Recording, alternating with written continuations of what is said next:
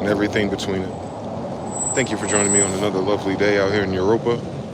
October 5th, allegedly. 10-5. October's 8, but we'll let them have it. It'll be 13 technically. It'll be 13-9 if you think about it. But we'll go for October 5th. 10-5, 25. So it was a 156 plus 9, 15. IV, same story. We back. Hopefully you find this video in good cheer, good spirits, good health, good finances, good ideas. Gotta see if they're gonna actually invite someone to my stream on a Sunday. What's going on? It says 001 minute in. You know, I'm gonna give it a few seconds. Let me start this breakfast of champions. I'm outside in the desert, boy. And it feels so cold when it get cool. Like, it literally ain't got no middle setting. Either it's purgatory Hades heat, or it's like, alright, let me buy me some sweatpants and some some hoodies. This don't make no sense. Ain't no water around here. Our elevation pretty high too, I think. I think Nevada's high elevation. It's a desert high up. So it's an ocean high up? I don't understand anything about this life. Shout out to everybody in the chat dropping likes. I appreciate you. And to those of you who can't drop the like, hopefully your thumb gets better soon. But yeah, it's a Sunday. I think I was just saying yesterday that Sundays are fairly boring. Classical. But I welcome boredom into my life these days. I've had enough excitement for 4 lifetimes. Shout out to the brother Shogun Squad. You still making Struggle Beats and Fruit Loops? Where they at though? We need some more. The streets need some more. The streets need some more tracks, bro. The streets need to hear something, man. I'm tired of not having nothing to listen to. I'm out the game. I'm on the bench. I think they're gonna pull me out in the 4th quarter though.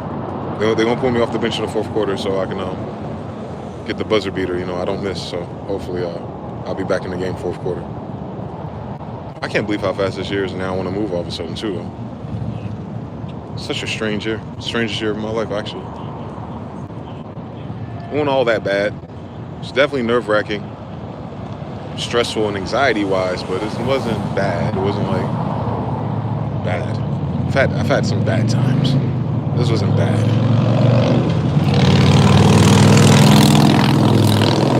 And I think what saved me from making it bad for myself was just keeping my head up, no matter what. It's kind of like swimming for the first time. Or have you ever been in the ocean? If you've been in the ocean with other people, especially your age mates, they like to panic and freak out and be all scary and shit. Especially if they look like us. And I'm like, bro, I've been doing this forever. Worst come to worst, I'll come save you. Don't even sweat this shit.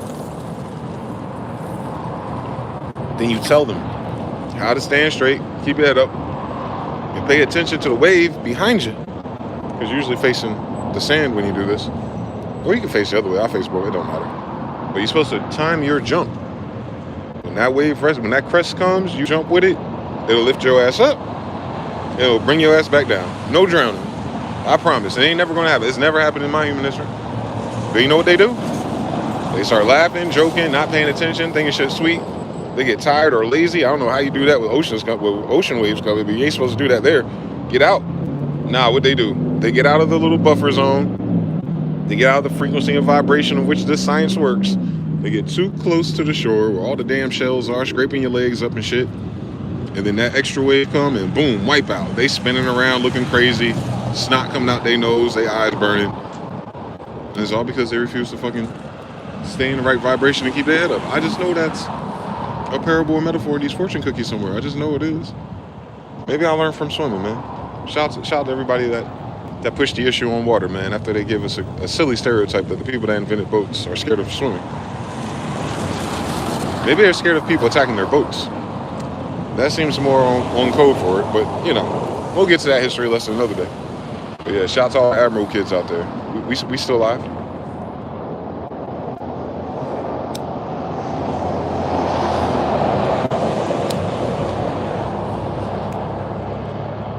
Shogun said, Composure Slim, whoa. Hey, big bro, do you know Larry? How would I know a Larry? Foopalore says, what about the vibrations from my what? That's weird, bro. You don't make your mother proud like that? That's how you honor your parents? by being a fruitcake. Fury says, bro, can you pass, please? Y'all do know this internet, right? Y'all know I'm a grown man, right? It's kind of weird. Kind of strange. Why don't y'all have like little kid streams y'all can make where y'all can like who can be gay the longest and just snap jokes back and forth, all the gay jokes. Like pop the balloon. It's weird. It's a very weird demographic, man. Being a single mother is hard, I guess. I don't know, man. Well, who said that? K-Michelle, you can't turn a boy into a man or some shit? I don't know what's going on. You can't. They gotta get beat up first.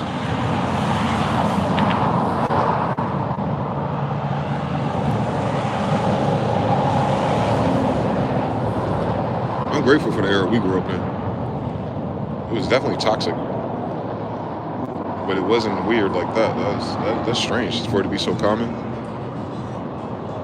They ain't got no BET comic view. They ain't got nobody telling good jokes. Nothing. They sure don't do that. They got Drewski. Shout out to him. Not a bad guy, I guess, but nah. I'd rather listen to the dude that the goddamn Jamie Foxx was roasting. Or that other one that often be on Kevin Hart's Real Husbands of Hollywood. I'd rather listen to them. They ain't even got that, boy. They got Ray J taking showers with Kai Cenat, man. That is crazy talk. For slapstick humor, that's crazy, man. It took me a while to catch on to The Office, man, but at least do that. They can do The Office right there, man. It's right there in front of them. Nah. We want to do sus content only. What? There's no balance either. There's no balance. It's just sus. It's just sus.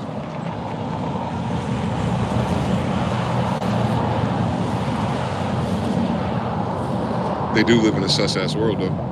The agenda that trained them is sus as well, so. You get what you pay for. Elijah says 3. Terran Art. Yo! TBFB, peace to the royal tribe. Come on, we out here. Feeling royally cold. Until you touch that sun, then the sun come back like, hey, it's 20 degrees more, ain't it? Sit in the shade, 70. Sit in the sun, 90. I'm telling you, all this place needs some water, bro. How come they can't just redirect the water back here like they used to back in the day, man? That'd be a hell of an infrastructure project since they're concerned about energy. Just do fucking hydropower, boy.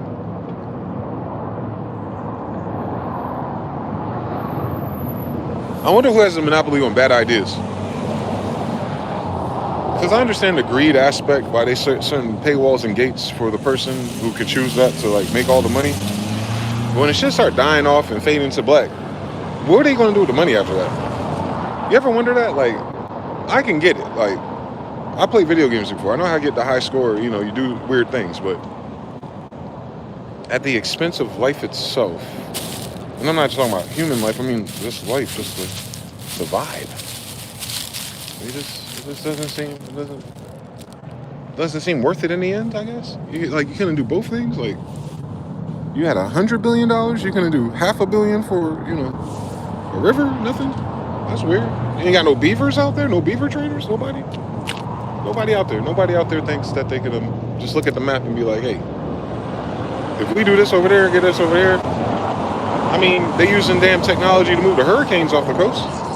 Shit, use the same technology to bring some goddamn rain, Bruce. Did y'all hear about that? That they're using HARP to push the hurricanes off the East Coast? Because the past few hurricanes we've had would have completely obliterated the East Coast. But they make a right angle turn and they go away. Yeah, that's human intervention.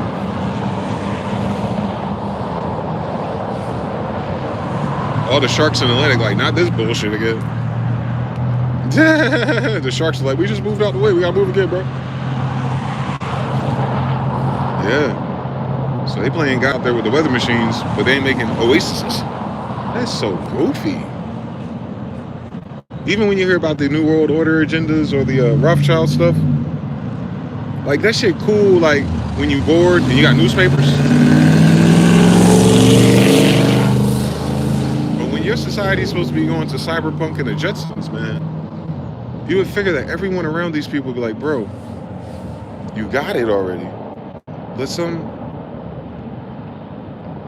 Because the legacy of money isn't the same as legacy as impacting humanity in any degree.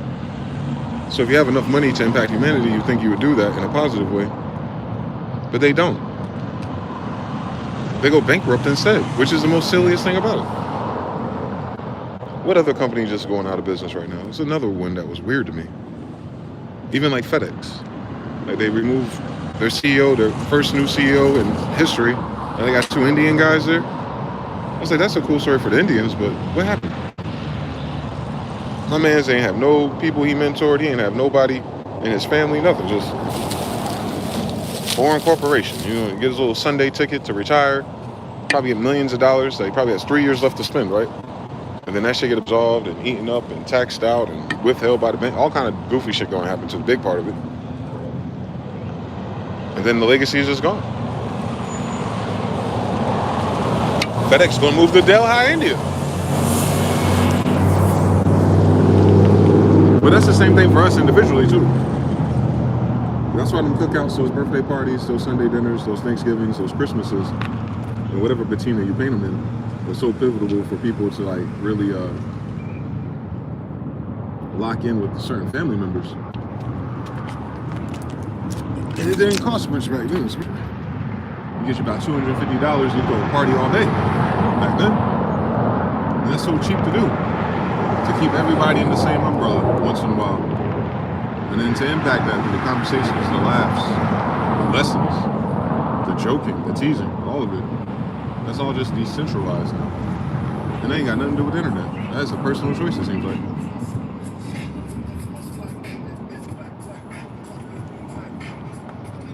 I'm on the West Coast and they playing Biggie, Biggie, Biggie, Can't You See? I was waiting for it.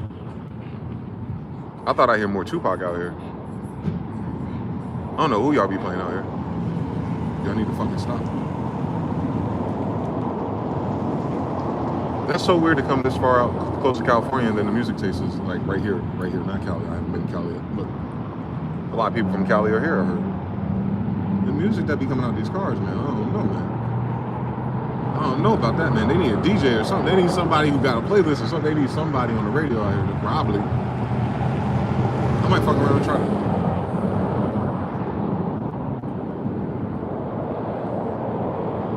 This shit gotta stop. This year more than any other year, I've noticed that music mapping to the background or music mapping to the moments is just non-existent.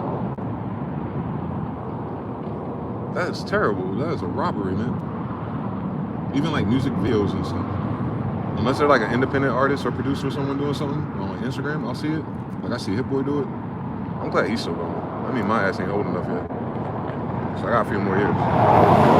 They say I look younger than I look. Cool. I just gotta fix my hairline real quick, get a baldy real quick, give me some shinier clothes. I get me one of them chains from that guy down there in Vegas. I'll be alright. I might do me a fucking rap album, music video. Cause I'm tired of complaining.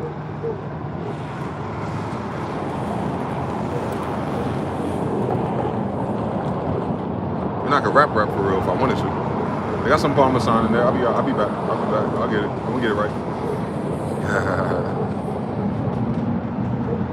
Shout out to Henry, peace. Georgie Porgy, peace to the tribe and the gods.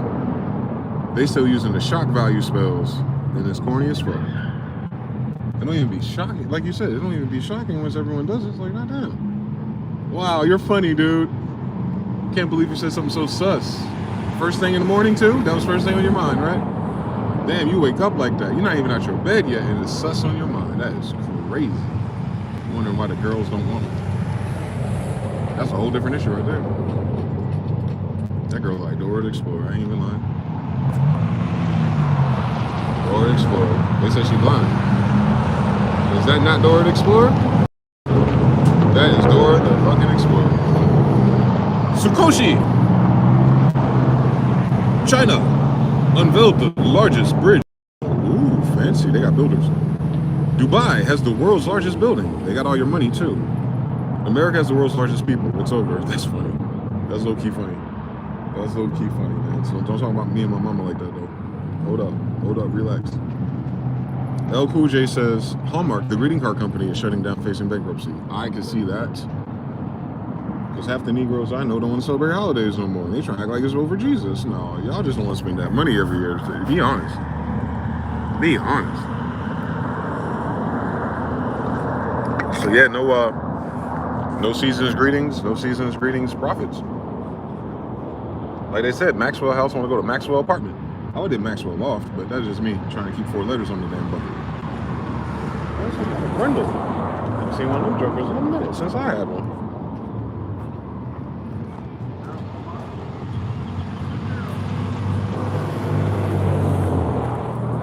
You can always get a Brindle out of a pit in a lab. I don't know why. I don't know what that genetic dispensation is, but if you crossbreed a lab in a pit, you'll tend to somehow get a tiger stripe in between them. I had 2 of them. Both of them were tiger stripe. 2 different generations too. And then all of a sudden the mother started giving birth to huskies. It's like, the fuck is with purple eyes. But she only had 3 of those. 4. She had a Doberman, but they're mutts. She had and all in the same litter. It was a Doberman mutt, the black and brown paws, but it was lab and pit, whatever she really was. Then she had like a husky with purple eyes. I was like, the fuck is going on? They had another one with blue eyes, and they stole them.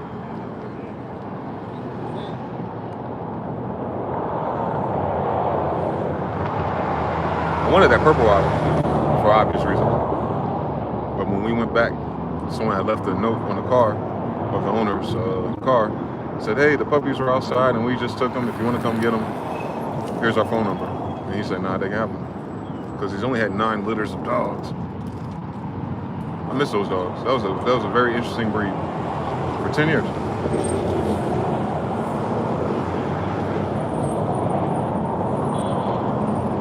They're guard dogs too, naturally.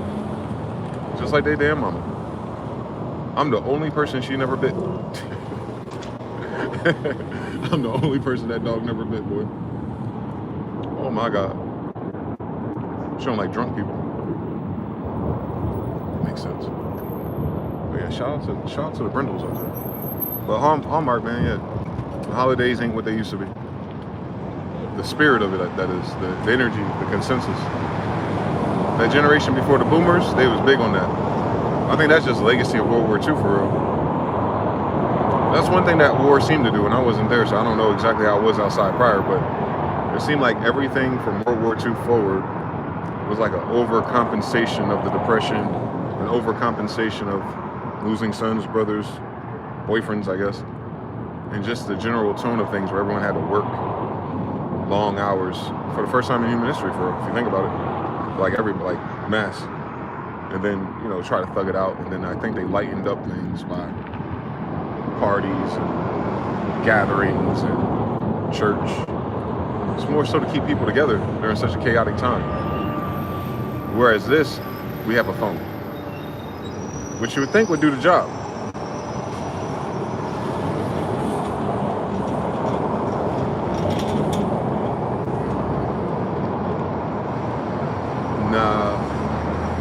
So they'll go out of business, and anything attached to that will go out of business. Different. Everything's going out of business, actually, from the old world. I knew it as soon as they got Best Buy, Blockbuster, then goddamn Blockbuster, Circuit City, Radio Shack, man, I already knew it was up. I already knew the jig was up. When Apple stopped putting CD-ROMs on their damn computer, it was over, man. They weren't about some goddamn piracy with all them microtransactions in the goddamn App Store.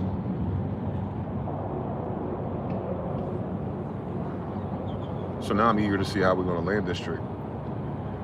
Because now we're kind of at that World War II time period where everyone's like, and then how do you overcome? How is it going to overcompensate this one? It's going to have to. I saw some weird ass clip with one of Elon Musk's baby mamas speaking. I don't know why she's speaking. Because she don't know when to be quiet. The interviewer, for whatever reason, was asking her, like, what do you think about AI and all the things your baby daddy invests in, basically? She was like, well, with most of the population being gone, And if we put AI in key infrastructure places, then whoop, whoop, whoop, things will be fine. I said, hold on, rewind the tape real quick. Why the fuck does she know, think, believe, or say that most of the population is going to cease to exist? Is how she said it. Not phase out. Like something's going to happen. They've been blowing that horn forever, though. I think like that's like their wet dream. They hope that that's what the result is. I don't think that's going to happen.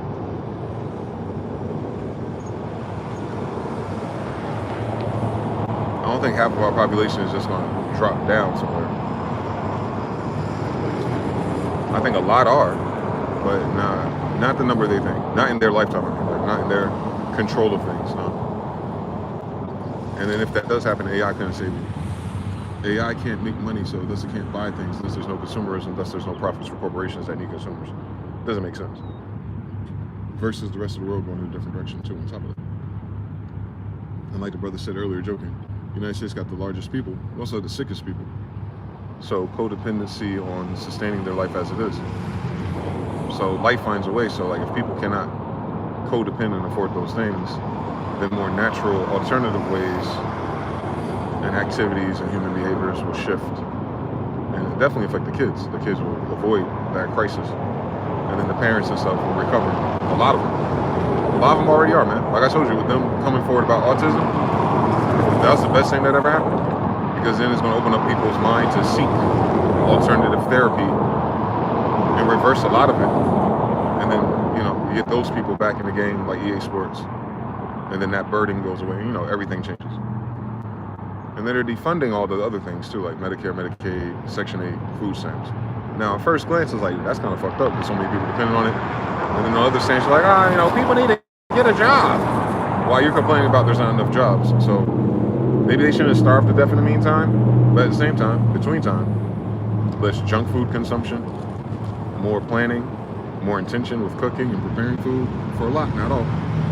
And just those little micro adjustments and not being funded will produce a different lifestyle, and then that lifestyle, that right there, that produces a different temperament and sentiment amongst the people. They act different if they eat different. The different things they take for granted are the different things that are just automatic. They aren't automatic anymore. It makes them think and feel differently too. Like, oh, I gotta get serious. That'll affect how people interact with each other in relationships. It isn't just a fucking mall or a candy store. It's like, I just wish that I find a person with A, B, C, and D because everything else is abundant. Nah, now you gotta think about survival mode. When not just survival mode like your life or death, but survival mode like literally surviving, like not being in a delusion, getting older, and things are getting worse because you're stuck there. Yeah, it's gonna shake the table, man.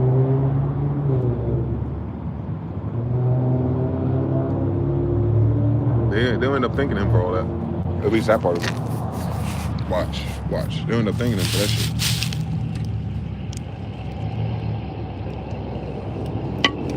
Peace. Jonathan says everything, because everything is interconnected. Services, retail, and free. Yeah, man. Yeah. They think that shit cute and glamorous. Target's going down. You know you ain't got nothing else. Netflix is going. Yeah. Hulu right behind it. If that's the case, there's nothing else right now. So imagine how boring and slow everything is now, and then you take away the distraction, the only distractions you have for sure: shopping, entertainment.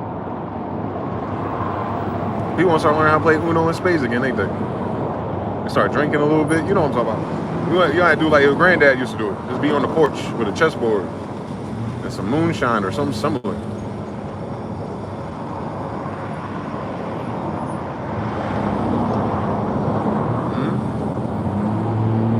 People being around, so the kids will have more older influences, all kind of shit. I see it playing out right now as I see the couples that exist. None of them look happy. Like happy, I mean like in their face, like in their energy. But they locked in. There's nothing else at the moment. Good. There's other things to focus on. I've noticed. No more excess everything. Yep. People will have to make do with what they have for the most part, for the larger part, or invest in things that are more valuable, people will emphasize the value of the things that they're in. Like you said, excess is usually junk stuff, plastic stuff, fake stuff, some temporary dopamine hits, and then they just hoard it. Now you'll be investing, if you will, even if it's just entertainment, you'll be investing into it.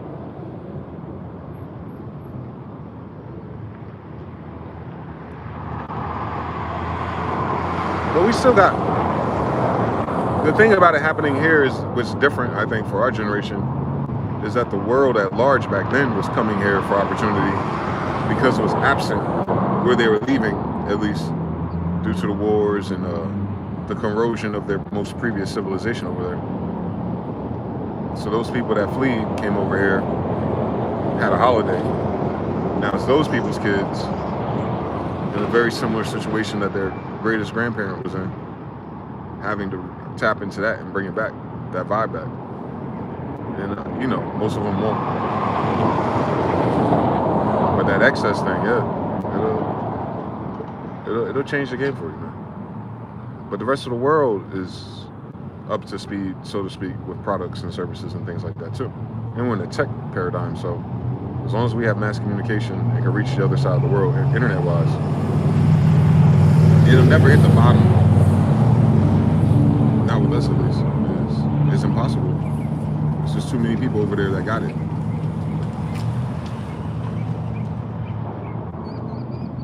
And don't forget, you can go there and get it.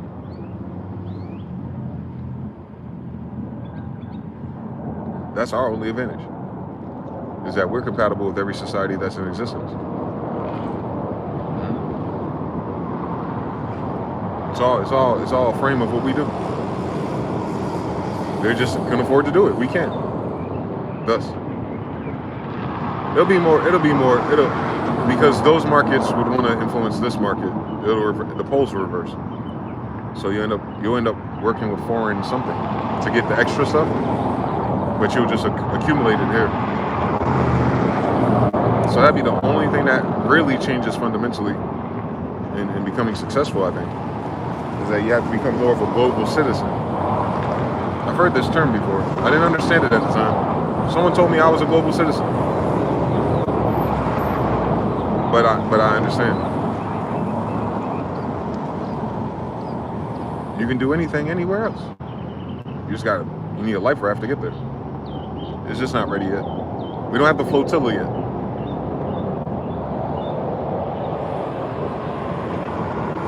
Once Israel moves the fuck up out the way of the dancery of the White House, once those corporations realize they suck, once AI flops in the way that they want to utilize it for profit, you have all these cool remnants of technology and old ways and all these disgruntled people. People get tired. Our civilization get tired of it. It is. It's already tired, but it's going to get tired of it soon. And that mass shift of mind or intention will open up the ports. What that looks like yet, I don't know. It's going to be weird for a little while. All I can see is those fake Power Rangers that we used to get from Taiwan. The giant ones. So there's something not quite right about it, but I'll take two. They always had the red one too. It was always the Red Ranger with diamonds on it, like he's a fucking card or something.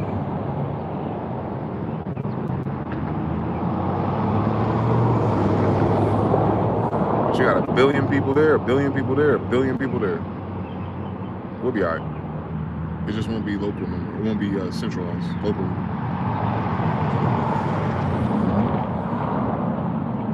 They're forcing that digital ID and biometrics for a reason, man. They want to count your dollars on the way in and out. More than anything. Remember, it's all commerce. It's not your happiness. It's not what you're doing. It's what you're doing with your money. Them scanning your health and stuff, they can't even fix it. So that's kind of useless metric.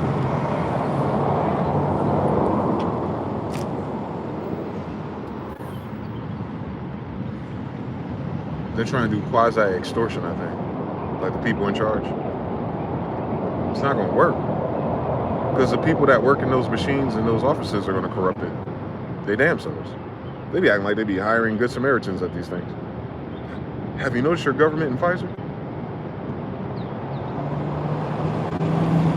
So, I'm starting to check out of all that, their intentions, because it's not happening. They're even ranking on this, like Vegas is betting on this A stadium and this new complex and entertainment complex they want to build, and they're showing you like 3D renders and AI generated shit. But where are you gonna get the money to actually build it though? Somebody independently investigated it, and when they I guess when they break the ground or whatever announcement, they said all those construction vehicles were rented. Makes sense. And he said the next day they were gone. They rented it for the picture, bro. You ain't got the money, Otis? Oh, you want the federal government to make the tax dollars go for it. You ain't actually got it like that. You got about $3 million on it. Oh, I see. Yeah, it ain't gonna happen.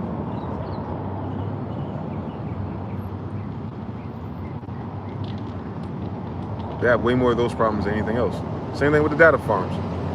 Like, hey, we're gonna build a data farm over here in this neighborhood. And they're like, no, you're not. Damn it. That's a delay. We're about to make all this money over here and doing that thing. Now with the tariffs, you're not. No, you're not. So in their head, everything's gonna stay the same and get better, and they're gonna try it again, what, 2027, 2029, they keep throwing those numbers out there? How you gonna make money in the meantime? I'm trying to figure out the science on that shit. Don't tell me the U.S. bond market. Don't do that. Don't tell me 401ks. They ain't gonna do it. That's the biggest thing right now. Tell me your little LLCs drawing from Social Security hustle is gonna do it. Social Security saying we ain't really got it.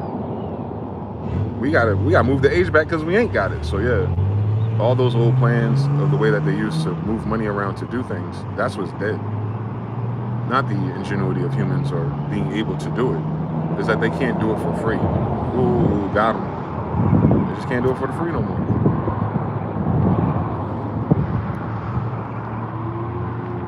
China has an interesting Ponzi scheme that's very similar though. So don't get your hopes too high up. How does China do it? Like their version of the federal government to do infrastructure? You have to get their permission, paperwork, bureaucracy, bribes, all the way up and down the ladder. Then, when you do it, China says, we own 51% of the board, if you will. So they get to make the final choice on things as time progresses. But instead of investing 51% into the project to have 51% claim like a stock, they could just invest $1 and make you pay for all that shit. But it'll still be 51% theirs. So we gotta keep that in mind too. It's a very interesting, tricky game over there. But it works for them because they're more homogenous.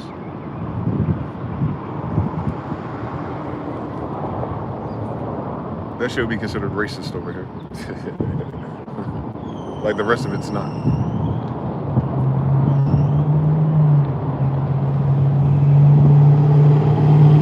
Different trade routes, we'll figure it out. Internet says an AI is definitely going to flop, but that's what it seems like. Yeah, the current model, yes. All that hype they doing is to keep the stocks up and keep the people investing in it. They're pumping the money, but delivering the service or delivering the usefulness without people being aware of how to do it or what to do with it to make money, that's a dummy mission. It's not like a PlayStation or a video game. That's what it is. They're marketing it like video game technology to us, but you didn't get on your PlayStation thinking you're gonna make $1 million. You're like, nah, that's what I'm gonna do with my 2 hours of boredom after work. Maybe 4 if you stay up to 2, but there's no money in it because it's trying to replace something there's no money in. Like music industry, for instance. AI artists, and then what did Timberland do? Have you heard about it lately? How long does it take for an AI artist to get ready to perform, bitch? Like, you know what I'm saying? Like, one prompt at a time, please.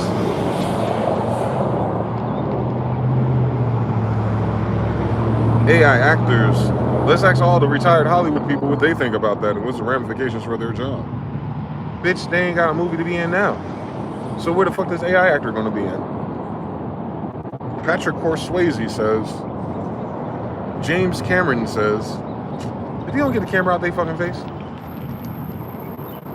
they ain't worrying about no goddamn AI movie. They know they on their last movie. They say whatever the fuck they want. They know it ain't. They know what it takes, and they know that they're not famous because of the movie. It's a network.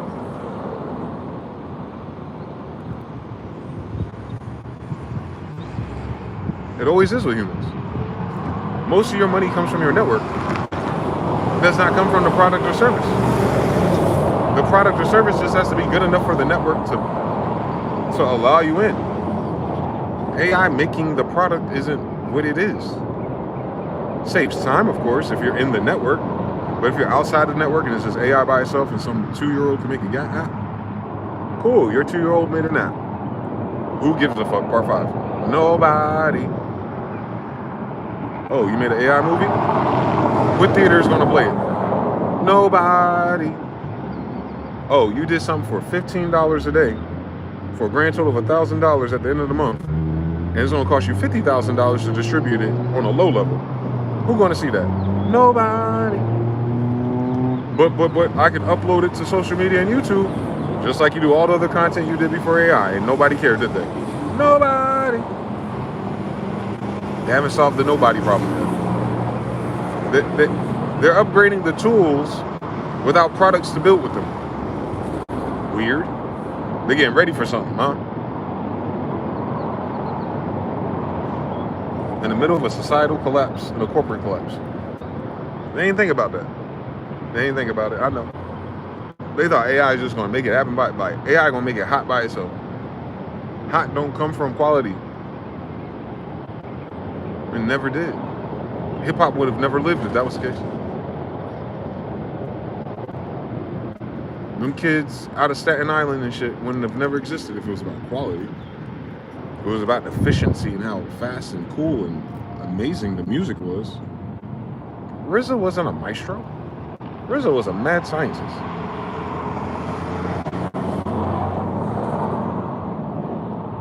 We talking about people doing PCP and angel dust. The fuck? They ain't have none of that shit. So, but then you realize other cultures of people who are in charge of it, they don't come from that ilk or that cloth. They're kind of put in position World War I shit, where things just worked because they applied favor, network, racism, or boxing out other people. Like when you're strong-arming shit, you lose track that you strong-armed it to get it.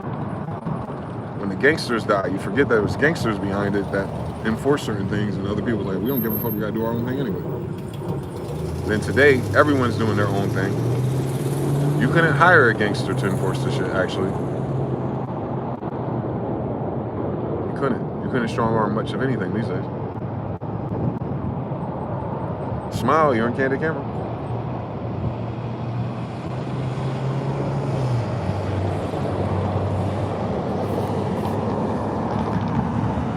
Haru says, it's funny that they released that shit at this time with the drone wars. Oh, you talking about the UAP showing up? Look. And we don't even know if they got AI. We don't even know if they got our Wi-Fi password. Can you imagine that shit? If them motherfuckers are in the crypto market? I don't even think, because we don't talk about it like real, like there's people in those ships or behind them. But if they could do that, bro, they definitely could collapse your economy with some Rick and Morty shit. If that's what they feel like is the problem. But then you gotta figure out what their agenda is. Like, why are they here? We know it ain't here for the pizza from fucking 7-Eleven. We know it ain't for that. Maybe they're here for White Castle, but they ain't here for 7-Eleven. I'm gonna try to go to White Castle this weekend. If the stars align with all the fuckery I got going on, allegedly. Nah, I shouldn't be that bad. I think I should be alright. I should be alright. I am alright. So I should stay all right. Then I'll go to White Castle. Let's see how this Vegas water fucked it up.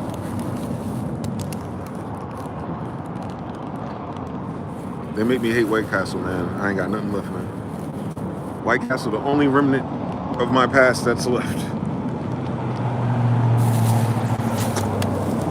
They can pretend to be a cloud. They can pretend to be a fast food worker. That's hilarious. That is hilarious. They can pretend to be a screen name on the internet too. That was a little bit easier. Since you're accepting AI anyway. the black and mild. If I go back to the crib, channel some of the libs. I think I will.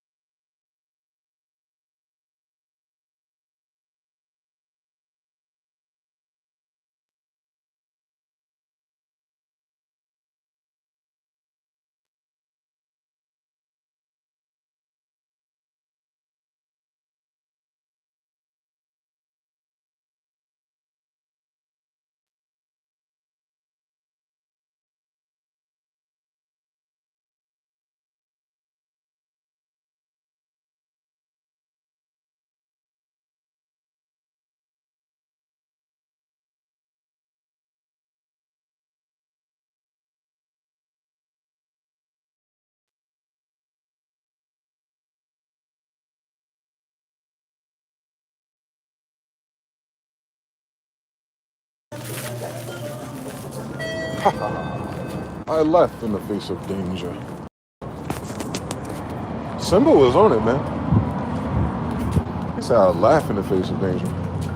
That little boy was a gangster, man. Now I think about it. And all of a sudden he became the king of pride. Right? I know that's right. Hakuna Matata means no worries for the rest of your day. That means fear not. It's very biblical, man. Cain and Abel be damned. Inky, Enlil, and Marduk be damned. They just be rinsing and repeating this shit. That's another problem they have.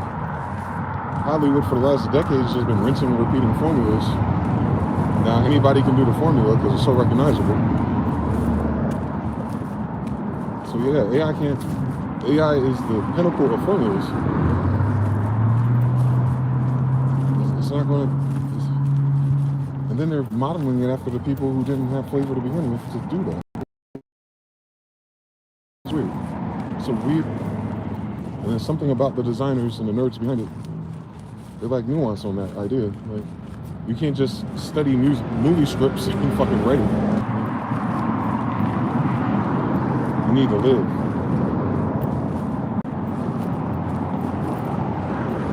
And we have a whole bunch of generations of people who are into things for content and fame, but they haven't lived yet.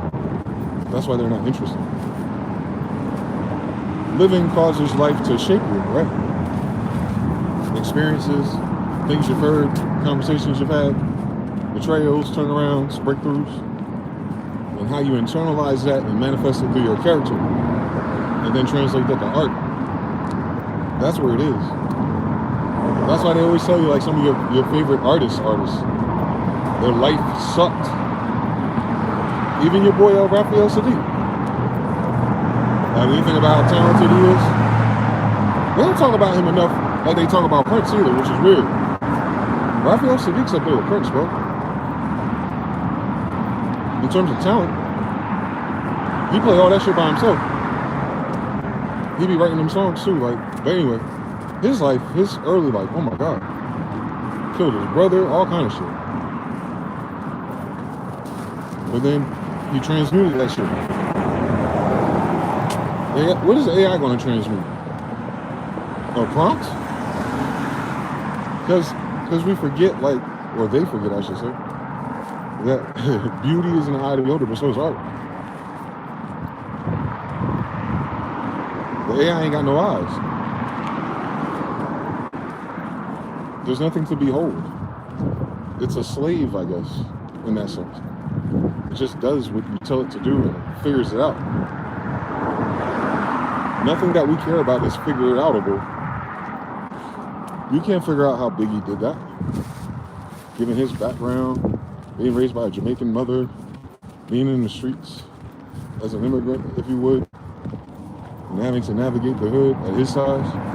And then whatever private school he went to, whatever teacher had a passion to push his ass into literature and shit, and then for him to reference that and rap the way he does without a whole bunch of years and references before him to rap like that.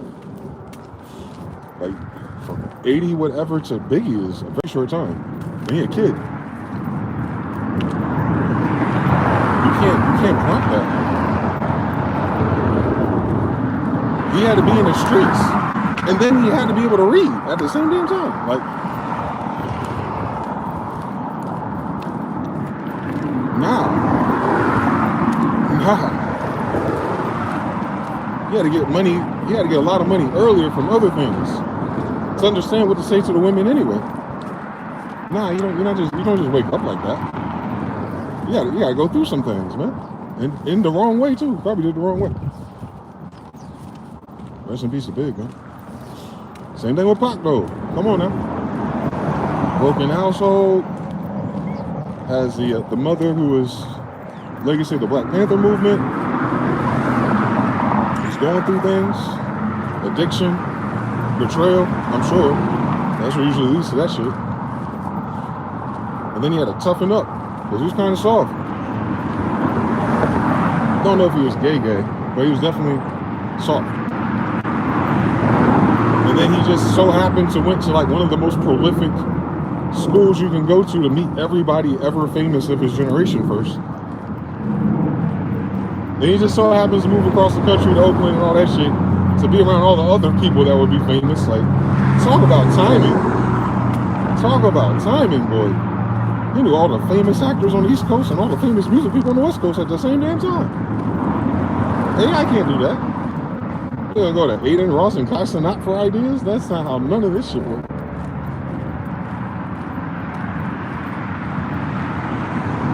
The majority of people behind tech think influencers are real people.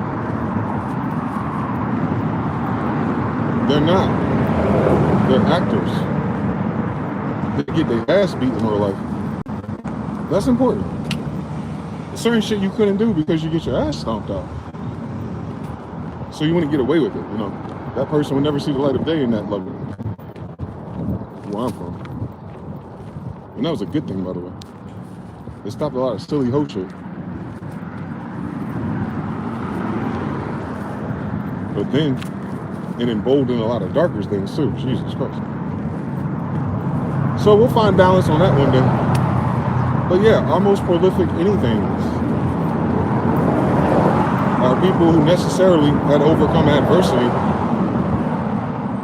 and internalize it and alchemize it and then produce something. And then they rebuild their self-worth and esteem within that platform. Computers can't do that. Nerds can't do that. The people behind the computers can't do that, man. If you the idea that Elon Musk had stocks and value somewhere, you just put him out there in the wild. You saw his ass at the car dealership trying to sell you a car. That'd be a 5-minute conversation with that dude. You're like, all right, man. You from South Africa? That's crazy. There's white people in Africa? Oh, that's crazy. All right, man. Keep your head up. You kind of tall. They pivot everything off of, they think being rich or having access to wealth, I guess, is the same thing as being famous in the hearts and minds of people. No, you're just famous in the hearts and minds of the stock market and media that you control. No one gives a fuck. You're not building a school, are you? You building wells in Africa yet, Elon? I feel like he did plumbing a long time ago. It don't cost as much as his other shit. See? The other part of it is you have to be connected to the people. There's no Biggie and DMX without the tunnel, man. Or Pop. You gotta know what the tunnel is.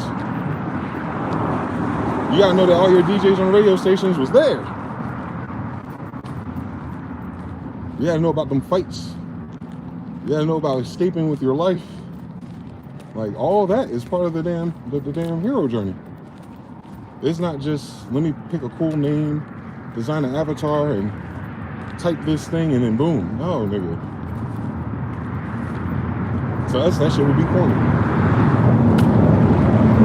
That shit would be corny as hell. If you focus on music, then AI with visuals will be like, oh, compromise. If you focus on visuals, and then you AI on the music, then it's a compromise.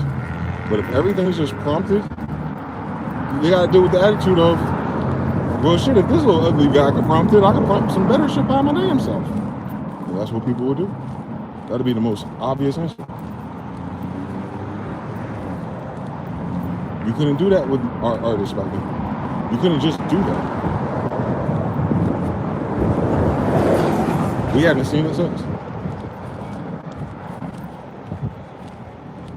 Biggie had to read those books for real. He had a good teacher for real. And that shit saved his life when he was bored. All that going to it, man. Shit, same story for me, I guess. I'm only the way I am because shit sucked so damn bad that I needed to find a way to transmute things. Absolutely needed. I can't even imagine what I would be if I never came across the scientists I came across. It don't even make sense to me. The divine timing of all of it. Then you turn that into a story. Then you turn that into an outlet. Not a minute sooner. So yeah, AI definitely ain't gonna help their media. But it'll definitely help some spreadsheet people. As if the fucking if they want to do that for the rest of their damn life anyway. As if the fucking if you want to be on the phones all day talking to rude people anyway. As if the fucking if you want to harass people who ain't got enough money for your service anyway. Like, yeah, that should be automated. Because that job shouldn't fucking exist anyway. The fuck? It's not real.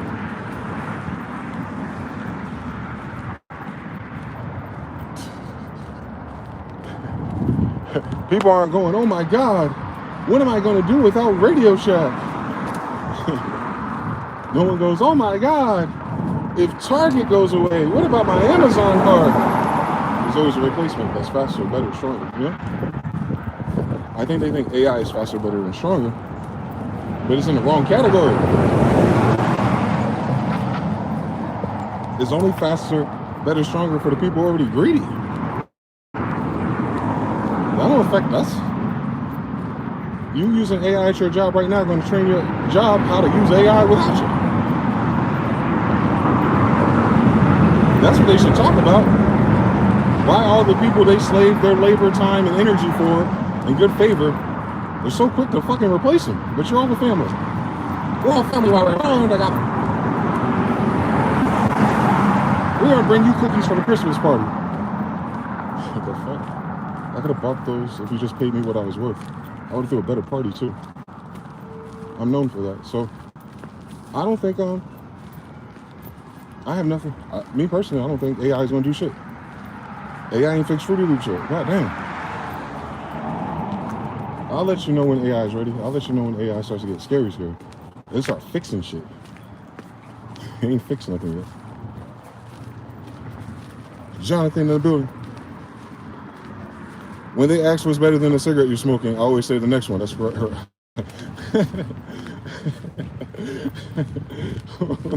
That's funny. So it's true as well. Mr. Now, Shogun L Tribals, Jonathan 3, salute everyone. Oh man, we out here. 21 likes too. Oh my God. 21 Jump Street. 8 and 7 again. There we go.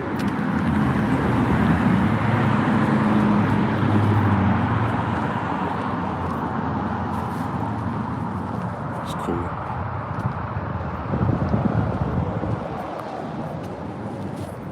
It's crazy how all their apartments look like they're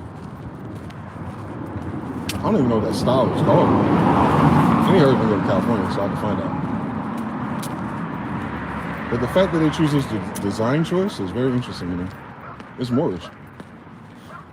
They might mistakenly call it Spanish. They talk about Spain without Moors. It's very disrespectful. They're Spain because of Moors, so you can't tell the story without them. But this Spanish style, if you will, if it's Moorish in design, influence, people, location, then who was here?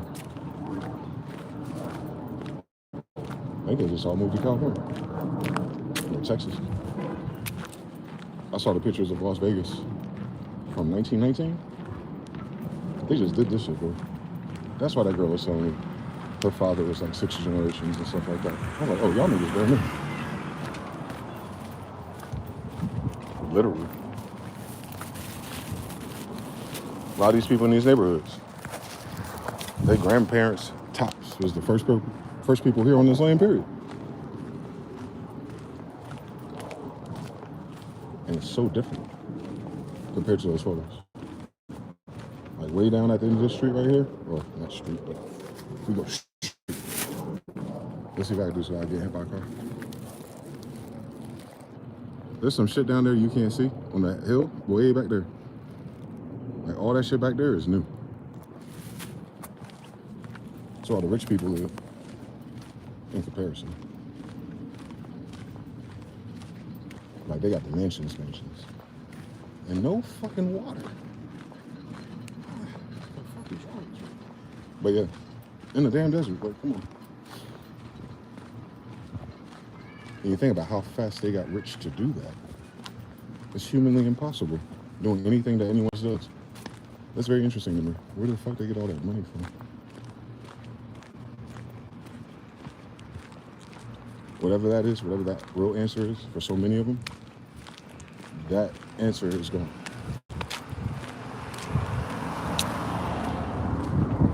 So, we're not surprising to see those houses going for sale or get abandoned soon.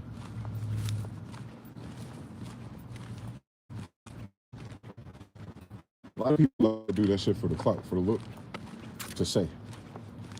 Like, yeah, you know, I got this multi-million-dollar house out there in Las Vegas. And Las Vegas is like killing it. They're like, damn, you can make it out there? I was kind of like, man. You live where? Nah, I want to go back to Dallas. Nah. So many people want to go to Texas after Vegas. That must be a migration route, right? Cali, Vegas, Texas. They never say New Jersey or Pennsylvania, though. Missed opportunities. It speaks to the tribe. It speaks to tribal background, I think. They just will not cross those nooses, bro. And I can tell they look different. They're different type of black people. I know this because I'm going to walk back inside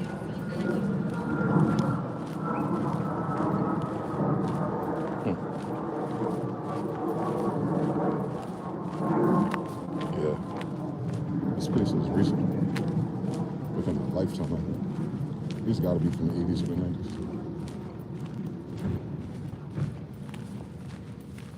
That means this shit was just flat desert, even recently.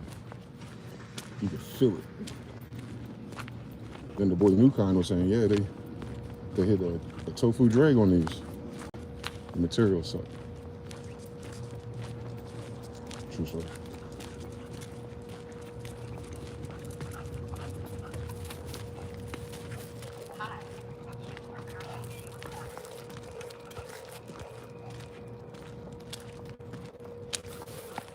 Moving down low now.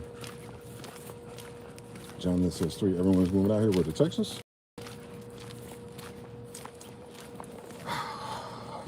It's good while it lasted, man. Because the bad boats are moving first.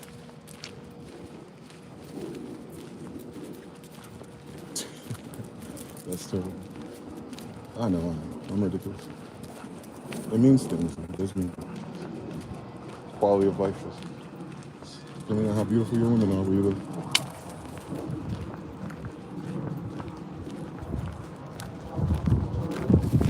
I don't think the ladies know that. It's the only reason why you go to Los Angeles and Vegas to begin with. Stay. Don't. You ain't gonna find it. Stay with me. It is not here. And if it's here, they're hiding, or someone kidnapped them already. They're not outside.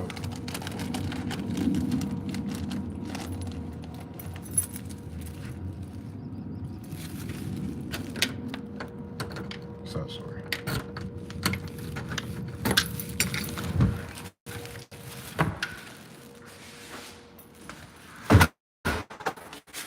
The bad built dispersion model. I'm about to get into what? Am I here? I should be. This is terrible.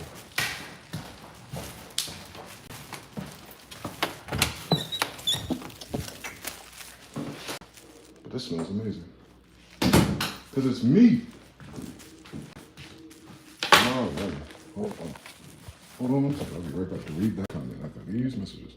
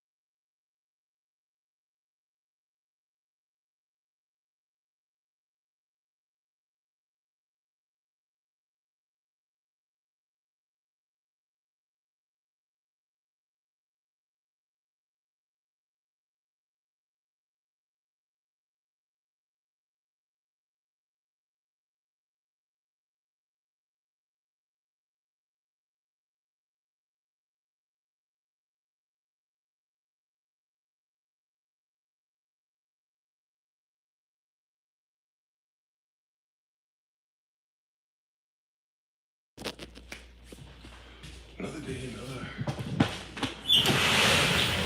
another day, another live stream.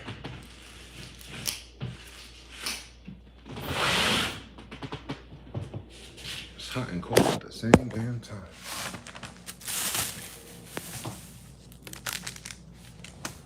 Ugh.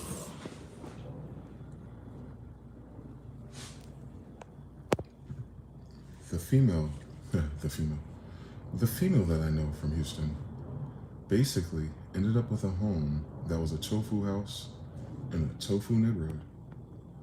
All the houses have enough mold to basically write off the whole house.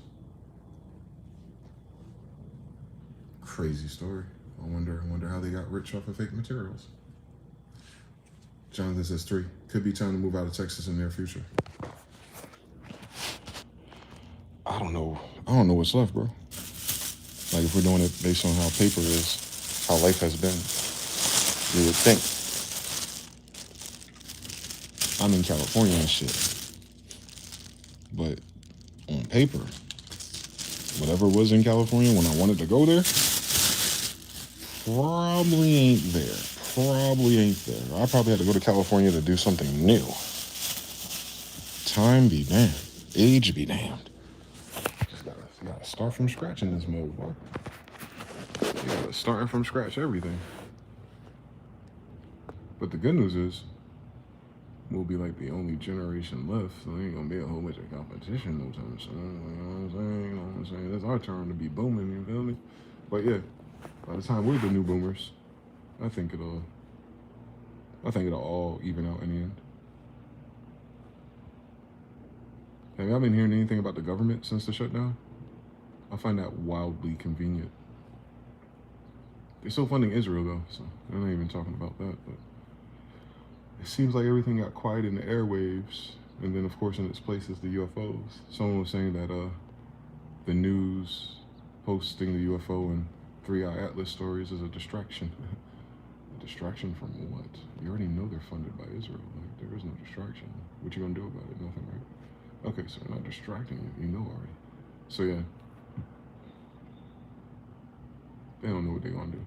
They're predicting that the shutdown will last 20 days. Like I told you, that's 2 or 3 paychecks for people who are waiting for a paycheck. And that's going to upset the momentum that's already upset in their personal lives, man. I don't know why you would do that to soldiers. It sounds kind of stupid if you ask me, but you know, no one asked me, so we'll see. Peace to the brother, grow the gospel, man. Nothing. These politicians are still getting paid. They're chilling for now. For now. They're probably in fear too. Because they gotta know that time is running out for them, in the sense that they can't get away with like neglecting the needs of their constituents, if that's the language model they use. Can't get away with it. Just like that time, that just happened in Texas, right? The Democrats ran away to New England, and then they said that they're gonna sick the FBI on them to finish the redistricting. Yeah, times like that. If they run in, they're afraid of accountability. They'll be held accountable because the money gonna run out for them. Because if all your projects and all that stuff is slowing down and the federal government's divesting into energy and tech, then the thing that made your local politicians rich will be, the burden will be entirely theirs, which it should be, but without the federal bailout. I think the federal government's freezing a lot of state funding. A lot of people are getting emotional about that, but they don't understand banking, so I'm gonna let them have it. But now the federal government should freeze all that spending, actually, so that your state, which you domicile, which you participate in, which you pay most of your taxes to, will actually do their fucking job and build the things that you need. It becomes a skill issue. If your state don't make no money by itself, then what are we talking about? Y'all want a federal United States? It's just all federal? That's what y'all want?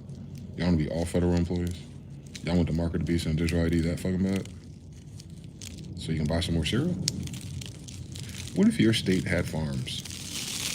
What if your state had vocational schools and trained farmers and engineers and plumbers and electricians? What if your state did that? Could you fucking imagine a state with its own destiny? Could you fucking imagine what the founding fathers that you believe were alluding to? Like I said, what did the Boston Tea Party guy do with Texas? Same story. So all the Indian strongholds they betrayed, that's all in real life. But you'll understand that the state, separation of church and state, was critical to this design that they're hypothecating. So people want separation of the Fed and state, but now they're saying, no, we want the church instead. Remember, federal means what? An allegiance to the church. Y'all need to wake up, boy. They wanted separation of church and state, and now they're saying, no, help me, daddy, help me, state. Help the state with the federals, dad. Weird. Fucking weird. This ain't the America that I know, because of your ass. You're not the American they made it for either. You don't think like the American prototype that would have rebelled against any of this. Theoretically. So, no. It's not the America it used to be. In vision or in deed. And perhaps it never was. But I will tell you one thing's for sure, 2 things are certain. If the federal government's going broke, and your states didn't have nothing, then your state going broke. Right after, or right during. Illinois about to find out. They got millions and billions of dollars to do nothing. And in absence of doing something to make their own millions and billions, they relied on those federal government checks.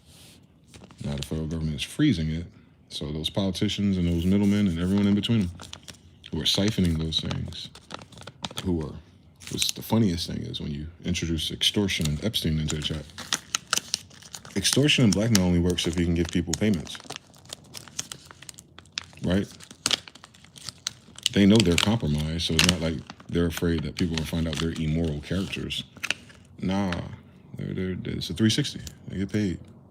something. There's some type of fringe benefit or look the other way happening, which requires money.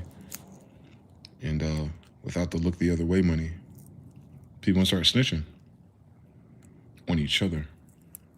Power plays, 48 laws of power. You've seen the story before, Sunset. That's what you're witnessing, actually, with Marjorie and all of them.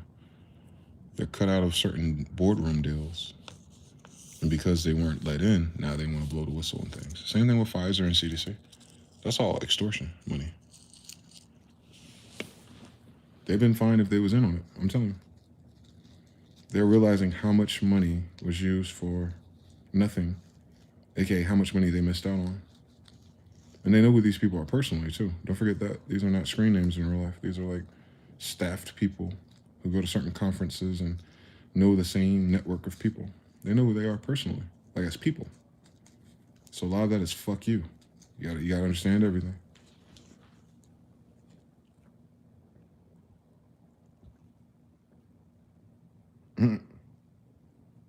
Miss Karimi, shout out to you. Jonathan says the Black and Milk Fund. Hey, Cashapp, money sign mgthefuture, support the support part 5. Yo, I hate these. Don't give up on me. Don't give up on me. All right. Gotta be surgical. Fuck. I am not surgical. My hands are too big for this bullshit. Hold on. Safe.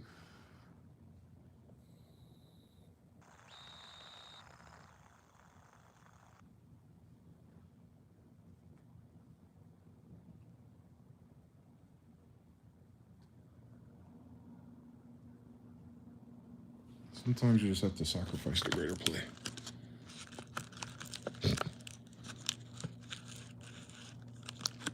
All right. I didn't need to call Keanu Reeves to save me from the aliens today. There we go.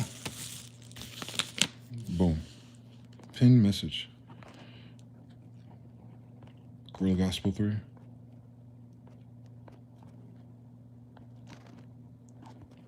Who else in here? We got 21 out of 27. I only see 6 of you typing. Let me see. Top fans. We got Suko, Haru, Mr. Now, Jonathan, Shogun, Gorilla, Azamori. Hey, that's a very familiar name. TBFB, Terran Art, Miss Karimi, L Cool J in the building, DJ Georgie Porgy, Composer Slim Ascending, and Big Bank Hank. Oh shit. We got Big Bank. We got the Money Watchers in here. How y'all doing, man? I sell propane and propane accessories. Big Bank MG be crazy. What the hell would I have done with a lot of money?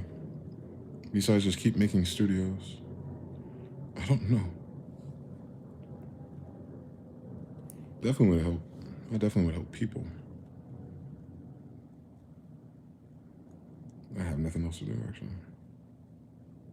Yeah, when I get to a point where I have nothing else to do, I would just help people. That'd be cool. Now that I can see it for myself. Like, I can see what the problems are better. I don't know if I'd fix anything by doing that, but I would do it anyway.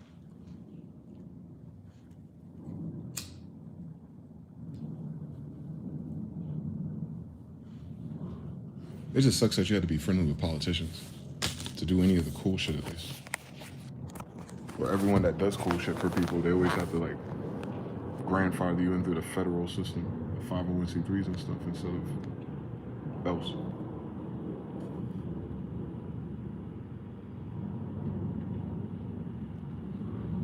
It's almost like that step is what sabotages everything.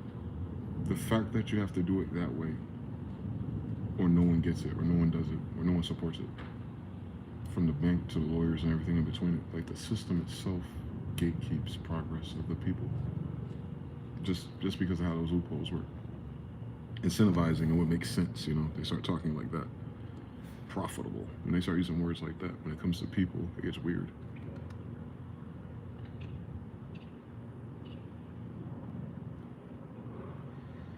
Helping people should require a business plan.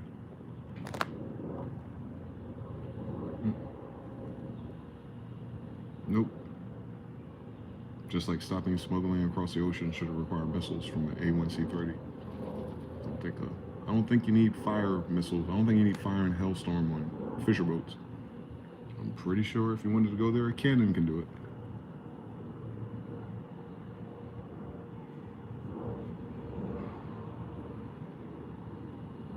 It's a weird fucking system, bro. Have y'all always felt like that? Like something was wrong? Like when you were younger, like when you're studying all this stuff and you're coming up trying to figure out what you're going to do with your life, but then you looked at the life itself and you're like, there's just something about this system that isn't quite giving everything that they sold to me. Especially when you got into your 20s, you start looking at like how businesses were run and how the people at your job or management were kind of like not what you expected. Did you go through that too? Like you were hyped up and thinking it was one way, or you thought it was more intense and more difficult to get there yourself or something, and then you actually get there and you're like, who let these people in?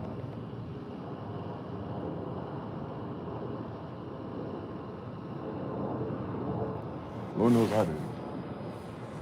The system forces you to expose yourself to financial loopholes, and once you apply it, you start to look for ways to take advantage of the system, which is corruption in the long run. Yes, absolutely, bro. That's based on a true story. I've been part of that type of thing, my damn self.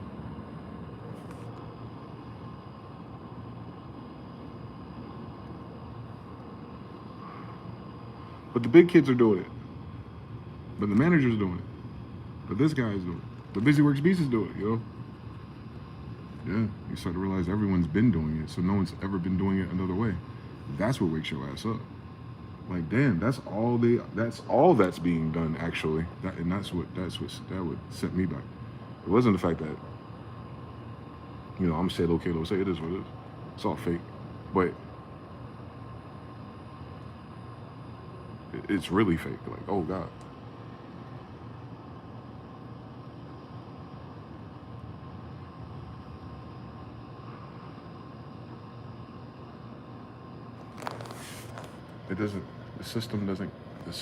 I hate that we use that word, the system, as if people do not enforce it. The people of the system, the people in the system are all the same. The system makes them all the same. That's what's sad.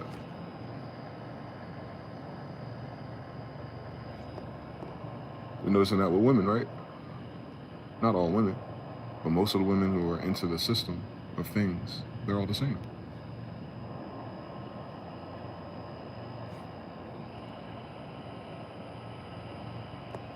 In that systemic way. And when we lead with that, we form our personalities and behaviors around that. Thus, variation of the snowflake is buried. That's sad. That people are equipped one way through natural selection, I guess, through breeding, and then they have to become these things that are neither their parents have ever been. And then they live up to that standard, or their depression and their sadness is measured against a brand new concept that's systemic. And it doesn't work for humans, obviously, so we're okay.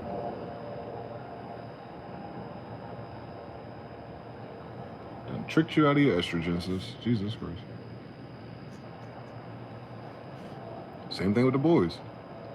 They make them feel bad for being men. Called it toxic. I was like, so? I don't put my hands on no female. I don't even curse them out for real. I'll cut them the fuck off though. Get my peace back. They'll pay everything else back later. On God. On the spirits and ancestors in between us too, so I never sweated that shit. But the fact that you cannot express yourself in the system encouraged people to enforce it for themselves, which is the ill shit. The system doesn't have well, how does the system enforce it? Some fucking yuppie enforces it. We led by a bunch of fucking yuppies these days. It wasn't always like that. That's why I kind of miss the gangster era. I like the gangster era. I didn't like the psychopath gangsters, but I like the regular, like, men who had to, like, survive in an alternative way and then made it and then actually did things like they said they would because they're men and they made it happen and they stood on business. I miss that. I miss having those references, being real and not just a movie. Like actually seeing them and meeting them. I've met them.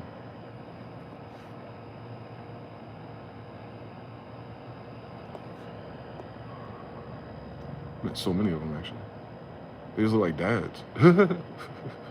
The illest shit about it, they just look like dads. They stop wearing all them chains and shit in their 30s and 40s. They'll bring out the picture book one day, and you're like, that was you? Yeah. Now I'm fucking washed up. Thank God.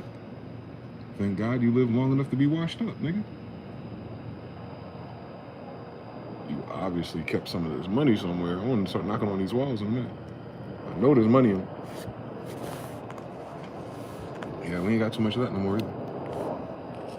In fact, streamers and athletes and stuff make so much more money than the average gangster granddad that it doesn't even shine no more.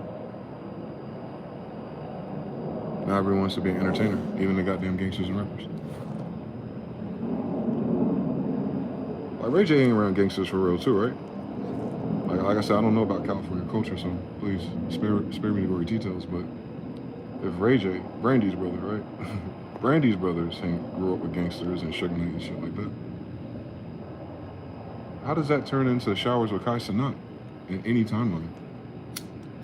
I know he's being ridiculous, trust me, but I'm just saying, like, it's not a good look for him as a dude, but as a gangster, I mean, like,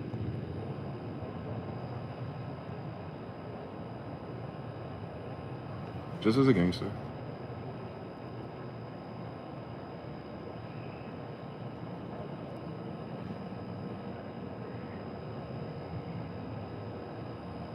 People have took the synonym of a gangster and a killer as the same thing. They're not. All killers ain't gangsters. A lot of killers are pussy.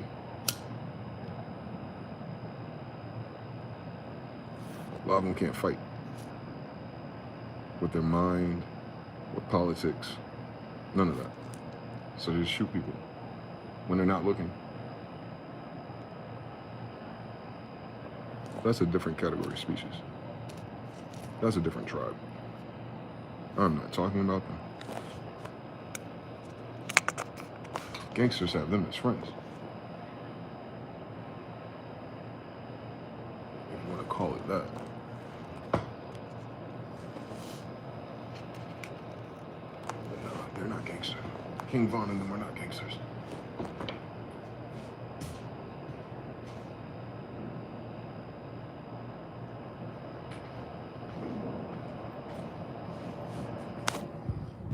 There are a lot of things. But gangsters, that is not what a gangster is. I miss gangsters, man.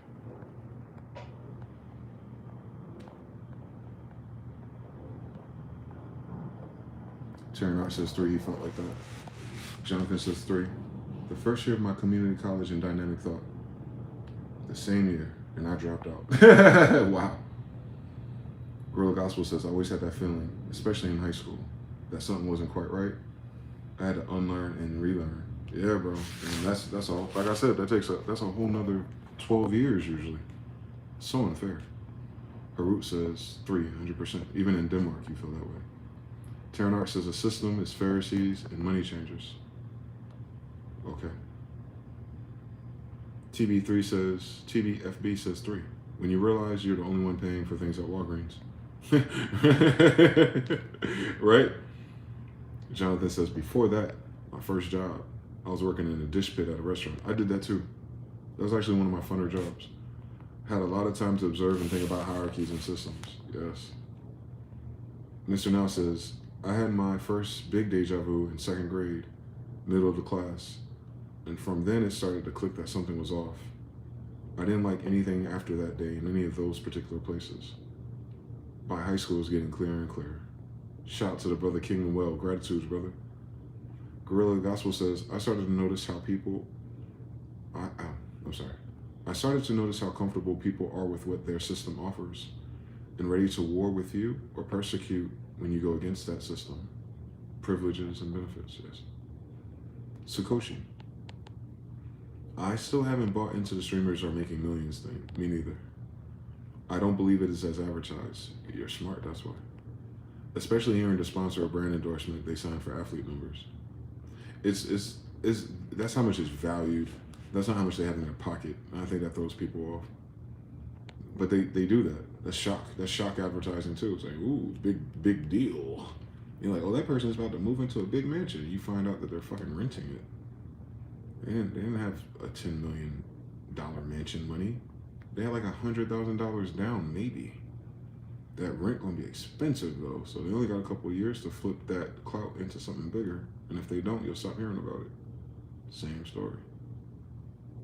Gorilla Gospel says, I never liked when people would put that killer title on my jacket. When I was simply following my intuition, silent and observant. Yes. Sakoshi says it's mostly bots they bought anyway. And people see most of the content through clips on social media they bought advertising for. That's what Andrew Tate and them spec'd in training people how to do that. I think Cashapp has a similar program. They train them how to do multimedia and then incentivize them to do it with their original content. So it's very interesting pyramid scheme. So they'll have real people doing that. They're not strictly bots.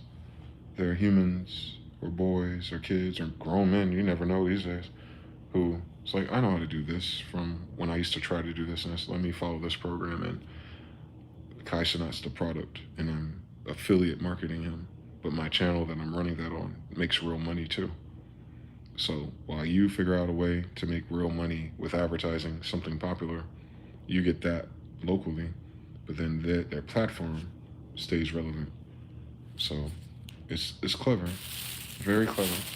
But then they charge them to be part of that program up front, so they're gonna get paid no matter what, even if you fail. So it's that, but that's the American dream though.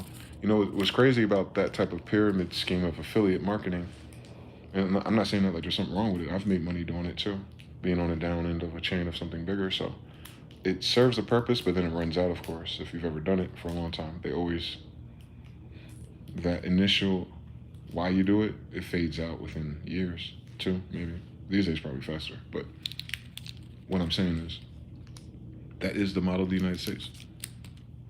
That's what the corporate model is, actually. You just got to think is, instead of Cashapp, it's Washington, D.C. And instead of like a random Instagram thing, it's like the Wall Street Journal. And instead of it being like, you know, your favorite clip aggregate on your favorite YouTuber that does the reactions to it, that's Saturday Night Live. Like, you'll notice that even in the most benign things, they tie in Washington, D.C. Even in the movies. They have no reason to talk about your government, to make a movie, to make a point. Like, think about your day-to-day in a rom-com. Like, there's no reason why Obama, you know what I'm saying? Or there's no reason why the idea of federal agents watching you in suits and glasses. And like, all that power suggestion there always keeps you in the universe, even in completely fucking fictional made-up media, to sell the realism. They include corporate America in the government and almost everything that's popular. Down to fucking Avengers and X-Men and shit. Like, they do that whole Congress scene and Avengers Civil War. They do the whole Tony Stark's versus the president. Like, they make that so fucking important. And that's not accidental, man. I promise to God, I've watched X-Men cartoons and I didn't think about George Bush or Bill Clinton one time in none of those episodes, and the story made sense. So, the United States, Washington, D.C. is quite in fact that. So if you notice how it falls off for a content creator, for an artist or celebrity, if you redo the president into that same tier, because it is, then you'll see what's happening much more clearer. Just in the human sense of what's happening. Lack of attention, lack of giving a fuck, broken promises. Shout out to Keely. So, yeah, we're in a promises broken timeline. And people are trying to adjust and re-hustle. They're not trying to fix it, they're trying to re-hustle it. So we be thinking the system is broken because it's not producing value for the average person. It never did. So when they say it's broken, what they're talking about is the Ponzi is broken. It's no longer profitable. So like, yeah, I think like Elon said something like that, right? He ain't talking about like morals and values when it comes to the fixing of a system. It's talking about the incentives of manipulating it is no longer there. It costs too much. upfront with no long-term return, thus it's unfixable. He ain't talking about the roads and communications between the CDC and the judicial branch. He's talking about the money. So it's a broken Ponzi scheme. AKA is at its limit. It's at the highest it could have gone based on everything that put it there. That's what I'm saying. So the things that put DC up front like that are the things fading away too. So media, well, there's less media, there's less callbacks. Music. Fuck Donald Trump. There's less of those, you know what I'm saying? Less political Sadat X type rappers and people bringing to the attention of the new generation that this is serious and they should participate the opposite way even. Not as much as that. And then everything else is like slapstick office humor, even when it comes to it itself, and not everyone thinks that's funny, so it comes across a certain way to a majority of people, and they check out. And it's just, and the only thing they checked out is their attention. Same thing kills an artist. It's the same thing killing Cardi B right now. I don't know if the music's good or not. I just know that she did a whole lot for attention, and it did not seem to have converted or helped her or put her back in position. Then what happens? Let's start beefing. But you got Nicki Minaj and Cardi B throwing shots at each other again. If they don't hurry up and call Dana White and just do a UFC BBL battle, like put that shit on Tubi or something, and then get Jake Paul to figure out the finances. Like, let's get it over with, right? We need Jake Paul, Mike Tyson, and Joe Rogan to put these girls in a BBL UFC cage. That's it. If they want to make money. But that's the thing. That'll never happen.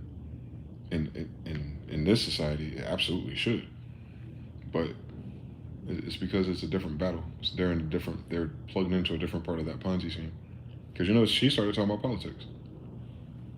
So Atlantic Records signed artist, a Mona Scott signed actor. An actor. Don't forget that she's an actor.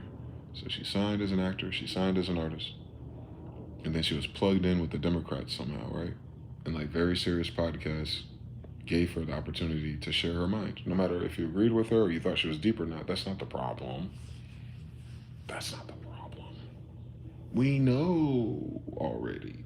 So if you know already, how did the platform not know that already? That's the problem. When your platform is indifference to the ignorance, if you will. It's just all for views. The integrity of the people who do platforms has been compromised because the quick, oh my God, more views mean something. Like, yeah, we'll do it for views. And then like, yeah, you did. You did it for views. And views mean what? Nothing. Views don't mean anything. They don't. They're valueless. They always have been. It's always been engagement. It doesn't matter how many people, when I was on SoundClick for all those years, it never mattered how many downloads or plays my beats got. I've had millions of them. I don't have millions of dollars from that. It's meaningless. It means one thing, like the ones that are real, that someone really fucking likes this goddamn thing and they don't have enough hard drive space to download it. Or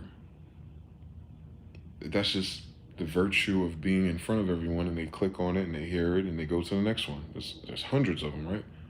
Hundreds of other people too doing it. So, you know, it doesn't necessarily mean you're popular and that people love your music. And by increasing those numbers, that sentiment doesn't change. So I knew that the whole time as a kid, as a hacker. Like, numbers is not what it is. It's engagement. So for me, my currency of how good I was doing, unironically, was how many people rapped on one of my beats that they downloaded for free. Like, they took it. I didn't give it to them for free. They didn't have permission to rap on it, but they'd email it to you. They'll download it, they'll record it, cool, edit some shit, rap on it, find your email, your instant messenger. It's like, hey man, I downloaded your beat the other day and I was wondering if we can work something out, or not even that. Like, hey man, I rapped on this. Do you have any more beats like this? Like all the different loadout conversations you can have with these kids. And we're not businessmen, we're kids our damn selves, so we're trying to figure it out in real time. But I never frowned on it. I never like became vigilant about prices and things like that because I knew something different.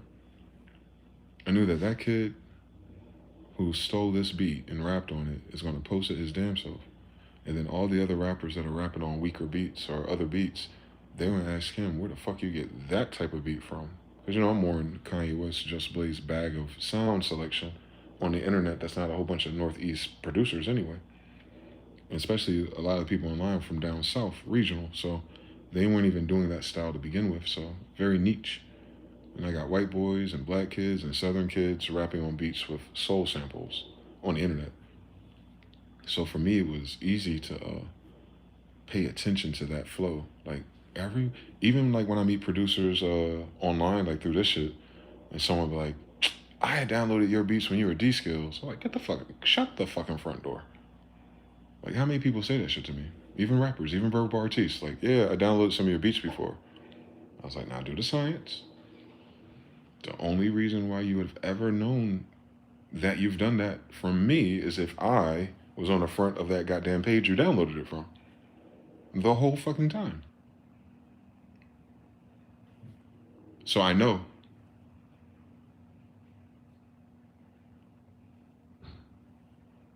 I absolutely know how many people have downloaded my music and sent me shit back or have said something like that.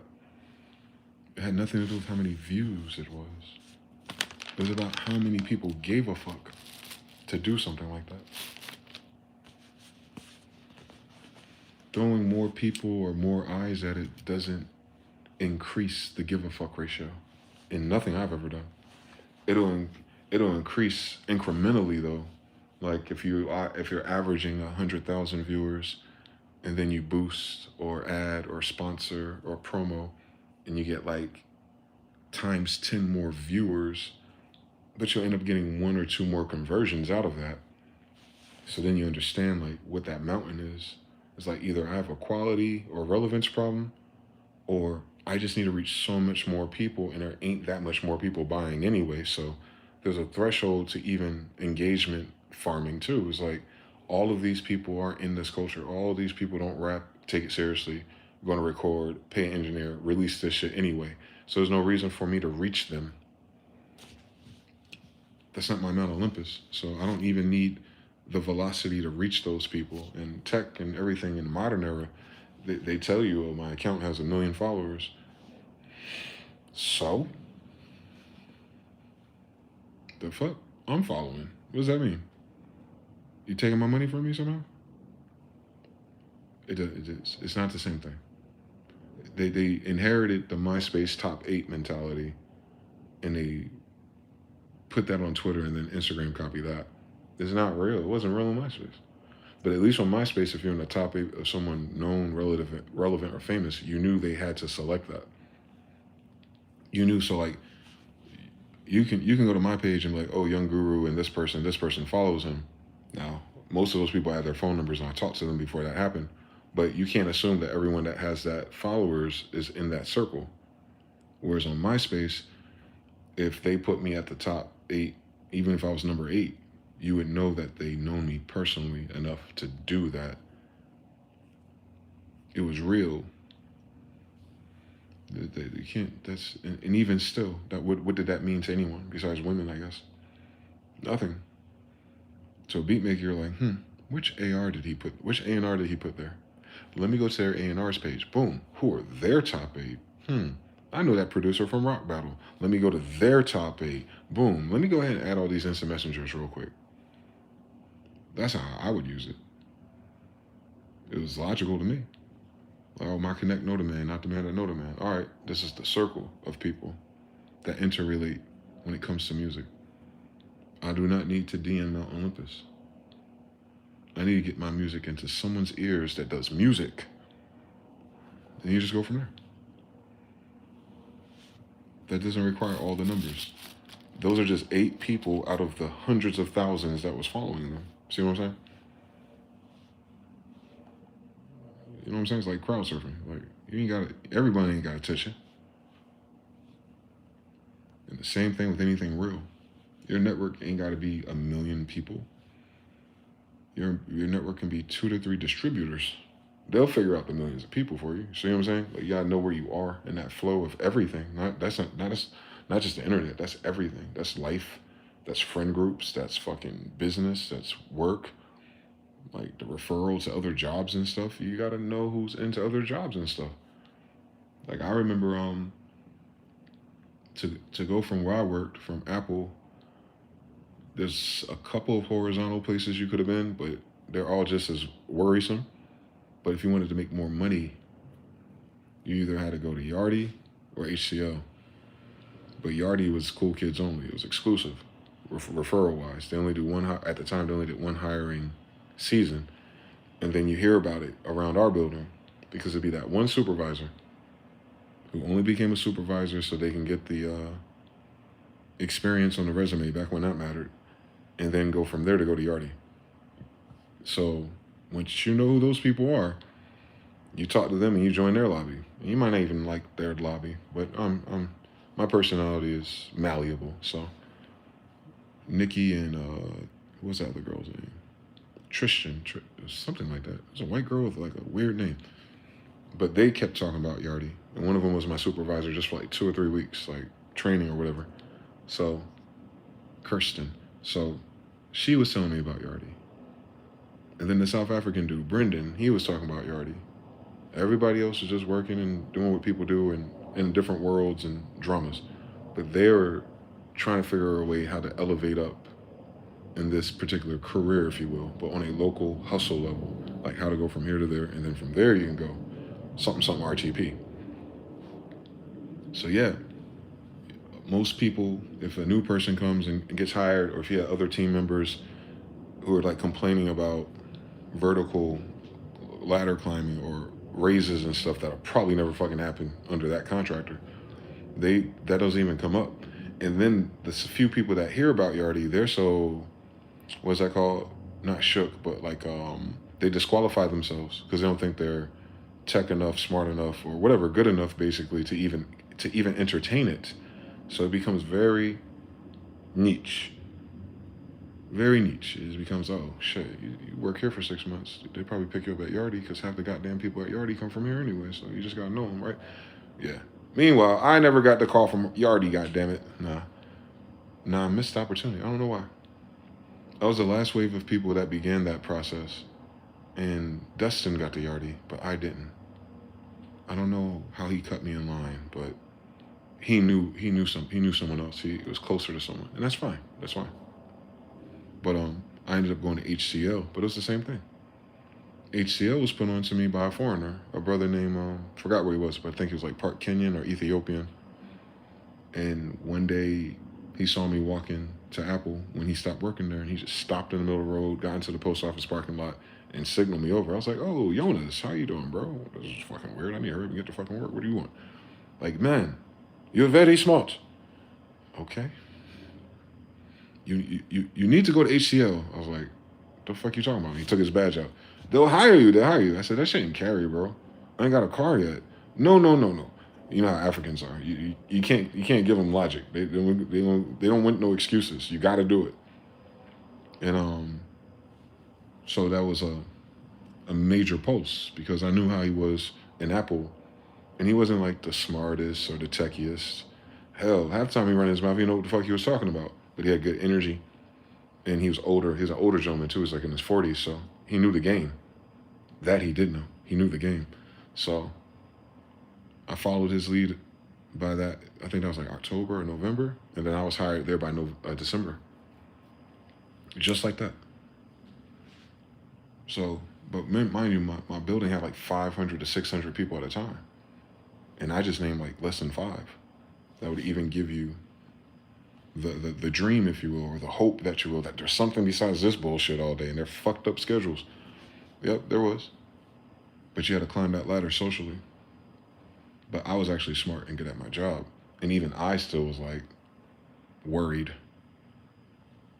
The most qualified person ever in human history, there at least, worried. Because I wasn't worried about my competence. I was worried about the social dynamics. Never in my life have I been worried about whether or not I can do some shit. It's always if the people at the gate or in the building are going to ruin my fucking time there. That's it. I can learn anything. I've everything is these motherfuckers though. So yeah, once again, AI cannot account for that. It would have no clue on how to even identify those people.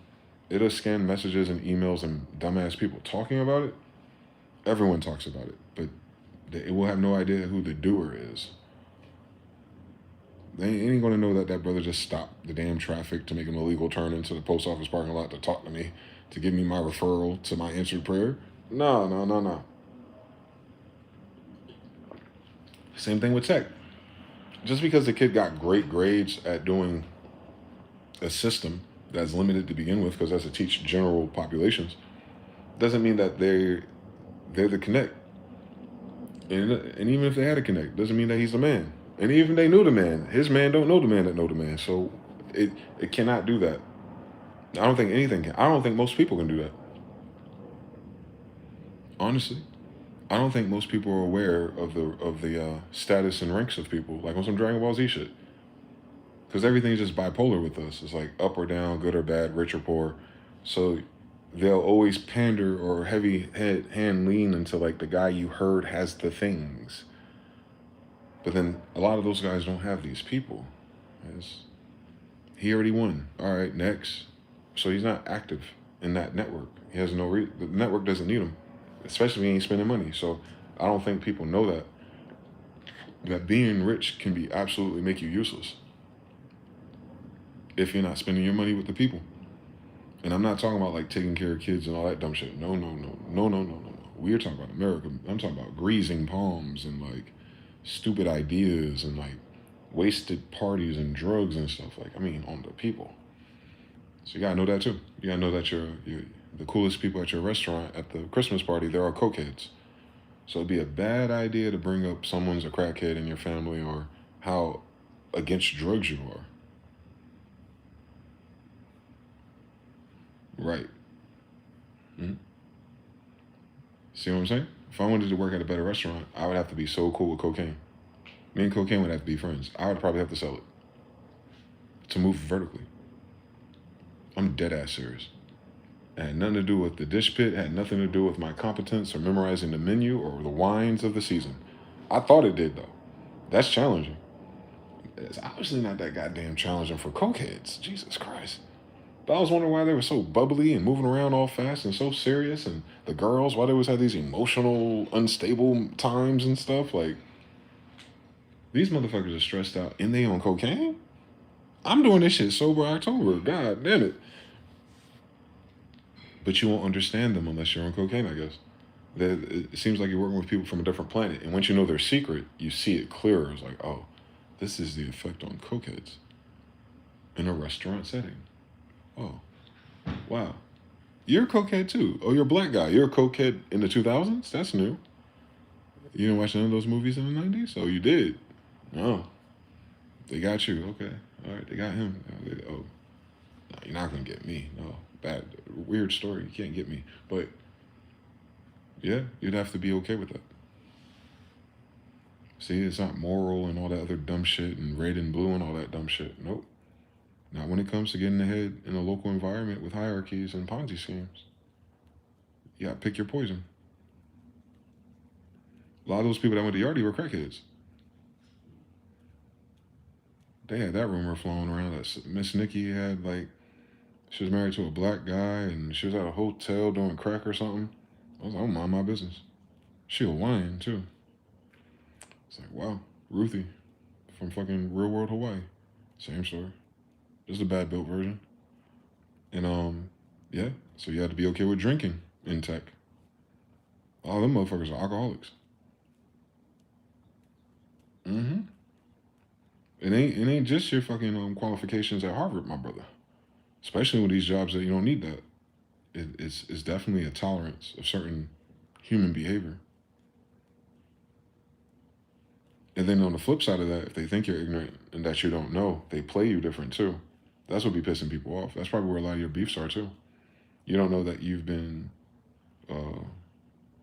earmarked or you've been scarlet lettered from their inner group.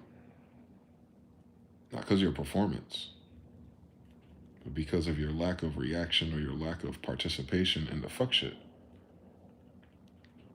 Mm-hmm. Same story, part two. If you want to piss off a group of fake Christians, act Christ-like. Act Christ-like.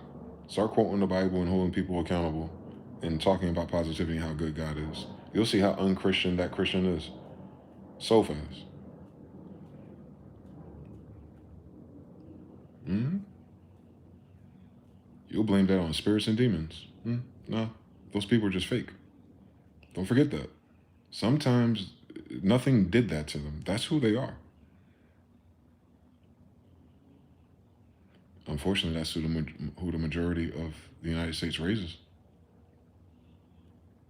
It's a bunch of drug addicts, bro. You just gotta figure out which one. Mm-hmm. Once you figure out who the drug addict is and what drug it is and what group that is, that's who you're playing the game with. There ain't nobody else in that game, bro. I promise you. I'm talking about in terms of elevation and social hierarchy. Yeah. You get to that level. Identify them.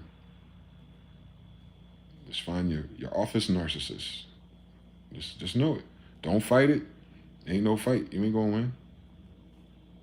See what I'm saying? You see how ugly that is? Like I'll show you how to move in a room full of vultures. Like that's what they're talking about. That person, that manager, that thing you don't like, it's probably connected to narcissism. That narcissism is probably connected to drugs. Once you identify that's your fight. You have to figure out how to get on the good side of that beast. Everybody else is secondary. I promise you.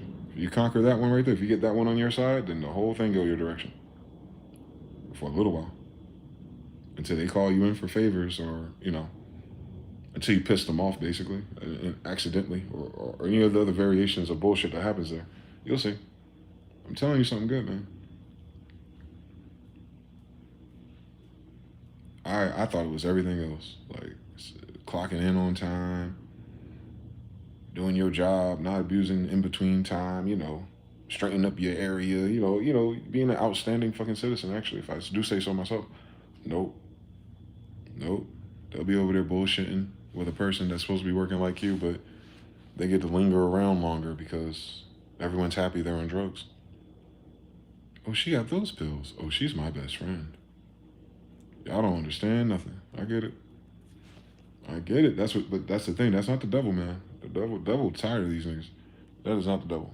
That's who those people really are.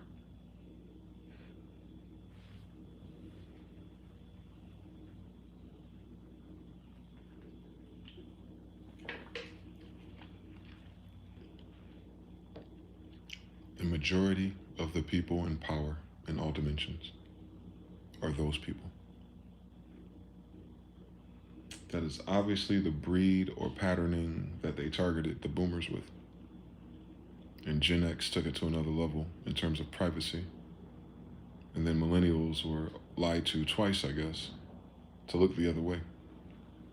To do all the other things that you're not supposed to do. But meanwhile, the people telling you are the ones who did it. That's why they know that.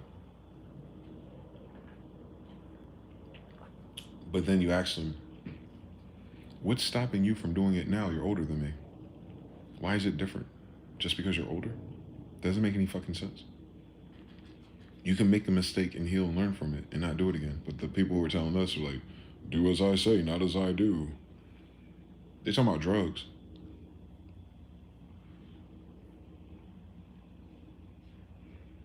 There's a whole generation of drug addicts. Think about it. You just see all the young people who are doing all the dumb shit, the whippets and the opium and stuff, or the lean, like the kids had all the lean in the cup and shit like that. You're like, where the fuck are their parents? Exactly. It's not bad parenting. It's bad parents. It's not bad parenting. It's not an educational thing. It's not a know-how thing. No. These are bad people who have bad kids. Like, let's just accept that. If that's what you're viewing bad as. If it's bad for those kids to be reprobate and do drugs, they're bad. All right. They're bad because the people that had them are bad too. Mm-hmm. And the people that had those people, because ain't so many generations to go, Probably had a parent that's a boomer that was part of that too. Yeah, these are bad people. Bad people had bad kids, and their bad kids had bad kids again. Yeah, that makes sense, don't it? That makes sense. That's good math. Oh my God, bad people had kids. Yep, and the kids are doing bad things. Yep, and no one gives a fuck. Obviously, yeah, that's pretty bad. What the fuck else is it going to be? The problem is why you have so much. Why is that common? Why is that general? Why is that shrugged? Why does it matter? Because every time there's a problem with something, what do the fuck these yuppies and liberals types in the mind say? You need an education. You need some discipline. What? Need some more education is what you need more farm animal rearing. That's what they said. Okay. Bro, I had all the education you can get at the time. It ain't make no goddamn difference. That ain't what the fucking problem is.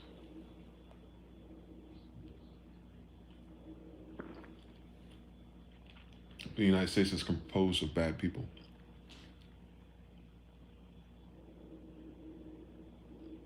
I think we're the only ones that don't know that.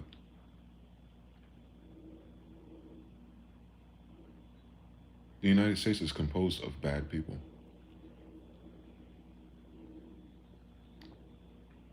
This is a place where all the bad people went, remember? That's why it's so hard and difficult to do shit right. These aren't the people that ever did things right in recent history. Organizations, the unions, the mafia, the pedophilic, homosexual church people that act like they're church people that came here for liberty, freedom of expression, you know, all those things. Who would need that, right? Understand everything? These aren't good people. Jeffrey Epstein himself is just not a good person. It doesn't matter what he got into. It's still been on brand for him because he's not a good dude. His girl that picked him for her father, they're great at math, I guess. Whatever math that is. But they're not good people. Trump don't hang out with good people. Mike Tyson will tell you his damn self. Mike Tyson didn't think he himself was a good person at his peak. Who was hanging around this self-aware spirit, Mike Tyson, who goes like how fucked up of an individual he was. And then look at everyone that was around him that was just feeding into that. That's not what good people do. These are bad people, man. Come on, Richard Pryor and cocaine out of Pam Grier's vagina, bro. That sounds fun, I guess. But you gotta think about like what type of person gets there at that time at best. With everything they got going on. That's a bad person, bro. The story about his house catching on fire and the cigarettes and all that shit. Yeah, he tell you. Richard Pryor, before he got sick, before his body caved into the energy, he was like, yo, I'm fucked up because I felt like I could never trust or never let nobody in because such and such would have happened when I was a kid. He had a bad upbringing. He became a bad person. Come on now. It's just the United States uniquely puts makeup and costumes and money on, and that's why that's why those type of people love that shit, bro. They love covering up all the scars they see in the mirror when all of them are spiritual in thoughts. They don't like looking at themselves. Those are bad people, bro. It ain't because something bad happened to them. Bad things do happen to them, especially if you're a bad person. More bad things happen to bad people, I'm telling you. Bad things can happen to anybody. Bad things can happen. No, these are bad people that bad things have happened to. Yeah. Well, come on now, do the science. Like, they're a bad person, bad things happen. Yeah. Shit. Can you imagine the logic in that? Law of attraction be damned, right? So unfortunate that happened to the bad person that was just whoring out all of the daughters of the fucking Malibu's playhouse. Like, they were 16 years old, like, and something happened to him. Got half the goddamn neighborhood hooked on heroin. I hope something balances out, you know. And of course, you don't know those stories, but you live long enough. So yeah, the United States doesn't know that it's composed of bad people. Point of references be damned. That's why, like, when you see some of the new Africans and stuff, you're like, man, you guys are just so nice and happy. Some of them, the ones who used to business, not so much. Like you killed some Christians, didn't you? And then, or certain Asians, not so much, because Asians probably come here already from the past 200 years of the bullshit with the trades and all that, so they kind of have a different But there's certain other groups of people come here, and their light is different. Even the way they see everything and what they heard about it, and they're looking at the beauty of all these things. Like, I heard this and this and that, and you're like, that's what you highlighted in your brochure to come here. All right, yeah, that's all right. And that's why so many immigrants are so disenfranchised after they live here for a little while, because it's not all the beautiful things that are color graded on the TV. Obviously, I mean, fucking obviously, right? Fucking framing a narrative, fucking obviously, right? So, and then they see the part where they exist, the part where they have to climb up, and then a lot of people get caught up in that cycle too. They think that they start from the bottom and they can climb up this invisible ladder and end up in the life that they saw on TV. If you want to be on the life you've seen on TV, you should buy you a fucking camera so you can understand how this shit works. And then put yourself in the movie already, and then watch it, and then go. You see what's missing? Yeah, the sound boom guy you can't see, the lighting director, the nigga that's doing the thunder and lightning pan, the fake water people, the gaff, the text, the hand. You're missing 15 people in your vision. First of all, to get anything close to what you've seen in that goddamn movie or television, you missing at least 15 people in your team. So, you know, it's nuance. Their imagination is based off of someone else's imagination. Game of telephone. So yeah, they missed the fact that there's a bunch of bad people. But that's why the beautiful thing about American media is just make it the black people. I like that one. That was my favorite play that they put on us. They made it seem like all the bad things and all the undesirable things only happened around the black people. That was in my timeline too. I didn't know nobody named Jim or Crow. So they were still doing it through media, right? We know who owns the media, right? I wonder who did that. But yeah. So I seen how heavy-handed that was back then. And the war on drugs and all that stuff, and how it came across the media, and how that filtered through society's attitudes towards you. And that shifted a lot. I think Obama and all that energy, liberals, and let's get off the black people, let's get on to the gay shit finally. Like, they got back to the gay shit, so it took the heat off of us and that polarity. But yeah, like, that's bad people that did that, right? Like, this country and most of its voters and people who are participating and coming here was perfectly fine with the United States being racist towards black people. Like, oh, that wasn't a deal breaker for nobody. Like, this is a racist piece of shit country with a racist piece of shit administration that you call government the whole fucking time, right? They're a bunch of KKK members, compromised, faggots, pedophiles, and all kind of dumb shit. And they're racist on top of that. But that was never a deal breaker. You familiar with this concept? Like, that was never a deal breaker for the world. Like, the fact that that's even a thing. Like, that's it. Like, that's what the United States is. Fuck black people. Come over here and do what you want. Like, and then people thought, like, there's some good people here. Y'all motherfuckers more shook going to Israel because how they treat a Muslim or a Christian. None of that's color-based. But your happy ass want to go to Disney. New York, Los Angeles, Miami, full of black people. That wasn't the deal breaker though. I signed up. Fuck the niggas, man. Yeah, that's crazy. Oh, they on drugs? They dangerous? Oh shit, that's cool. Amazing fucking country though.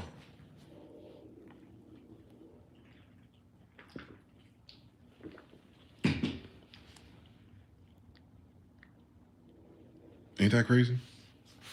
Hold on.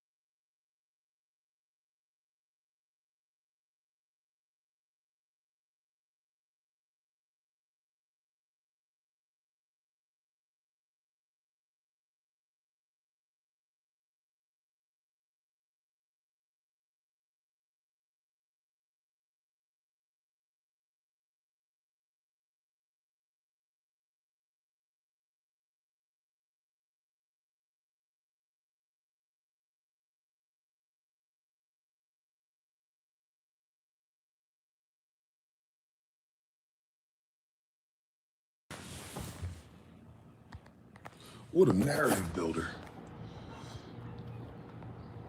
Winning it back.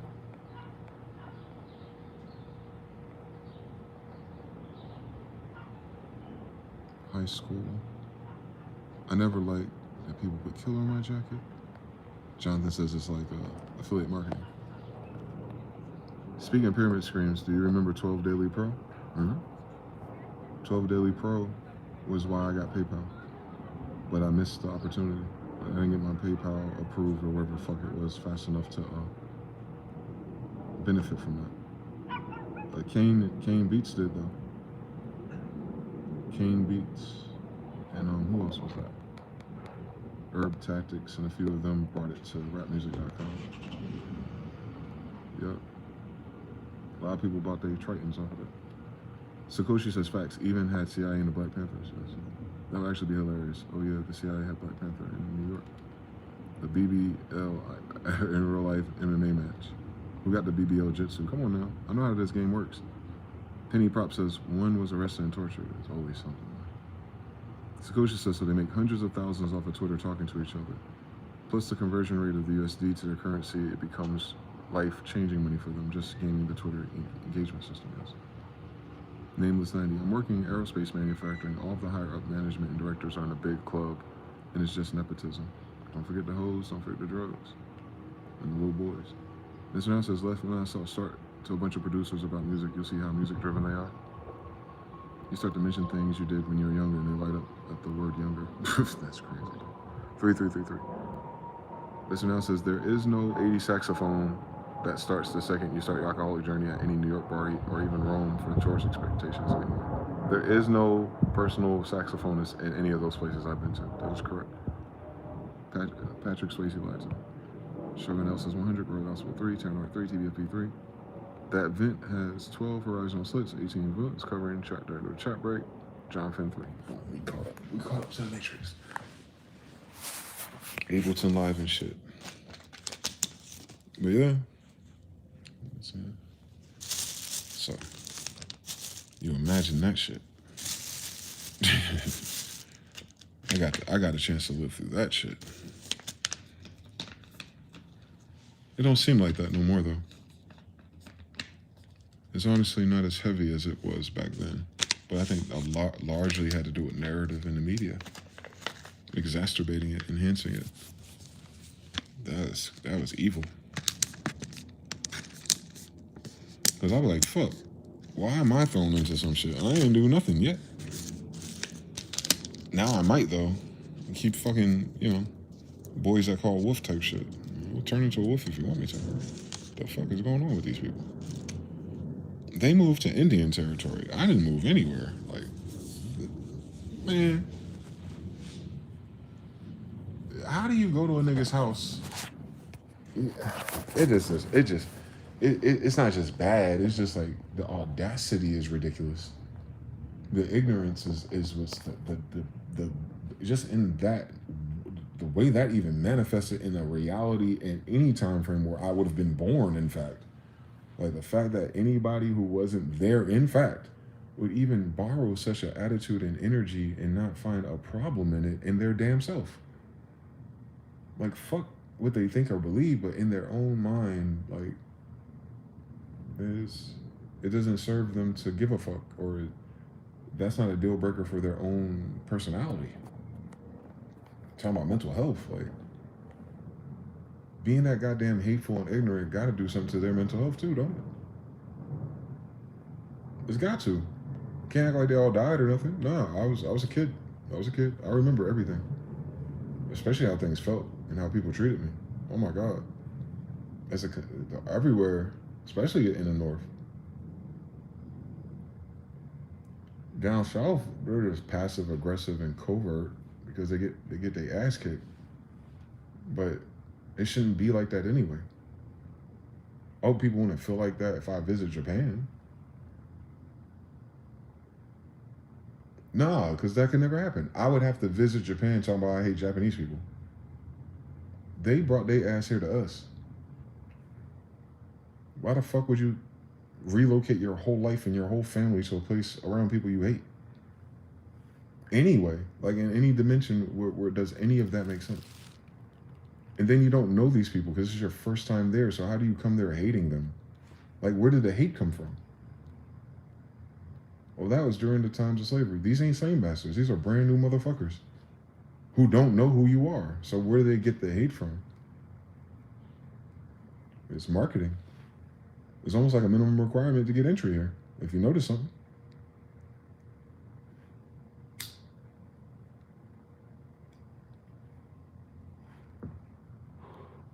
That's what I heard.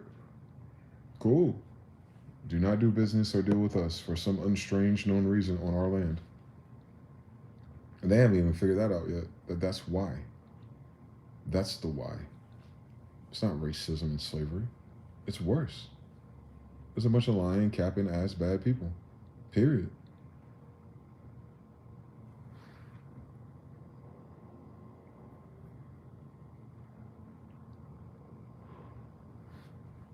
And their time is up. Tough. Do you know Yankee Doodle called his feather in his hat macaroni? It was a slang term for cool or fashionable.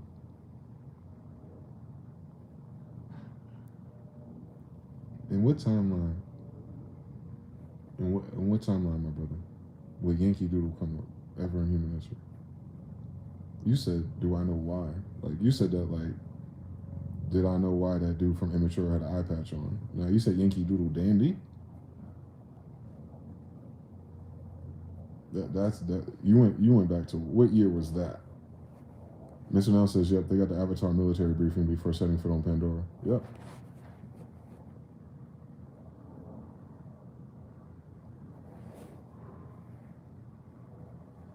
That means they have no idea who we are. You can't even process it if you're in defense, offensively. They have no idea who we are. It's scary. If we've been on this planet for thousands of years, it's weird. I ain't figured that out yet.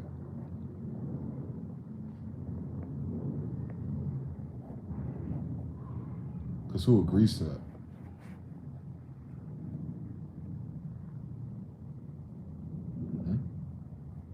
That's a weird thing to gain agreement on. I'll tell you that. For no given reason. And the people that do it, there's no justifiable logic behind it. Not if you have a choice to be here where you come from or be here. There's no justifiable. I don't have a choice to be anywhere else. They had a choice to do that, so they had a choice to leave. They had a choice to use those terms, and they had a choice to carry on that way. That's weird. That is strange.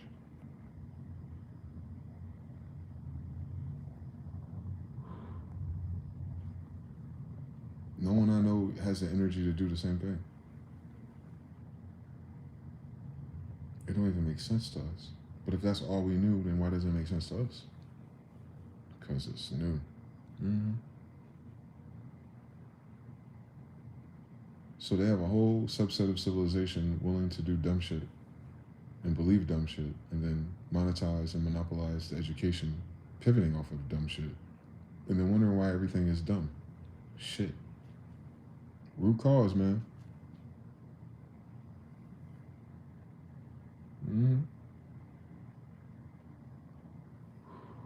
Because the people who did it were dumb.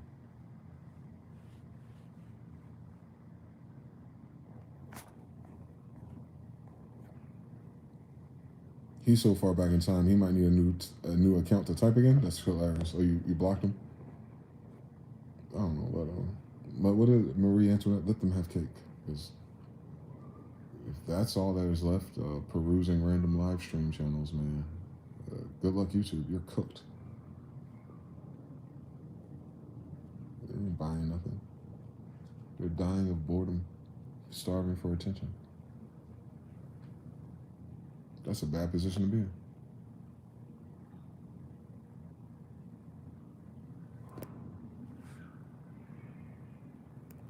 Trust is different. Trying to build trust again, you can't just say shit. You can't even pay for it. People will betray you even faster if you start leading with your money in that effort. Ask a woman.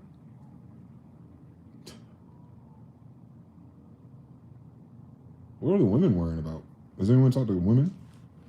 I know it's kind of rare these days. But what are the sisters and the women's and the girlfriends and the mothers and the parallels, the horizontal people at your job, the girls? What's the temperament of women lately about life, about things? Anything noticeably changed, shifted, different, unusual, suspicious?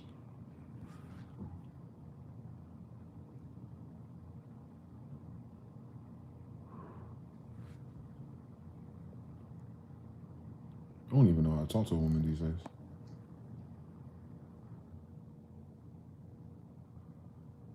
Nope. That program doesn't work. None of y'all talking to women. Cap. That's the player circle. Cap. Like all y'all thumbs busy. This is a weird story for a Sunday.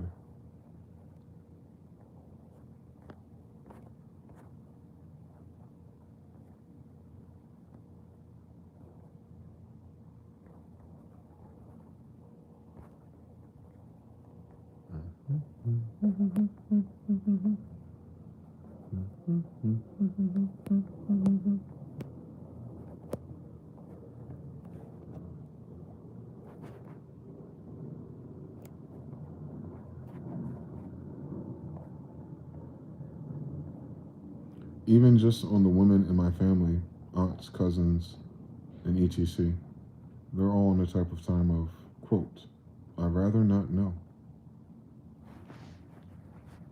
Harut says, yeah, same story over here, Mr. Mel.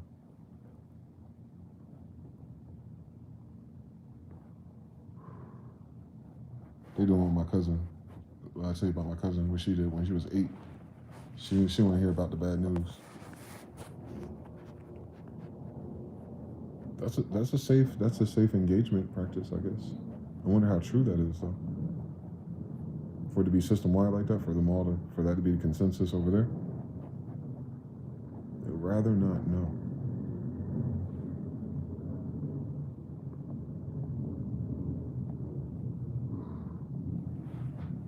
That make that Bible quote hit different. My people perish for lack of knowledge. Then my people rather perish? Tough. That's tough. That is tough.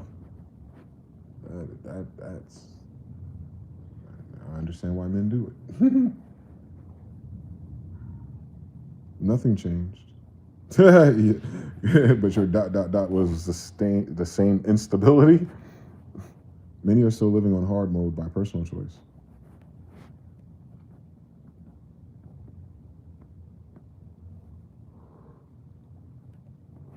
They're addicted to the chemicals, though. They're addicted to the pattern of that lifestyle. And it's not working because men are withdrawing from it, so it pisses them off that it's not working. It pisses them off that there's no man to piss them off. So now all men piss them off by not pissing them off. That was weird. That's funny. For them, I guess it was stimulation. They should try nicotine next time. You try and they be like, nah, I don't want to talk about it. Or it used to be worse before. But no one can point to when it was worse. They just be saying shit, is what you just described. Mr. Now says, yep, only issue is a couple of them work in the middle of the healthcare Blue Red Cross thing. So they rather not, while patients coming in a weird position. They rather not know why the patients are coming in a weird position. Oh, they right there in the fucking, in the trenches and they don't want to talk about that shit. That's crazy. But they love health and taking care of people. How the fuck you supposed to take care of them if you don't know what the fuck happened? Jonathan says doing the best they can at the same time in their head in the sand because of how things feel. How are they saying things feel? What are the feelings they're escaping? Are there any specific feelings or consensuses of the feelings of the matters? I can help them out. I wish a sister would ask me a question and was serious about the answer. Mr. Now says 3. Haru says lots of doctors, not enough healers. Come on now.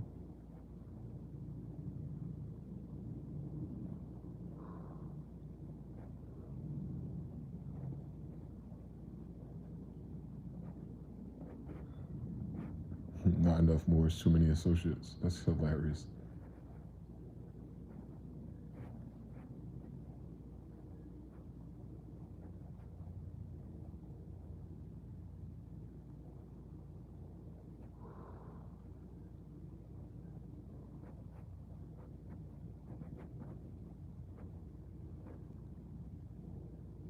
That's funny.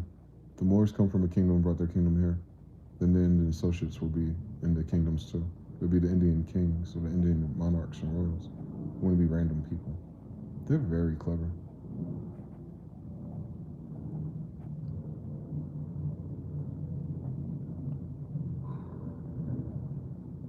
They know how to get out of telling the damn truth. They have mastered that shit. Manipulating language, that's for sure. I'm talking about these damn politicians in the 1800s. The way they wrote that was very funny, thinking about it now. Mr. Now says, my cousin's fiance is an orthopedic, and she assists him with many times. There's increasing osteoporosis cases that end in bones breaking. Rather not start with the why though. My aunt's blood is thicker than mud. Wow. A whole military copter landed in her backyard, basically. And she went, oh well.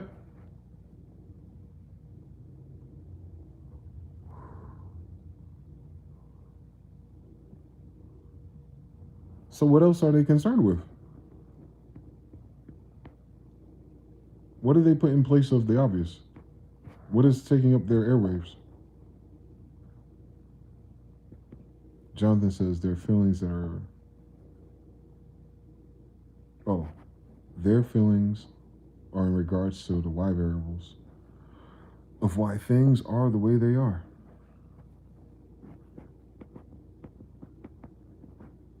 Oh, they feel or not know.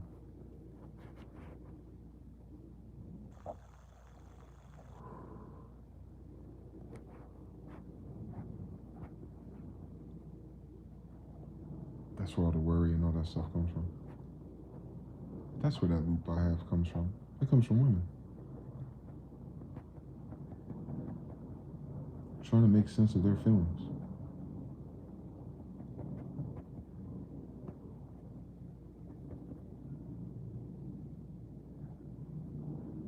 AKA choices.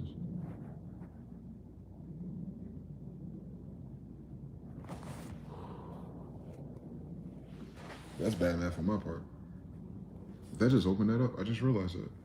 It's like, why am I able to so easily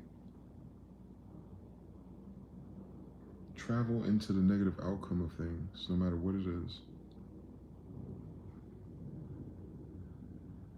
Not even like paranoia, but like world building it too. And it's because that's what women, the women I've met do. That's what they talk about. It don't matter what it is. It could be a small thing, and they'll flesh out a whole storyline that's not even based in reality. It just feels like it is because they animate it with their neuroticism. And then it works out, and then they don't stop doing that. They do that for another thing again. Like that's their pattern. I get it. Damn. Thank God I didn't have a mother, so I remember what it feels like to feel like myself. But that's a woman. That's a woman imprint. That is what their thing is. They worry about nothing.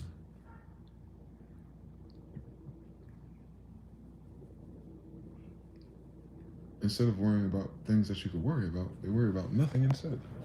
But it's still worrying. And that's the thing that's worrying me. They be worrying about shit that ain't real. It's just how they feel about it that makes it real. Wow, that's dope.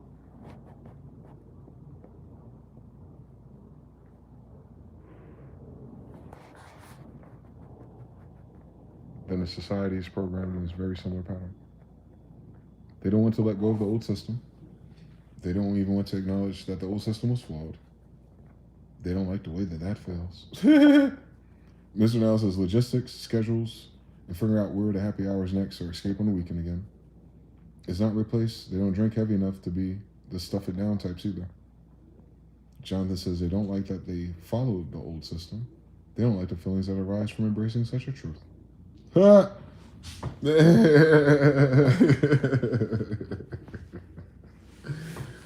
Yeah. The truth is that it was flawed and that it was broken and that it was what it was and that is failing. But they invested all their marbles into it, working for them. It's a contradiction of morals, or it reveals that they're not good people. That is a woman's kryptonite, I think. Just the concept, the idea that they did something or they present something that reveals them to be a bad person for being that way. They don't want to be seen as bad people. They don't want to be seen as bad mothers. They don't want to be seen as bad wives or girlfriends. Yet all the feelings and things they do instead are the bad things. And they're like, well, there's a reason why I did those bad things, but they're not bad things. They don't even say it that way. They'll do something bad and then rationalize doing something bad without taking the badge of honor for doing something bad. It's a bad thing. And you know it's a bad thing too, because when the guy does it, we know. We know how bad it is and how mad you are because it was bad. Yep. But when you do it, it's not bad. It's freedom. Yeah. That's just bad math though.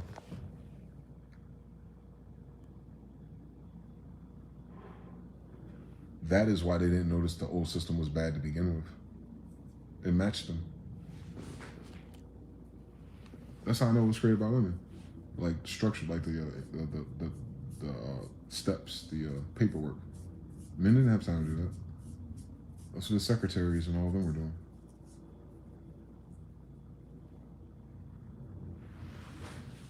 The men were playing golf while the girls were doing the paperwork.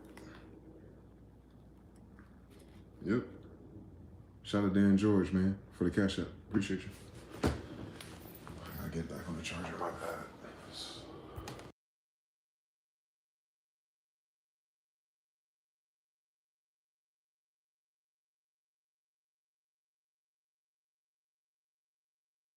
Salute, fam. Salute, salute, salute, salute. And so now it says, in their vocabulary helps them never finish the thought. It can start right back halfway into it. We're talking about the tape. That you can't rewind it on them. You can't go backwards in time of their narrative and fix it. You can't. I've witnessed this hundreds of times. They don't like that. They don't want you to make sense of their thoughts, to lead them into a different. They don't like being led to the right answer, or they don't like being led to a resolution through their own math, like through their own. You have to offer them something completely different for them to entertain it or stimulate them. If you just make an adjustment to their workflow, they get pissed off, especially if they know it works. It's that esteem thing that they talk about is vicious, and it's more vicious than ours, I think. Ours is more like from being disrespected. Theirs comes from feeling incompetent, which is different. Like they're triggered. They want someone smart, but then they get mad that they're smart. They want someone to figure them out, and they get mad that someone figured them out. There's no ingredients for happiness in that workflow.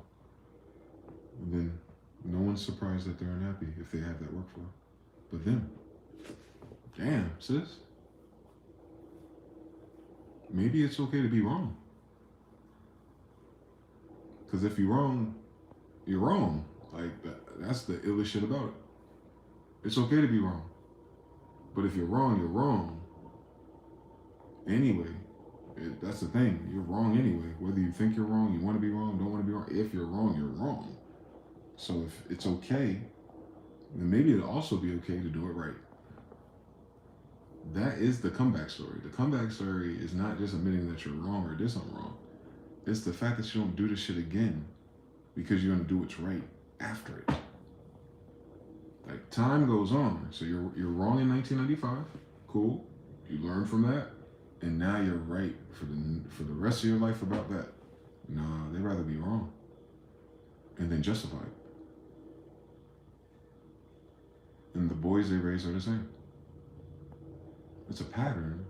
It's not a lesson. It's obvious. It's math. It's functions. It's formulas of language. Yeah. When it's offensive, it's manipulation. When it's defensive, it's deflection. So they deflect and manipulate data for a living. And they say it's because of their ego, aka esteem. That is weird. Because they always say that men have fragile egos. Yeah, if you disrespect them. Like if you reject them, yeah. But women do too. Worse. They'll make a whole fucking piece of content about it. And it's the same piece of content as the other girl made about the same thing. They'll have to express it no matter what. So I don't know that men have the most fragile egos at all if everything that women do is for their esteem. That's your ego, by the way. If you have a low self-esteem, then that's your ego working against you.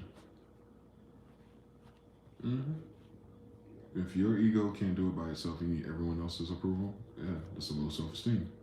It's because your ego is failing you. It's judgmental externally, which means it's judgmental internally too. You're very judgmental of yourself. It's easy. This is math. This math don't miss. It's algebra. It's easy to. That's what I'm saying. If you're a dude, we've been fixed it structure-wise. We just can't make them do shit. That's a them problem. There shouldn't be no force or consequence to do right. That's the weirdest shit about them. Those that are stuck in that. It's like, oh, it's trauma. Join the club. You don't want to do what's right though? What does your trust issues have to do with your behavior? If you have a trust issue with someone, then that means you're not going to let them do something to harm you or get you off path. But you're going to entertain the thing you don't trust anyway, though. That's where the math don't add. If you have a trust issue and this person triggers untrustworthiness, then remove yourself. Why create drama and all the other extra shit that come with that? That's a bad choice. That makes you a bad fucking person. Because only you get to determine if they're trustworthy or not anyway. It's completely a figment of your fucking imagination and limited scope of understanding other people anyway. So it don't even be real. Even the beef they have with men or other people is based on their premise. And you have to assume they were right about that. You have to assume that their premise is correct. And I've been on the other end of it. No, it's not. I'm none of those things. You're just saying shit because you're angry. They don't go back and rewrite the history. Actually, he was a great dad.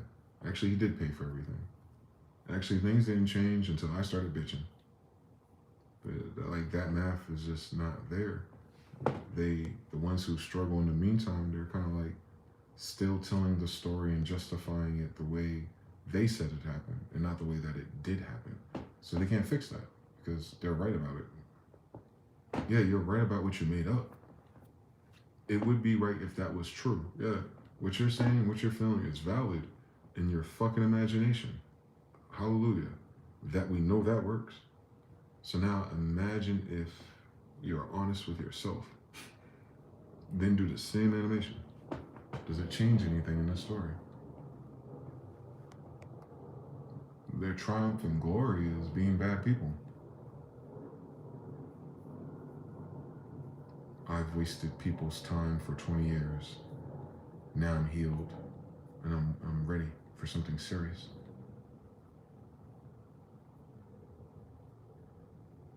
No, you're not. Because you're never going to find it, are you? You're going to complain about it no matter what it is. It's an addictive personality. It's part of their hormones now. It's part of their neuron map. You can't change that like that. You can't change it by saying it. That's why affirmations is cute to me. You can't just say those. You have to take them to sleep with you. And you have to be able to imagine it being true. That's what faith is. Imagining it to be true. And you can't imagine the truth to be truth if you're living in a lie.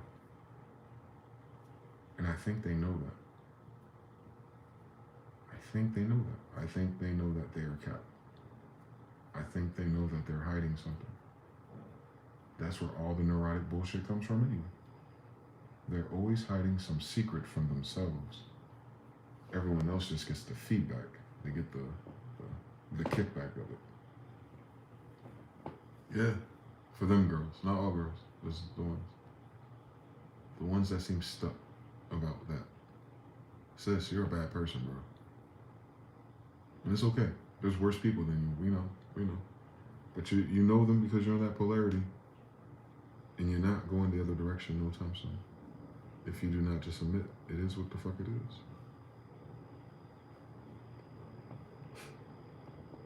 It'll save their life.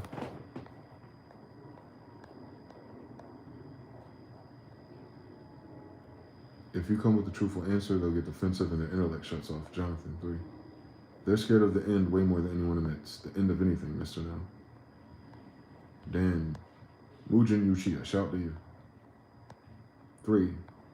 They know silence is after the end of a conversation or a thought. So if the loop continues, you don't have to sit in silence. That's hilarious. They don't like being bored, so they want to keep looping the conversation. That is crazy, if you think about it that way. Jonathan says it's like an emergency off button. Yeah, I could feel it too.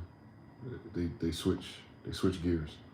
Mr. Now says sitting in silence is considered antisocial. Jonathan says, funny thing, I've been experimenting with using the word frequency spell of fear not. I've tried it recently and has worked to snap them out of the complaining and whining of a micro moment dealing with a difficult situation or person. Oh, I'll be like, fear not. And then I name their name. Fear not, Jasmine. Shogun L says 3. Dan says, bullseye. They don't know if I'm being serious or if I'm playing around, Jonathan. Just like we don't know if they are either. I like it. I might have to get into my whimsical bag. 3 says they're addicted to their own limiting belief, like you said before. What does your trust issues have to do with your behavior? Put that on a t-shirt. Crazy. Shogun L says trust issues equals I don't trust myself. Come on now. Come on. What Amir Obi said. And you're not the only one. You're not the only. It's the same story. Like, join the club.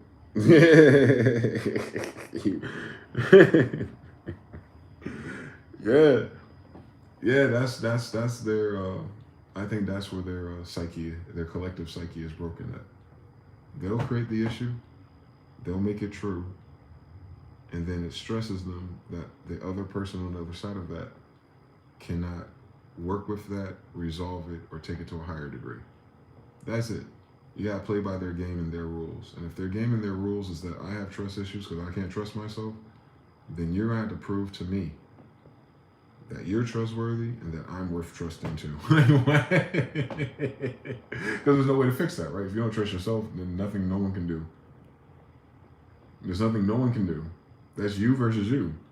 Like we got to learn how to play spades. We gotta teach them how to match colors, suits, numbers. Like we gotta do that from the beginning. Listen, you're breaking universal law here in your brain.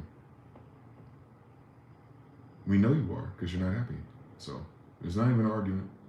So if you're breaking the universal law of your own mind, and the pretense is that something wrong according to you accepting it's wrong inside of you and only inside of you, or only you could truly read the bottom notes of it, and someone else outside of you triggers that, and now it's up to them to figure out how not to without you disclosing what the trigger is and why you're applying it 30 years later.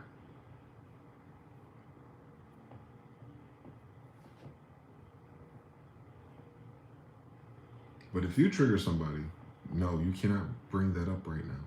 I know I trigger you all the time, but right now this is about how you need to figure out how not to trigger me by doing the things that I want you to do that I just completely made up out of the blue because I just determined that bothered me just now. And you've done this 100 times before and I didn't say anything because I didn't allow it to bother me. But now I'm allowing it to bother me. And now it's time for you to do something about it because now I made a decision about it. Like, no, sis.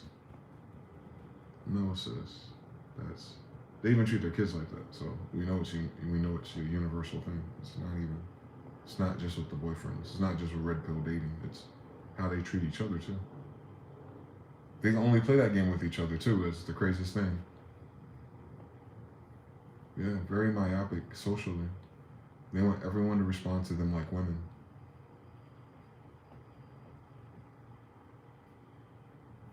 And even the lesbians are sick of it. That's the most hilarious thing about what Mr. Now was saying, it's part of their social adaptation. So if you can adapt fighting, war, in physical, kinetic way, then you end up learning warfare in a social way. Subversion, throwing rocks and hiding your hands. You would have to, if you're a woman that believes you can't do those other things, you would have to learn how to play the game that way. And then our society doubled down on that, just the way it's structured, so. Yeah. And then you see the sisters that are more outgoing and more louder and stuff. And it's out of key because they've never been punched in the face for being that way. Like, they're not punching each other in the face yet, is what I'm saying. It doesn't have to be a man. But that's why men don't do that. But if women started punching each other in the face over terrible hot takes and behaviors, then you'll see a different version of it for sure. But for now, they have mean tweets to each other. Cardi B and Nicki Minaj. Yeah, my guy may be in a weird case, but my teeth, my BBL, oh, you have a Grammy, hold on. it's just something else. I can't do it, man. 100 check mark. The mountain you always dream about, you go around, that is Machu Picchu? That's what it was, brother? Machu Picchu. I've heard of that before. That's in a different country. Dan says, damn, you nailed it. Hey, please don't shoot the messenger, ladies. Mr. Now says, major difference is talking war doesn't need a hospital if someone gets shot. So you can go longer and sustain on years for out and.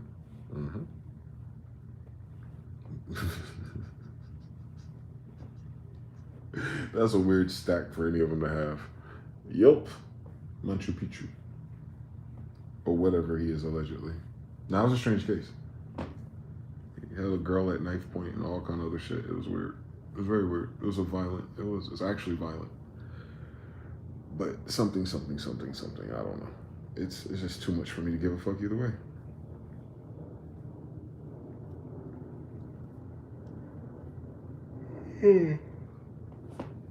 But yeah, law of attraction, I guess.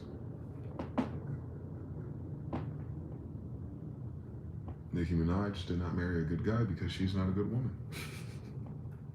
So if they have a kid together, do not be surprised by the variables. Sometimes it gets inverted, man. Other times it's just better at being worse. You gotta have at least 3 so it can balance out. Some kids are just better at being worse than their parents. You've met them. You got cousins, don't you? Don't play with me.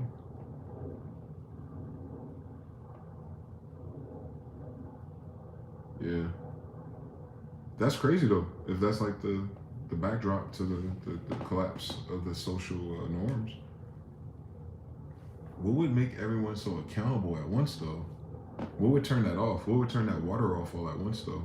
I still haven't isolated that exactly. Like, what did it? What made everyone come face to face with, all right, this is all the baggage, this is all that's not working, and this is what the resistance is in the life, if you will.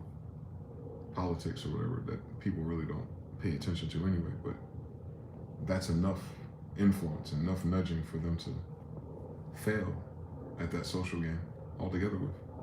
I don't know the answer to that one. That's new to me. How do so many people face that same wall at the same time? What's the wall? What happened? Like, what did they stop getting out of it to notice it's not working, I guess is what I'm saying? Or what made them realize it's not working? Or what made them realize that things are away? Like, what is the thing to women that happened? Because I know it's different for me particularly, but I know it's different for men too. But what for women? It can only be something social, right? Since they're the socialites. Pandering, maybe? Maybe there's less accounting for them to be pandered to. So if they're getting less attention, then that reinforces itself. That's the craziest thing about it. If that's what it is. If it's a lack of attention towards females and pandering in general, like even on a local basis, whether they're aging out of being cute to the men who are single, or there's just, not because younger women complain too that boys don't really approach them or talk to them. So that's system wide, but they don't have the experience of everything that led to this, so I can't even focus on them. But the older ones, something shifted in them. It's not time by itself, or maybe it is. Maybe those 6 years was quick, because they were, wasn't it? So if she was 28 before the pandemic, and then these like rapid 6 years put her what, 34? Yeah, through the wall. And then she's on the other side of the wall now. And nothing is the same, so. Yeah, the pandering would have died anyway, but it's more exacerbated because there's even less people to pander on the internet full of bots and algorithms. They're trying to sell you. So they don't even see people. They're not, unless it's like Facebook friends or stuff, but they've been liking the same picture for 20 years now, so they don't have that random bump of dopamine from outsiders and others and other men, you know, the wider net, if you will. Yep. That's the algorithm though, that's not men. Maybe they don't know that. Maybe they don't know how the internet works. Your content is not being shown to the people attention you're trying to get.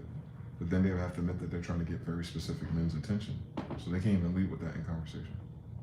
That they're sad because not enough men are giving them undeserved attention, because that's precisely what it is.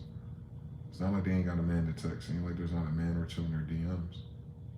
It's not like they can't add up the last 6 to 10 years and get 50 of those guys.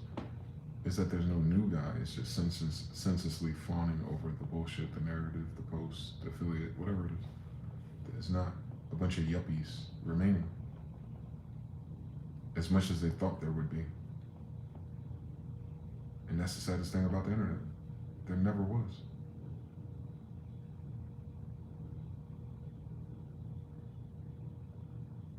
You're at peak internet consumption because of the phones, and then it normalized. And then your John, your consumer, found another, a niche algorithm to do that with the top level of that thing. It's like they went from amateurs to the pros, that's all. Rookie mistakes, man. We did the same thing when we were kids on the internet the first time. At first, we were talking about Timberland, Dr. Dre, and all that stuff. Those were the threads. Those were the debates. And then we did our own thing. And then it was our technology. Then it was how we make money. And then it moved on. It didn't stay there. It didn't stay there in mimicry. It didn't stay there in wonder. It moved on. Mm-hmm. So social media is just moving on from that model of avatar as a woman, if you will. There's no crypto, no money on the other side of that coin. They don't know that. They thought they were the value and not novelty itself. Wow. Wow. It was like SoundClick sprung. It was cool when we were there. It was cool when Johnny and Superstar O was there. If you ain't got nobody like that there, it's just SoundClick. Like, they act like they need the beats or something. You know what I'm talking about? Like a lot of people in these spaces, influencers, especially women ones, they thought they were the ones. They thought people were listening to them for their music or something. You're one like on the way down to 100 others, sis. They don't even understand that part, that it's relay. Like, it's not you. You know what I'm saying? Like, I got 1 million likes today. And so did 10 other people in the same algorithm. Like, it's the peak. It's 4 p.m. after traffic. Like, the algorithm put y'all there, and everyone just liked what they liked. It's not you, though. It's not that they don't like you. It's just that like ain't what they think it is. That DM ain't what they thought it was. Like, they got on the dark web, if you will, on the internet, and men thought they were selling ass like all the other girls did before they got their iPhone. So maybe they missed that lesson in internet life of humans trafficking.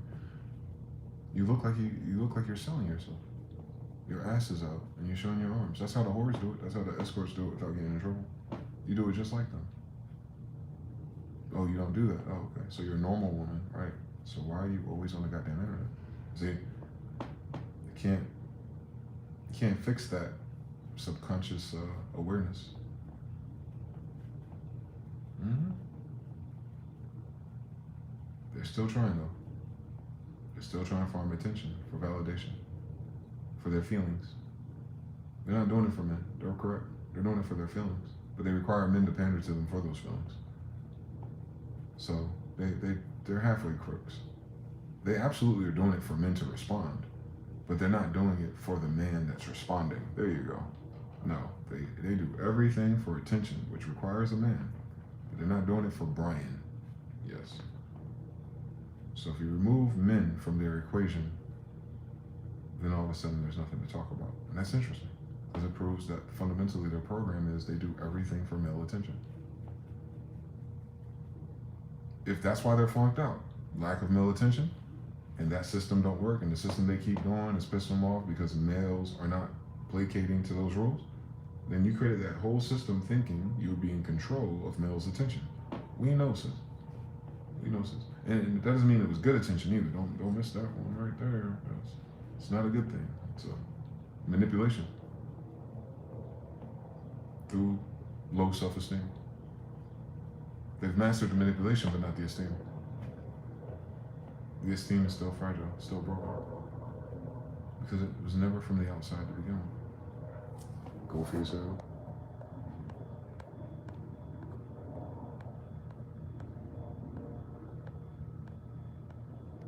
You said that's a big but. Losing novelty, solitude, introspection. The social events themselves are myths. Yes. Everyone is brainwashed to a large degree. You're right, brother. Sakoshi says, or maybe the fact someone like Kevin Samuels got mainstream popular and stuff canceled into oblivion. Universal wall equals universal coincidence. Mr. Now says, unless and less people funding their social life, including their job that pays less, and everything else that's more expensive. 311 C's. So many women complaining online, wave the red flag. Wait, none of us are having our way with these men? Sukoshi. Yes, that's another way of saying it too. That's another way of saying it too. Their baddie model is not having her way. So she's 10 steps from her. Imagine the life. Mr. Now says they thought because the like was a heart shape that it meant something like love. The CIA did it again.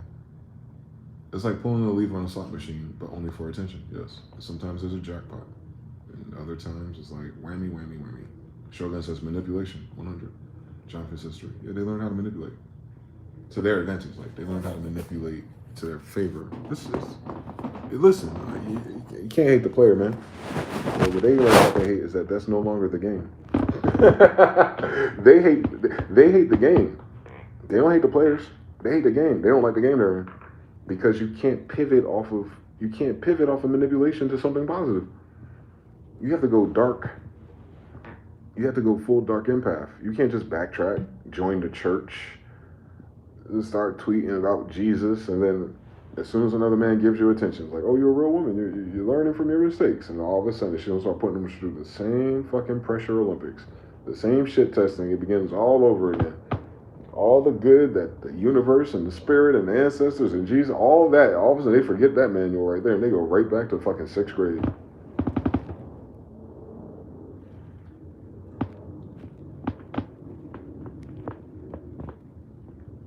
I swiped. Who told us that? One of the OGs told us that.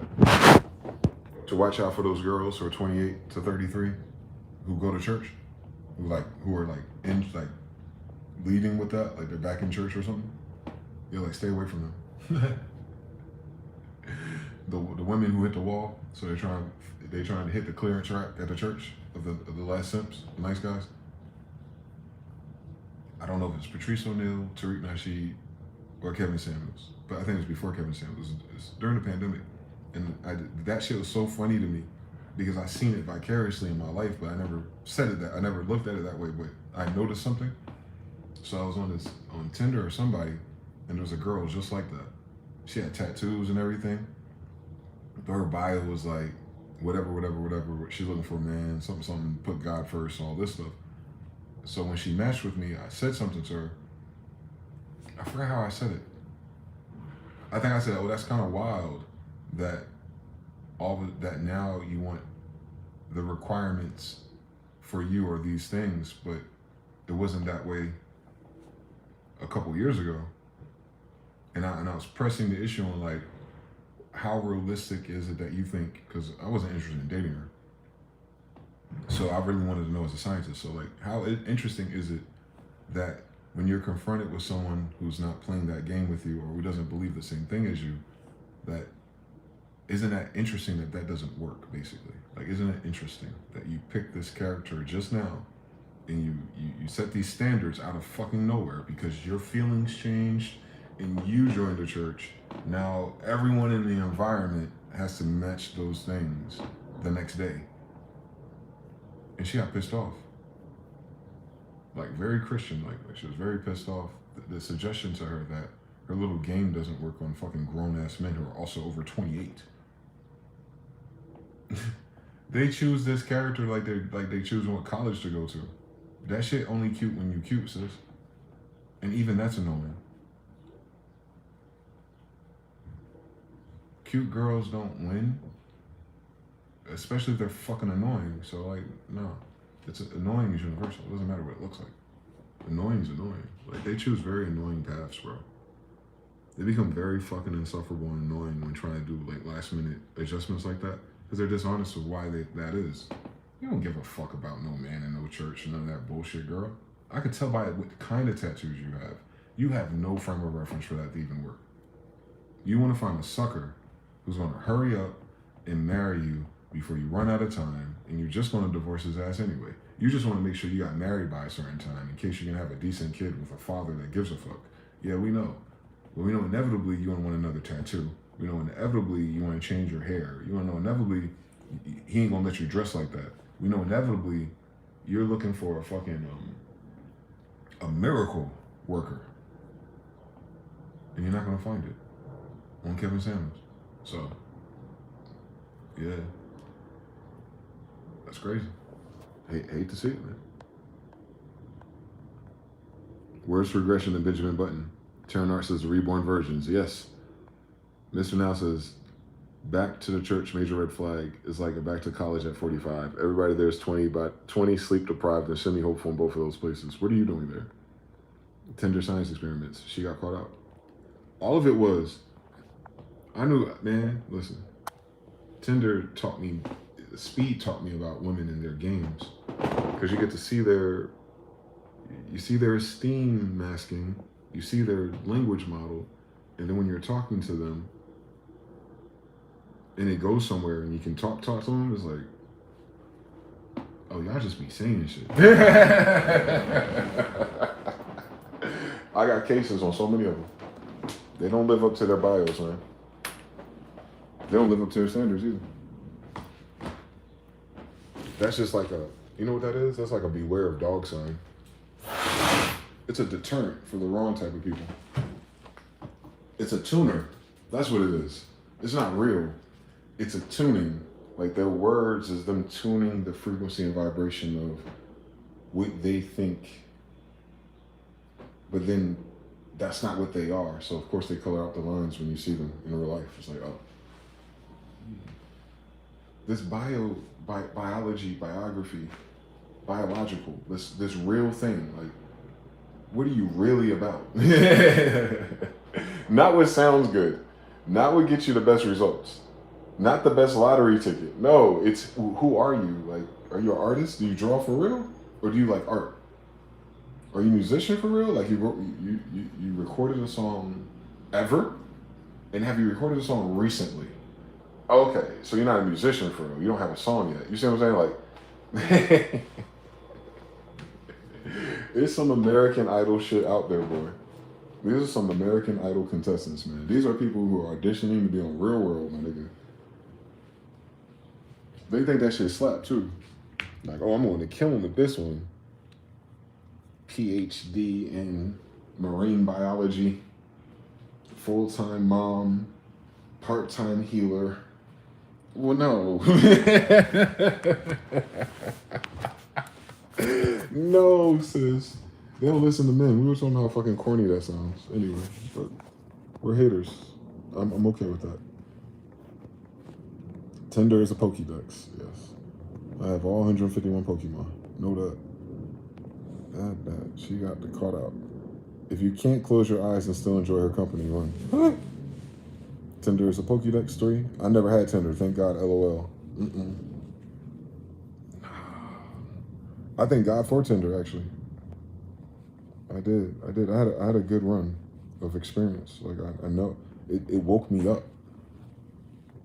It woke me the fuck up. Mr. Now says, and if they find a miracle worker, the miracle they work on is them, usually making them disappear.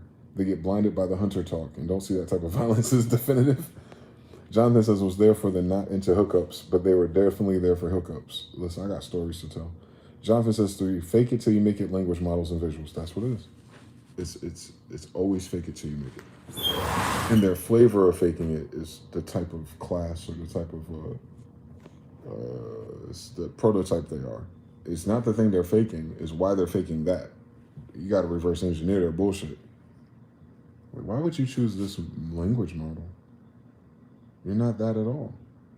It's not necessarily that they're opposite either. I think they're hedging their social bets. They're looking for a guy that would be attracted to that, too. They're filtering for competence.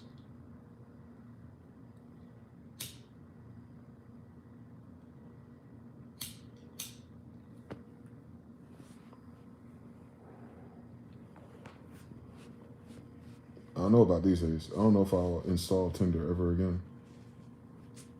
Every last single one of them girls are hoes. It's just not as fun as it used to be. Just the idea.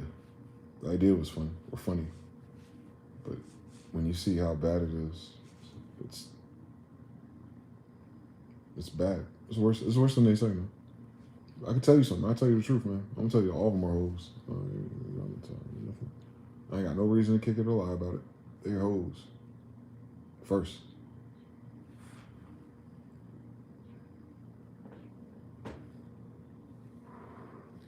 They remove the bad word and they act like because the word isn't used that the bad behavior isn't there no more.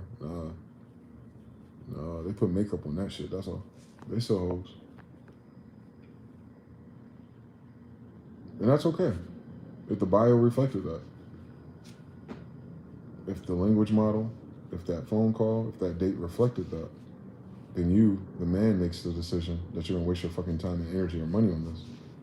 But they're hoes acting like they're not hoes, and that's where they're getting stuck at. They don't know how to be anything but a hoe. Even if they don't call it that. They don't use our language model for hoes. They don't know what hoes are.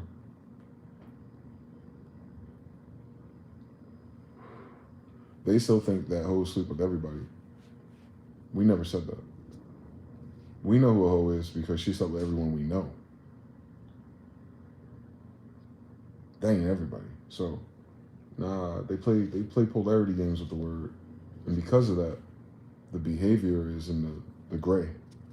They're gray ops hoes. There we go. They're gray ops hoes. They daylight as Bruce Wayne, and they nightlight as Bat-Ho. That's all. They're just not full-time hoes. Maybe that's what they're trying to get at. I'm not predominantly a hoe. I'm kind of a hoe. Okay. It's kind of an ocean, or if I ask you for some water, and you put a cup and you took it out the ocean, that shit gonna taste like the ocean, bitch. It ain't gonna taste like fucking Brita. It definitely ain't gonna taste like Dasani. It's gonna taste like the ocean. So even if you took a little bit of that water and you put it in your cup, you're still a hoe.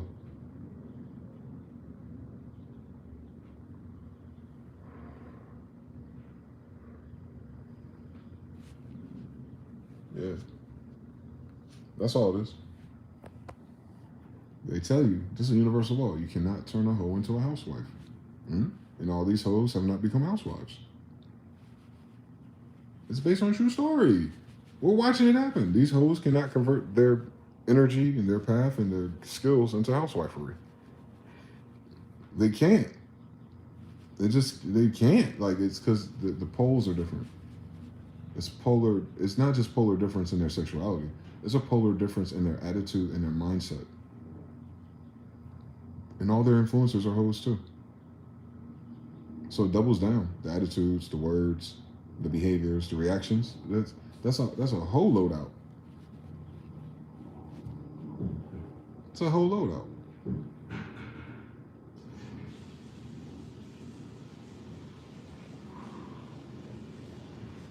It's like playing Call of Duty and you say I'm not a sniper, but you go out there with a sniper loadout. You might be missing all the snipes. So we get it. You're not a sniper, but on this team, you picked a sniper loadout. Interesting. Then why don't you pick the loadout that matches what the fuck you are? They can't do that. They believe in quantum disentanglement. They think they can put the hoe in the closet. They think the hoe is a uniform or something, or a temporary, a costume, a phase. They call it a hoe phase, right? Ain't no reason for you to be unmarried in your 40s, sis. How long was your hoe phase? You're waiting to get your life together. Did you do it yet? 40 years later? No.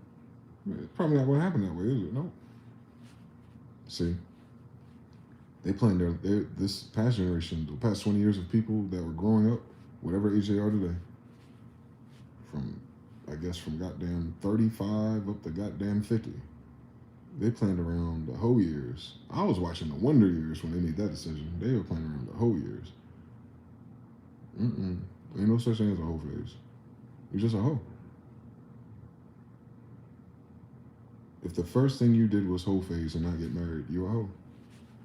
And that's okay, by the way. Doesn't make you a bad person. What makes you a bad person is pretending you're not.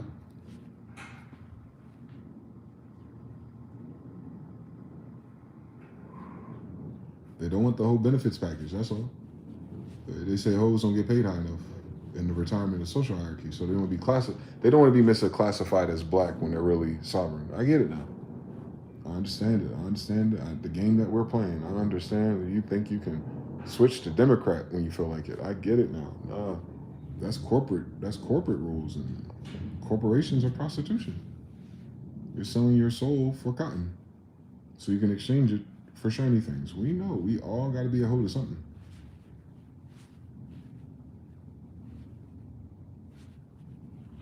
Yep. They're hoes, that's all. They cannot convert to that model of wives and women and mothers in the way that a man that's not looking for a hoe would expect. That's the only problem.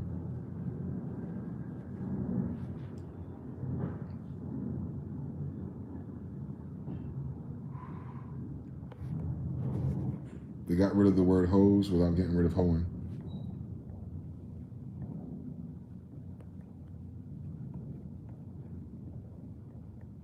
Oh, well, that's cool. Here's the golden buzzer now. Please leave, Mr. Now. 3. The amount of women that said they love sports. Come on now. Mr. Now says, and they ran out of vocabulary, so now using business terminology or something they don't want to be seen as a business. That's why they use that spiritual language model now. Mr. Now says, talk about, if you like my advice, invest in it. Sakoshi says they should allow you to see how many matches someone has got, and of those matches, how many made outside the platform exchange numbers. It would cause mayhem. Mr. Now says a contaminated holder is crazy. Jonathan says, shout out to Ludacris. Use a hoe. I said it, use a hoe. Ho! Oh man, Shogun hit him with the the hoe shoon is crazy. Yo, Brother Panic warned him about that shit. They channeled ho shoon. Lord help us. Dan George says cooking. Let him cook. Muslim, a second wife is crazy. Phase equals 1 lifetime, and that's a minimum. They're gonna reincarnate as a hoe again to get all their hoe lessons out. That is crazy when you think about it. If they believe in that spiritual shit, then that's exactly what would happen. Now they're hoes, and it's cool. Like, we like hoes. We just don't want to marry them. Because think about it. We're talking about marriage, not friendship. We're talking about business partners and trust and loyalty. Nah, these hoes ain't loyal. Ain't it Chris Brown wrote that song? These hoes ain't lawyers or something. He said he took a broke nigga chick, but he don't deal with broke chickens. What the fuck? That is what a paradox. What a paradox.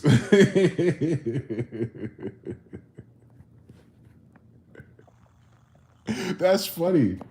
Love and hip hop baddies, all that is hoe culture. And they see them as women winning because they have money and wigs.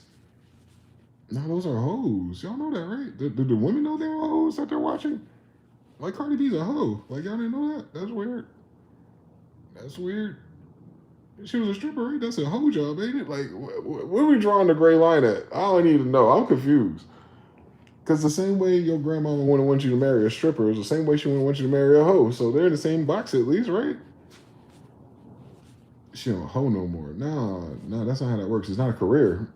Hoe is not a job title. A hoe is a dispensation of a person's mind. It speaks to their behaviors and their patterns of thinking and what they do as a result of that. Changing your title or doing something different in the physical to make money doesn't take that away. Come on, bear with me. A person can kill one person and they're a killer for the rest of their life. They could work at Walmart and walk dogs and help old ladies across the street. That is still a killer. Watch out. What? What? Nah, they're still a killer, bro. They could be the head of a corporation. They could be a CEO and they'll still be a killer. Hoe is like that. Hoe is a permanent modifier. It is not a conditional. It's not a way of life. It's not like a samurai or something. Even a samurai is a samurai for life. So a hoe is a hoe for life, man. And it's okay. It's okay. There has been some reformed hoes.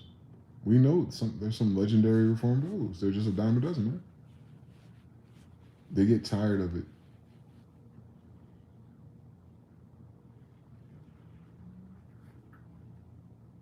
And then the game gets tired of them. Then they don't have a choice.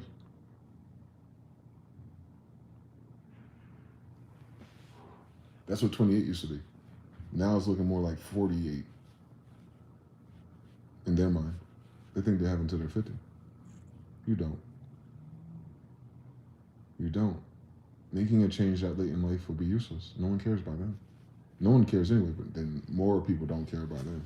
You have less people to think that care that don't care. Then it becomes back. That's also why the benefits in the liberal Democratic Feminist Party was the T for so long for them, because those are a bunch of hoes. All that propaganda is about justifying being a hoe. That's why you don't hear about hoes no more, because it got replaced by being a woman, I guess.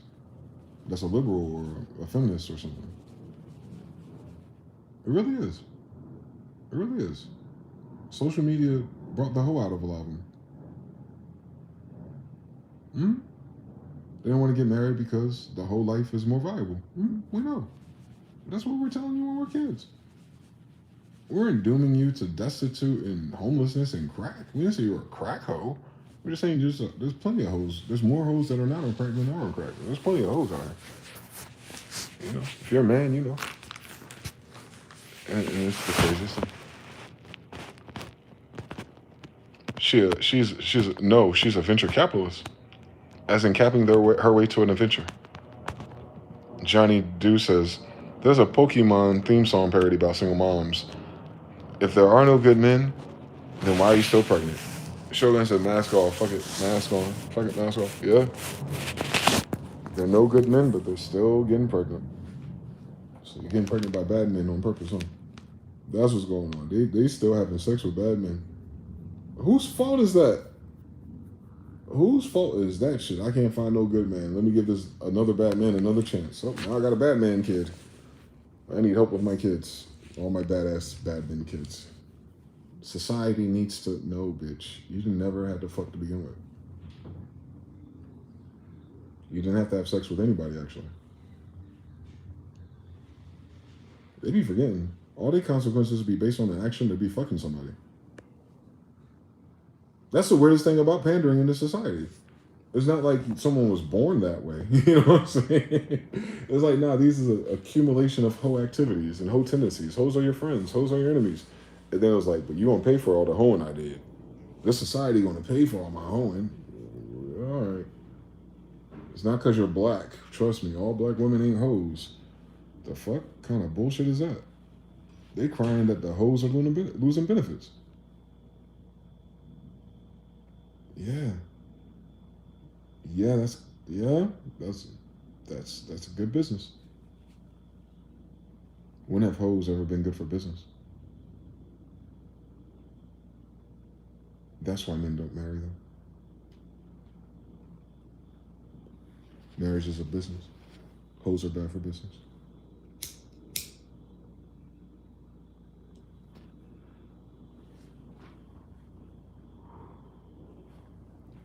Thank you for coming for my Ho Says TED Talk. I can't follow that link for some reason. Some of the YouTube interlinks in the comments are like that. Dan George. Dan George hit me with all the targets, man. I must be speaking to somebody. Y'all going through something this week? Who am I channeling? Who having a problem with these hoes out here? My bad, y'all. Shout out to all the sisters silently watching. Y'all ain't slick. I can feel when there's feminine energy around, even if it's through the goddamn black crystal. Don't worry, I ain't talking about you. Unless I am, my bad. I didn't mean to open your email. But if you're trying to figure out what the problem is, men are done with hoes. Men.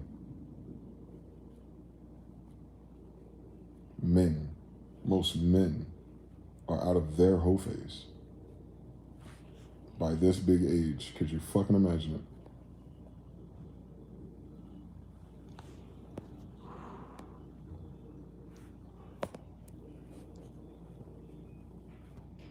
But men are hoes. Nope.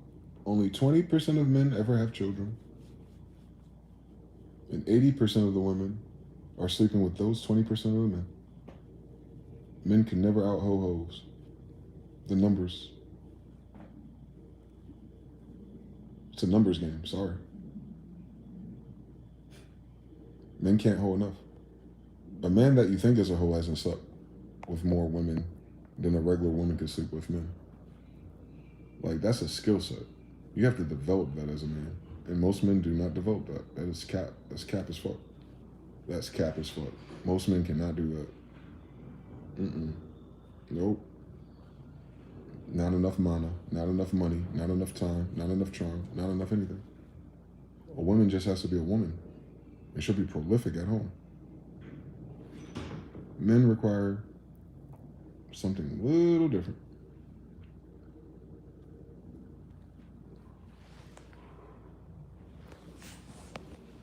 Shit. I'm related to some hoes that are men. No, ain't too many men like me. Shogun says 3. Taryn Art says the song is called Pokemon, Single Mom Pokemon Remix by Brandon Jamal. Why is that name so familiar? A Brandon and a Jamal did it? That's crazy. Shogun says 3. Oh, you know what I'm talking about, Shogun? What you talking about, Shogun? You don't know about these hoes, man. You've been out the game since forever.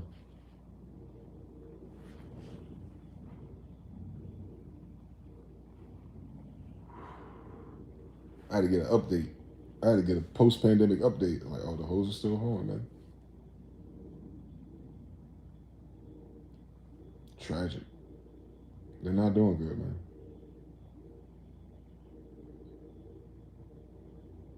The alcoholism kicking their ass. That's why they do it. To forget.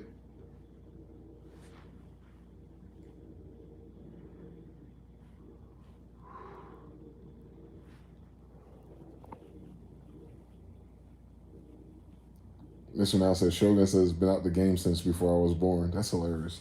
Shogun says, Stephen A. He can't hoop, but he can talk hoops. Yeah, all right, yeah, okay. To be continued. The force with this one. Okay. All right now. That's what these hoes be saying. They said, I sound like a hoe, but I don't be hoeing. Oh, okay.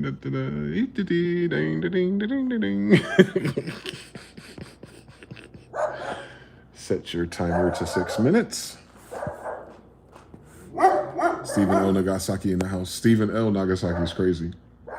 Taryn art. What type of art do you do? He does Taryn art. Like for StarCraft. He does art for StarCraft. He's a Terran artist. He be drawing Terrans, siege tanks, vultures, science vessels, battle cruisers, command centers. It's isometric if you really want to get really nerdy about it. Shogun said, Stephen A can't hoop, but he can talk hoops. That is a crazy way of going about this story.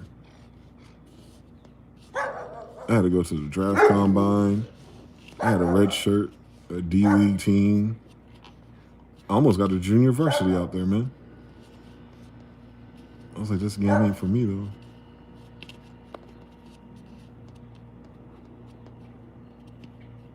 Nah, no one need to live like that. That shit corny.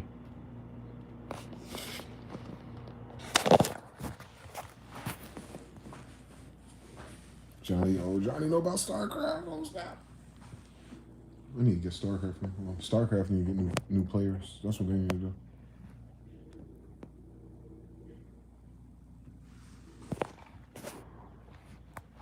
That would be cool, though, if they actually use AI to play video games like people and not like a computer.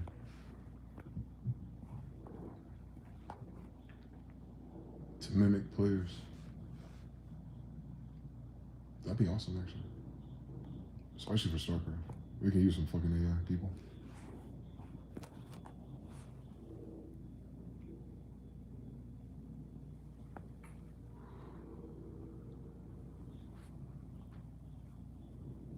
What else going on? Y'all got mad quiet.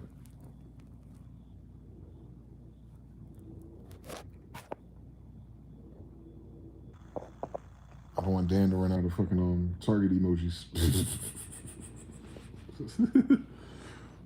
What else I learned from these hoes?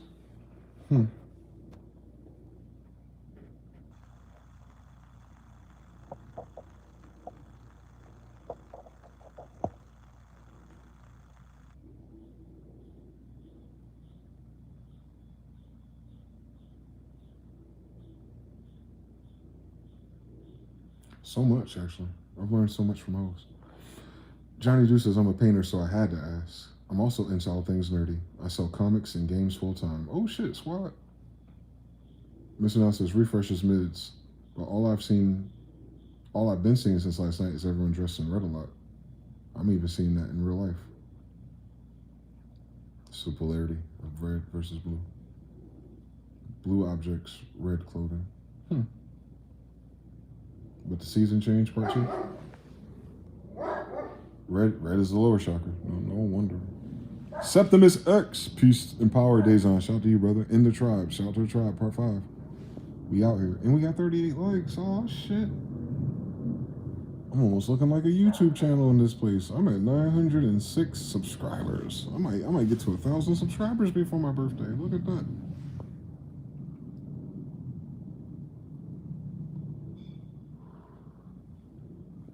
That'd be cool. Like, oh shit, I'm a YouTuber. I have a YouTube channel. How many followers you got? Just 1,000. Just 1,000. Just 1,000. I'm just getting started. Just 1,000.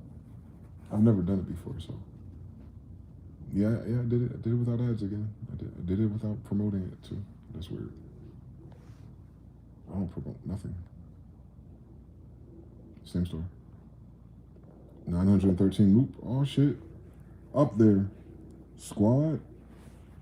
Shogun says feather. 9 plus 4 is 13, ain't it? First time, please. Don't be mean. Goddamn. Game over.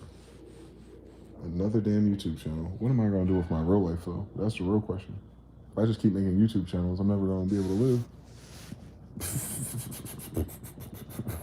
That's funny. That's hilarious.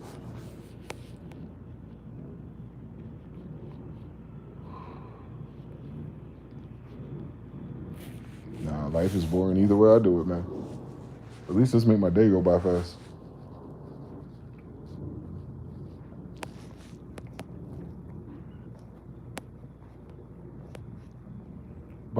How's things outside, Septimus?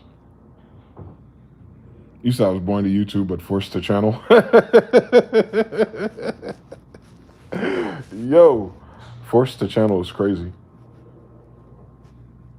I can see it, though. It kind of makes sense. I didn't choose channeling. Channeling chose me. Hell no. You don't, no. Shout out to the America's book. They said we was just built like that. I believe them.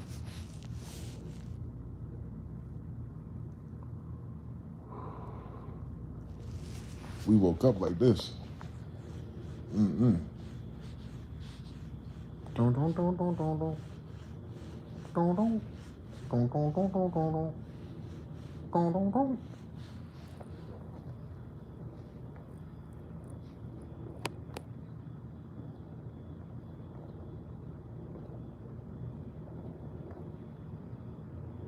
So ain't nothing going on. Shit. I ain't got nothing else. I'm telling you, the shutdown is going to shut down all the narratives to give them some time to breathe. Because ain't shit working for them. It's a whole bunch of other bullshit. A continuation of the alarming news, the health thing, but we already know what that's about.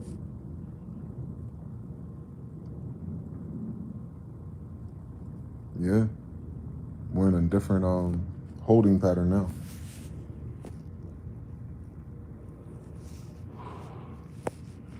And I doubt they're going to make their quotas this month.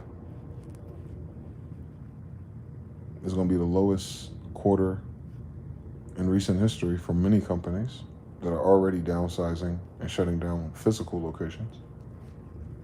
Then Christmas come around, the winter solstice. Oh my God. No good ideas come out during the winter.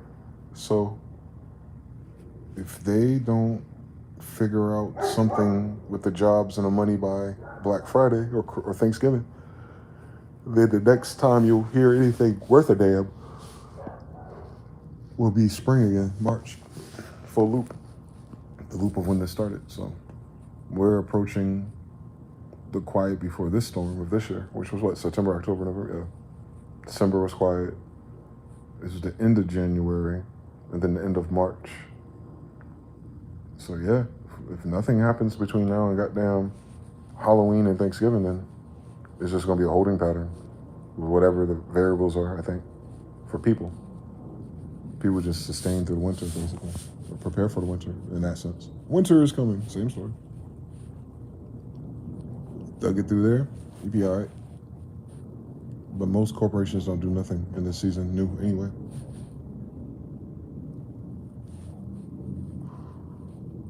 It's usually entertainment. And then all the holiday pandering, where they scoop up all the extra money you saved all year.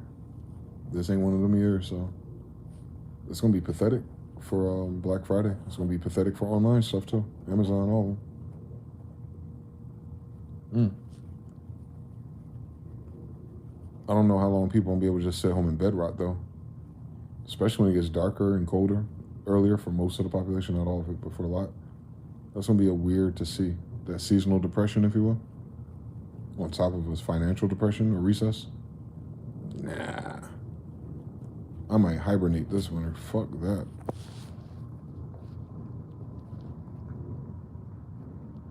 Just keep posting when you feel, brother. You get a vibe, G. Respect to you, man.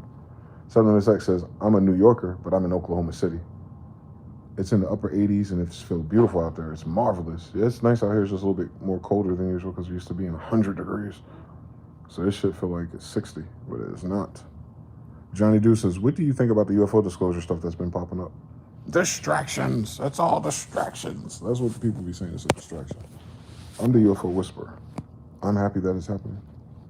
Mr. Now says, what Christmas presents are even available for a former brief jolly spirit of Santa believer to get? Nah, bed rotting increases if it's colder outside than the bed. That's the peak bed rotter season. I know. Now add that plus seasonal depression and add that plus the vibes of the festivities being lacking. During the winter is crazy. Yeah, part 5. That's gonna be weird.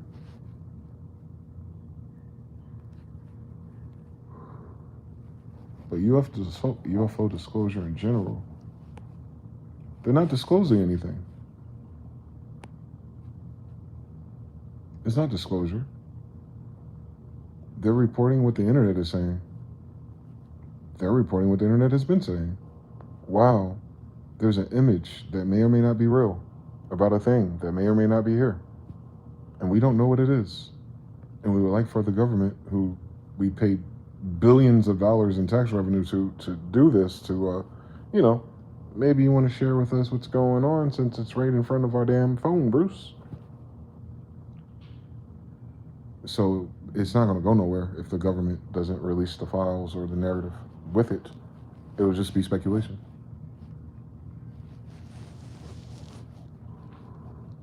Just like everything else.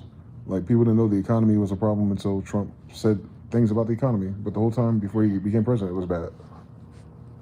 The price of eggs and oil was always fucked up. Like, I don't know. People didn't notice that for some reason, but it takes a certain, it's called the 100 Monkeys experiment. You need just 100 of the monkeys to learn how to do something new. And then the rest of the monkeys just is psychic or nonverbal. Mass adoption. If you can get 100 monkeys. On average. So I'm talking about an island of thousands. You only need 100 to learn how to do something new. They teach each other, and then all of a sudden, supernaturally, a whole different island of monkeys start to do it. Mm-hmm. So if monkeys are connected like that, and they suggest that some of these people are evolutions of monkeys or genetic, share that with a monkey, then that's what happens to us. Probably don't happen to all of us, especially if you notice it first. It's like, oh shit. You notice the monkeys are doing something. But everyone knows that UFOs are real. They just don't know what they are.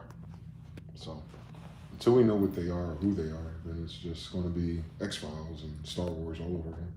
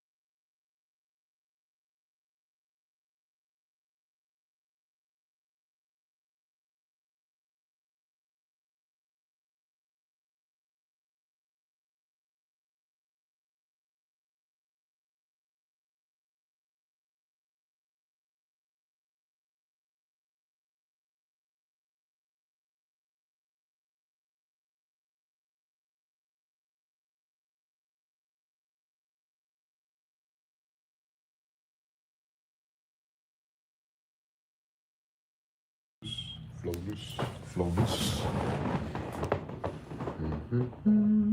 The brother Dima Brown says, yo, what's your take on the idea of a holographic universe? Mr. Now says, they noticed the monkeys were starting to make a charcuterie board of salted goods and went on hold and let them cook. Holographic universe? What is that?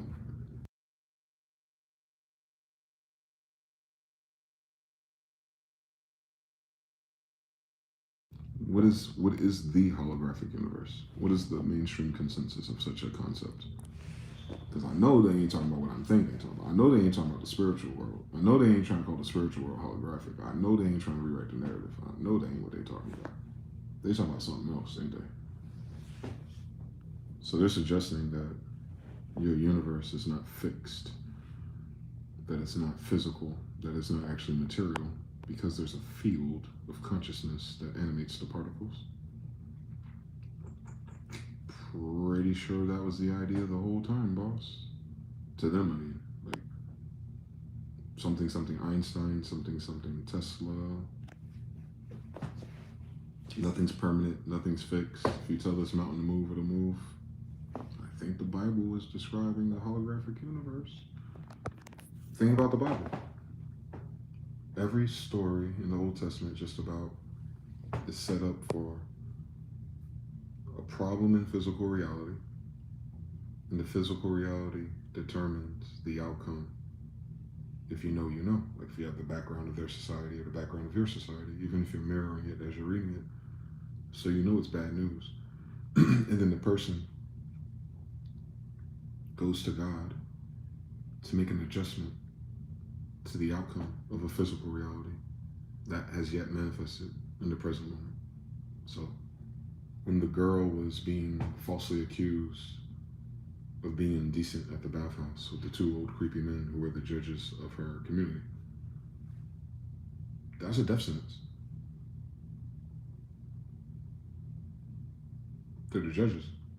So the community is going to weigh their opinion about whatever it was higher by default. And hundreds of examples prior to that. Like, if you know, you know. Like, duh. She wasn't supposed to get out of that. There's nothing that anyone can say that would rival those two men. But what happens? Daniel shows up out of nowhere and then rescues the day. But that's after she petitioned for a timeline adjustment. Mm-hmm. So I would say the Bible is already teaching you how to manipulate a holographic universe. That's what prayer is. Prayer cannot work if this was fixed. If it was just 1 + 1 is 2, 2 + 1 is 3, 3 + 2 is 5, and no matter what the chaos is, it has a fixed point, and the particles creating a wave pattern, and that's always the wave pattern they follow, no matter what, then there'd be no room for manifestation. There'd be no room for meditation to provide you with information about a time that does not exist either. But we know that exists. We know people pull out of the ether. So it depends on what they mean by the holographic universe, since the universe is your mind.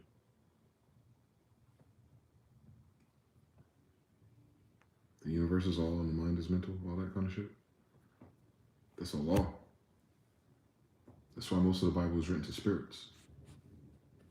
There's something else. You don't see the spirit. Well, if the spirit's first and the body's second, that's a holograph.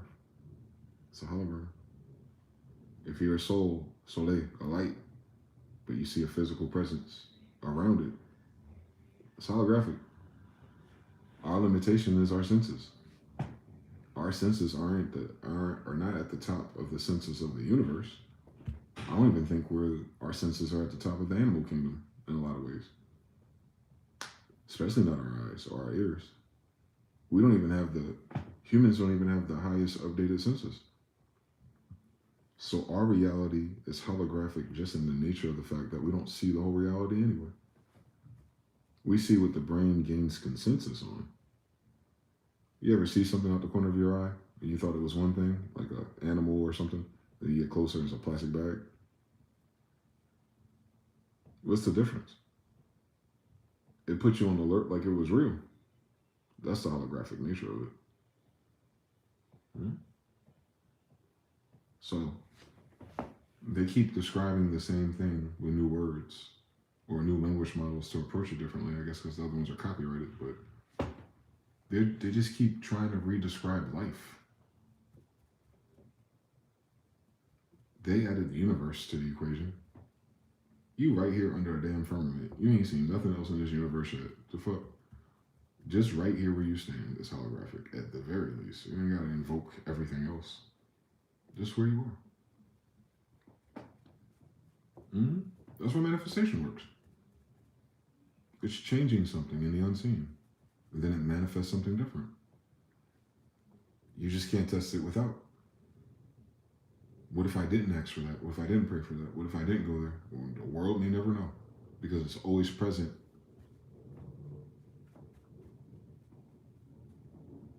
It's holographic in the present moment.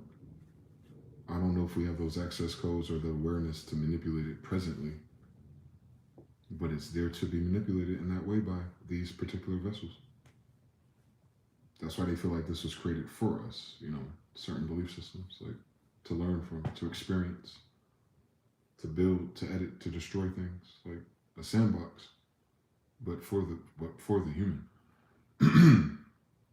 That does not make the human the most tuned in thing here, though, because there is no such thing as here anyway. Shout out to the brother Redtail. Shout out to Barad. Hi from Israel. Is the feather symbolic, fam? Absolutely. Absolutely. Absolutely is. Thank you for asking. Thank you for noticing. But yeah, Dima, I think holographic universe is another way for saying that this universe is secondary to mind. All the science is proving that. Finally, again. Red Tail, I recognize squad. Yeah, man.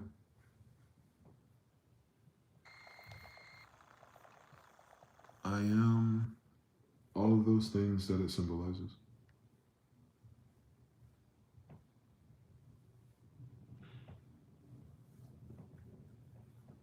I am Prester John Smith grandson, the great grandson of Pocahontas, Rebecca. So if there's ever an Indian in a story, if there's ever a king or a queen in America, I'm their grandson. The feathers for chiefs, bloodline of angels, hence the feathers, wings. If he has a headdress with different colors, different bloodlines of angels. Chiefs have to come from the bloodline of the people who could wrestle with the angels, like Jacob was. Yakub, Yaakov. Same story. So the angels will wear feathers.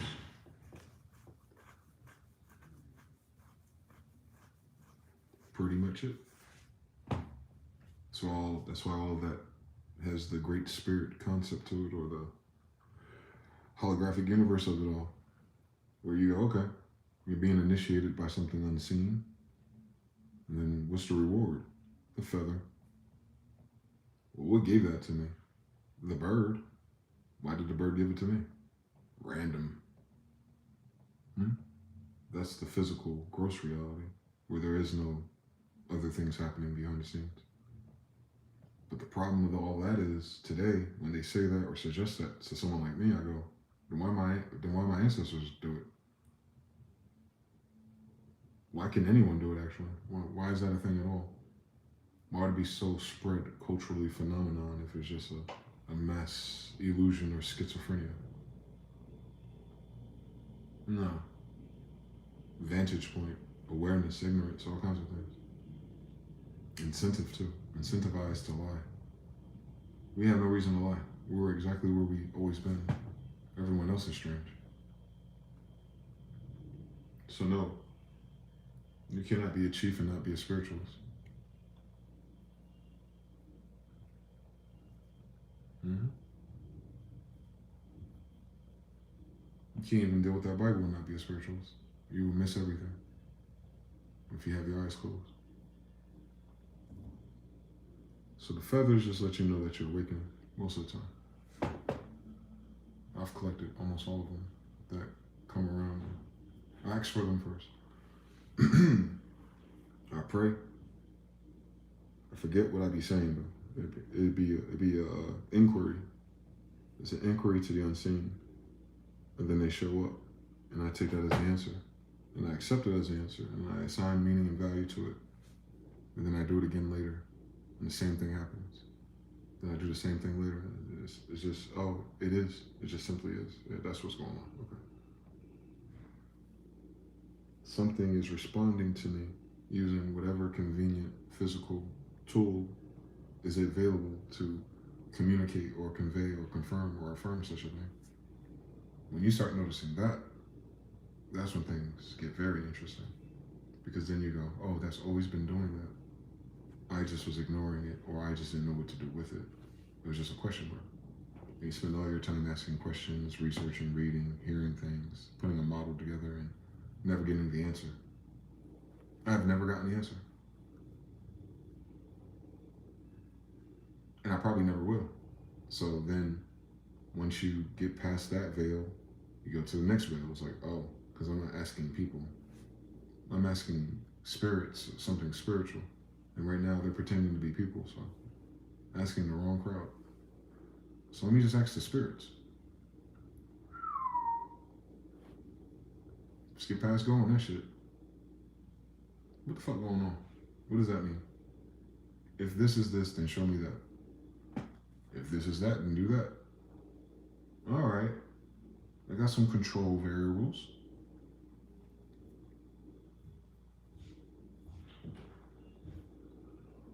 I can just count how many birds land in an ascribed meaning. And then through time, that number shows up again. Cool fucking story. I can talk about the Moors coming out of Egypt and Genghis Khan and all those things. And if I had something in my mind where I was like, well, I need another confirmation about this part of it.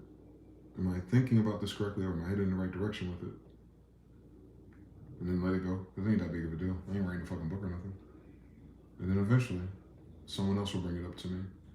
When I wear the God feather, I went to a place. There was a brother in there who was probably what you would call part Native American. The one that you see in your mind when you close your eyes, and not the American Indian.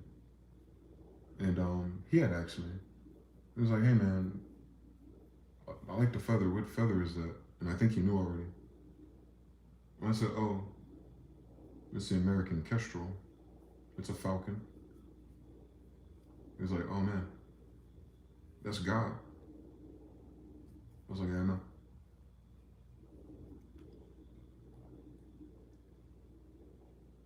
But I had already thought that before I ran into him, for no fucking reason for him to even bring it up.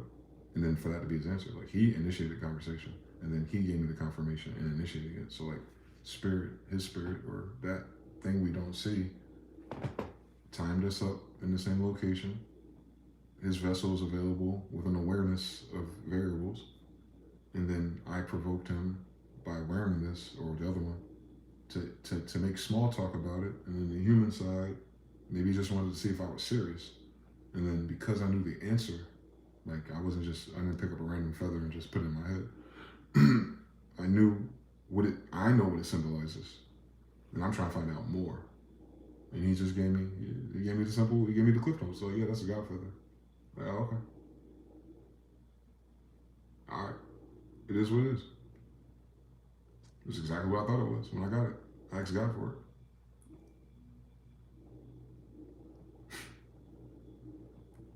I can't go further than that. I don't know what Wikipedia to bring up. I don't know which powwow or modern Cherokee to talk to about these things. But so far I've learned I don't have to, because my ancestors got it somehow too, right? Yeah, and they're my ancestors. So it makes so much more sense to me now at this age. Like, no, it's not a mask or a costume or performative. It's absolutely who I am. First of all, day one shit. So it's beautiful to me that the day one awareness, even though it's been covered, hypothecated, and neglected grossly by my own people, if you will, like, because we can't keep blaming the outside forces and Joneses and benefits programs. We got to really take accountability that we didn't pass down the recipe, even if it was just like a pocket of our tradition. The fact that we abandoned it altogether personally in our homes is weird to me. I haven't seen us actually obtain anything more significant. In fact, definitely not fucking money. So the more I turned on my spiritual compass, it had to go a certain way though.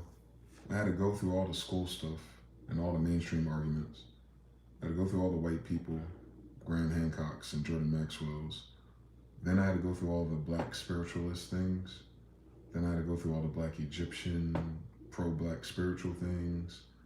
Then I had to explore through what the Moors were saying on the legal contract history side of things. Then I had to go through like your own independent awakening, which seemed to hit a lot of people right before the pandemic. Everyone got into crystals and incense, like bringing the witchcraft back. I love that. I love the witchcraft for this society. They're such fucking hypocrites. So they bring back the witchy things and then find out the new language model of what it is, what it used to be, you know, and figure out where the medium is. And then the only thing I was left with was the Indian culture that I didn't know too much about, obviously, because look how they did us. And what's interesting is I learned more about being Indian by being outside than I learned about being anything else, which requires a TV, a radio, a book. I can learn so much about the Indian experience just by going outside.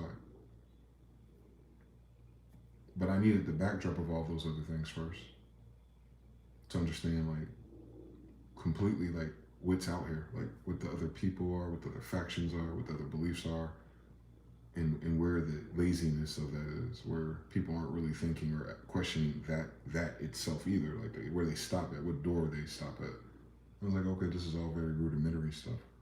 No one's serious. And if they are serious, I can't find them. I don't, you know, I'm not in contact with the serious ones, so I could just move all this out my way for now. Okay. Let me try some shit for myself.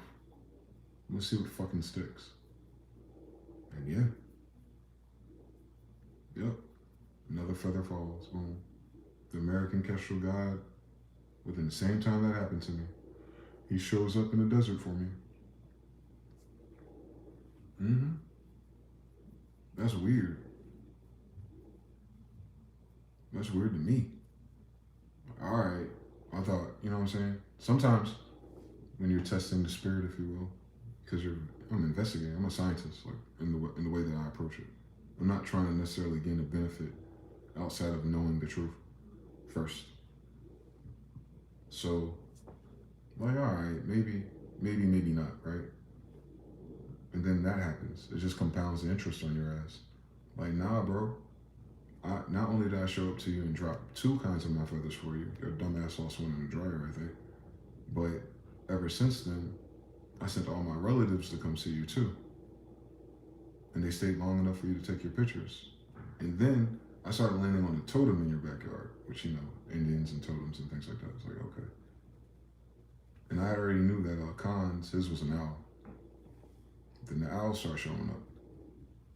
Right before I moved, the owls were perching up on the street lines across the old store with the red door I used to go to. I don't know. Usually when something weird was about to happen too. Like a warning almost, but not a warning. Not a warning like doom. Like, here's the warning and something bad's about to happen. But a warning that something's about to happen, but I got your back. Like, oh shit, the Great Khan got my back. Symbolically, spiritually, because that's what we come from that, so we ascribe our meaning through that. Thus, what that would mean to me, at least. Like, oh, whatever that family is, whatever that spirit is, whatever that unseen, holographic, intelligent field is, it's aware of me.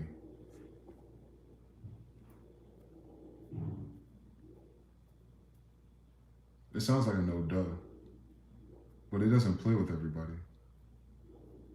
Everybody doesn't play with it either. Everyone doesn't see that it's not life vague, it's not random vague, it's not a coincidence. No. It's an intelligence. It's an intelligence. Absolutely. No question about it in my brain. And because it's not like active, like if your friend came over and they sat in your house and you could see them on the couch all day, and at any time you can play a game or start a conversation, like it's not that kind of thing. But at the same time, it's always there. Always. I could be having a weird time or a bad moment. And if I can get myself out of that, and then if I need more than that, I'll ask for it. Like, show me a confirmation that things are working out. Like, I ain't bugging. And then eventually, boom, something will manifest. It'll stand out. And the ascribed meaning was, that's the fortune cookie. That's the answer. Yes, it's fine. I listen to the same songs at sunset, the video game soundtracks, for whatever fucking reason. It's amazing. And I remember saying something to myself, and I ignored the answer. because I went into YouTube, and if you refresh YouTube, sometimes those headlines and those shorts is cued into your conversations or thoughts. Only if you have ascribed that only if you have initiated that in your belief. So something stood out to me, but it didn't make sense until like a day later. Instead of Streets of Rage, Dreamer, or Into the Bar being suggested for a mix, it said Keep Going Straight. I've never seen that before. And I know what the song is. The first level is that. It's the first level. But I never listened to that because we've always heard it every time we turn that game on. So I've listened to that probably 1 billion times already. But I never like picked it, liked it, clicked it, put it into a mix for YouTube to go. You should start your walk with Keep Going Straight. Where the fuck is Dreamer? Stop fucking playing with me. And I was thinking about something else later. And then I came back to it, thinking about this very thing. Like, how do you know? And it was like, shit. They told me. They told me to keep going straight. I missed it. I missed it because of the context. The context was that slot is only used for those 2 songs that I've liked. That game got like 12 songs. But for months and weeks, it only shows Dreamer or Into the Bar. Usually Dreamer though, in all the different versions and uploads of Dreamer. They'll find a different version of Dreamer, piano Dreamer, or fully extended Dreamer. They got a cool one on YouTube, like someone added snare rolls or some shit to it. Anyway, it's like a 9-minute Dreamer out there now. I wonder why, but there's a Dreamer there. This one is Keep Going Straight. And it was so strange to me that I only intuitively knew what that title was for the game, but I never looked up that title before. So I was like, nah, that was my answer. They told me to keep going straight. Don't worry about nothing. Just keep going straight. All right. So that's very quote unquote Indian, if you will.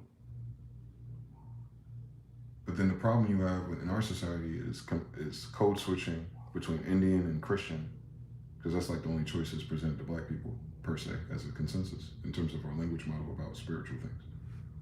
And I'm not Christian. Doesn't make sense to me. So, but the values that you think or you would hope Christians are basing their model off of, I'm definitely those things. I'm definitely all in on that. It's just people, you know. I'm not into the indoctrination, the doctrine, the denominations, and the behaviors, and the compelled way of looking at things, because it's flawed in our generation. It's not even giving what it was giving when it was taken from us. Like, it's something totally different now. So then I go back to the Bible. As a Bible, I have a Septuaginta. I don't have the New Testament. I don't even have a King James Version. I don't think we have one. I need to find a collector who actually has a King James Bible. And one that hasn't been manipulated, one that hasn't, one that didn't come out in the 1900s. I'm talking about like a King James Bible. And I'll get one day on my grandfather. But so I read the Septuaginta, and you'll see it all. Like, once you switch your polarity, you'll see it. You'll see them talking about bows and arrows. You'll see them talking about traveling through key places that have names in America. You'll start seeing just like how they, their problem isn't whether or not that unseen quantum or gods exist or not. They're not like us, where we're trying to figure out what is real or if it's real or A, B, C, and D. No, it's a foregone conclusion for them. It's such a foregone conclusion for them that they keep up making new ones. They keep creating new spiritual practices. They keep creating new ways to practice divinity. They keep reorganizing, and in their reorganization, it works. And in it working, it gives way to manipulation, and in that manipulation, it makes it hard for the rest of their society. It gets corrupted. But who's the corrupt class in all these stories? The magicians. Every time. Jesus is like, if you put it in a box of magic, he's a magician. So that class of people is having a beef with him, a magician. So the magicians are having problems with the magicians. You go back to like Pharaoh versus Moses, his nephew or something, like they're related to, by the way. But Pharaoh's magicians had to battle Aaron. And if you pay attention to that, the difference is that the magic that Aaron possessed, everyone knew that came from the God of Israel. And there is no other. So then you look at it like that, you're like, oh, there's different sources, there's different intelligence or fields too, if you will. But the operant of all of it are the people and their beliefs and their practices and their awareness. Ahab, man, come on now. Same story. He had 401 false prophets. Wait, they're only false because a deceiving spirit by God was sent to them. Any other time they're right. Don't miss that. They weren't false like these people today who wear titles and have bios and try to sell you something. No, they're the real thing. They work for the king of Jerusalem, who are the people who came from Aaron, the magician who beat Egyptian magic. Like a tribe called Quest. So this tribe called Quest is all magicians. That's their normal awareness. That's how they got out of captivity with divinity. That's how they end up in captivity, because they have so much of it and they abuse it and they work with the ops. The whole book, man. The whole book, bro, is about manipulating the field and not forgetting where the fuck you come from and why you're able to and why you have the access codes to that field, level 9, and not just the toiling by the land shit. Honoring your mother and your father. You see how they disrespect that by just talking about Mary and the baby. Who's his daddy for real? The name. What do they look like? They don't make up some magical reason for how Jesus could exist anyway, ain't they? Exactly. They lack nuance. So, nah, it's a whole school of people who are what we call today spiritualists. And right here in America, where it took place, you have a resurgence of people tapping into spiritualism. Because we're the same people, by the way. That book took place in America before anyone else got here. That's their story they need to worry about. Over here, on my side of town, the ones with the feather headdresses and all that stuff, it's the Moors and their Indian associates. Jerusalem and Israel. This is the promised land to our people. So then you just recursive what you think an Indian is. Then you just do recursive on the whole story about people coming here and betraying Indians, and then you got Native Americans and Pretendians and Dawes Rolls and everyone trying to get on the Ponzi scheme of the land and the opportunity. I get it, they're humans. But then we, the magicians, something different happened to. All that magic went underground. They even hid it from their own people over time. That's where you hear about masonry and stuff, like 15-degree masons and stuff, where you hear about Eastern stars and like, they'll tell you, oh, we don't do rituals or witchcraft. Y'all absolutely do rituals. Please miss me with the bullshit. And rituals come from witchcraft. So if you're doing rituals, you're definitely in that category. And please stop fucking lying to me. I know why you're using the Bible for all your stars anyway. A Bible made by warlocks. So please miss me with the gory details. Please miss me. Y'all still talking about King Solomon and Sheba. Please miss me with the gory details. Those are magicians. Those are sorcerers. Please spare me the gory details about how stupid you are. That think you're gonna fucking lie to their kid about it on top of that. You ain't gonna lie to me. I know what the fuck it is. It's a book by sorcerers for sorcerers. Those are the people who create language, by the way. If they're using math and alchemy and metaphysics and triple entendres, if you go back in time, who's the only class of people that would be prevailing at something like that? Those with the scrolls. And those with the scrolls at those temples and those secret places that most people don't have access to. That's Hogwarts, ain't it, nigga? All right, then, Harry Potter. Then you understand everything. Yeah. Libraries wasn't for people who went to school and got a job when they graduated. Nigga, that's from the 1900s. That book from like 1200 and beyond. None of this infrastructure and this fucking incompetence of modern man was even. They can't fit in that book.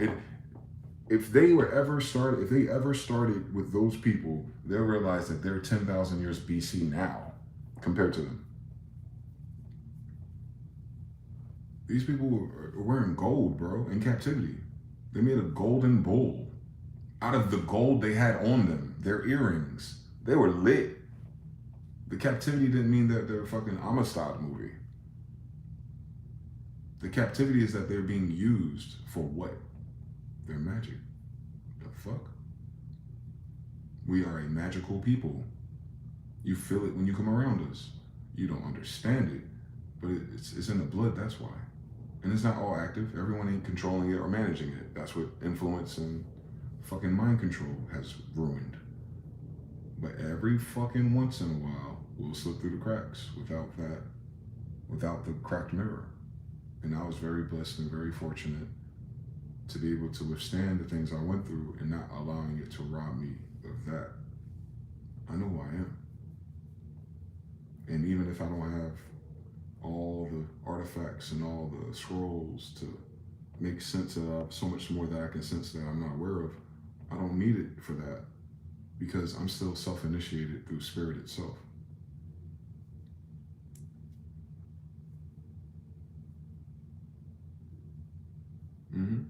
They can't say that.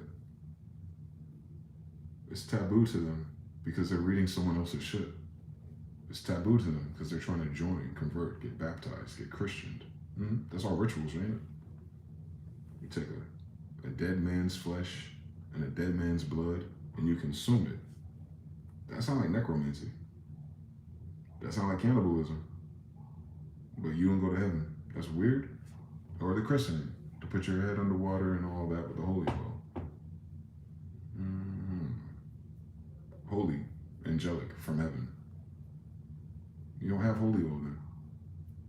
You have oil that you prayed over. We weren't talking about that. Or you take like the water, like John the Baptist, the baptism, right? To be like John, but you want to be like Jesus. Make it make sense for people after Jesus. What the fuck? John ain't alive, and allegedly Jesus ain't alive either. So why are you doing that? Ritual. What did John say? He said to Janus, "You're supposed to baptize me."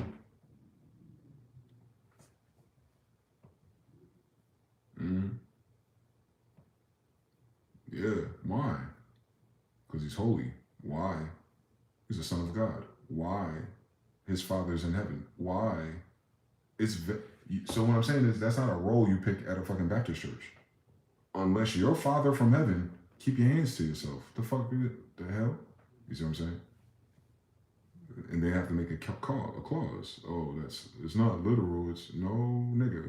No. You can't say it's not literal when you literally believe in God and you literally think he's the Son of God. It can't switch to not literal because then you take away the God and the Son of God and then you don't have a religion. So pick a fucking hustle, bitch. Oh, my grandfather, King James. Pick one, please. So, nah. They've conflated this. This whole timeline of the Bible is the timeline of the native Indian, the copper-colored ones that they found here. We're the ones from the Bible. That does not mean that we're all Christians, because there's no Christians in that Bible.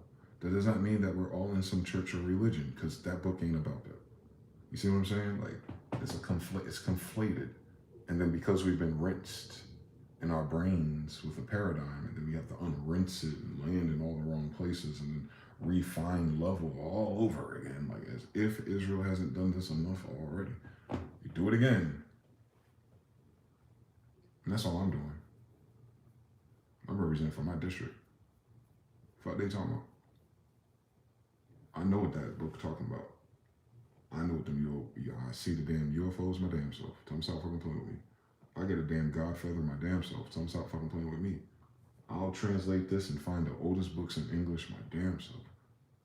I'll read it my damn self. I'll find proof my damn self. Law of attraction, I'll get all the images eventually, my damn self. And I did. And I did. That's the thing. I ain't talking. I did it already. I did it. I got it. I set the intention and it came to me. I prayed, it came to me. I talked about it, it came to me. I suggested something and then I got a confirmation back. That shit ain't miss.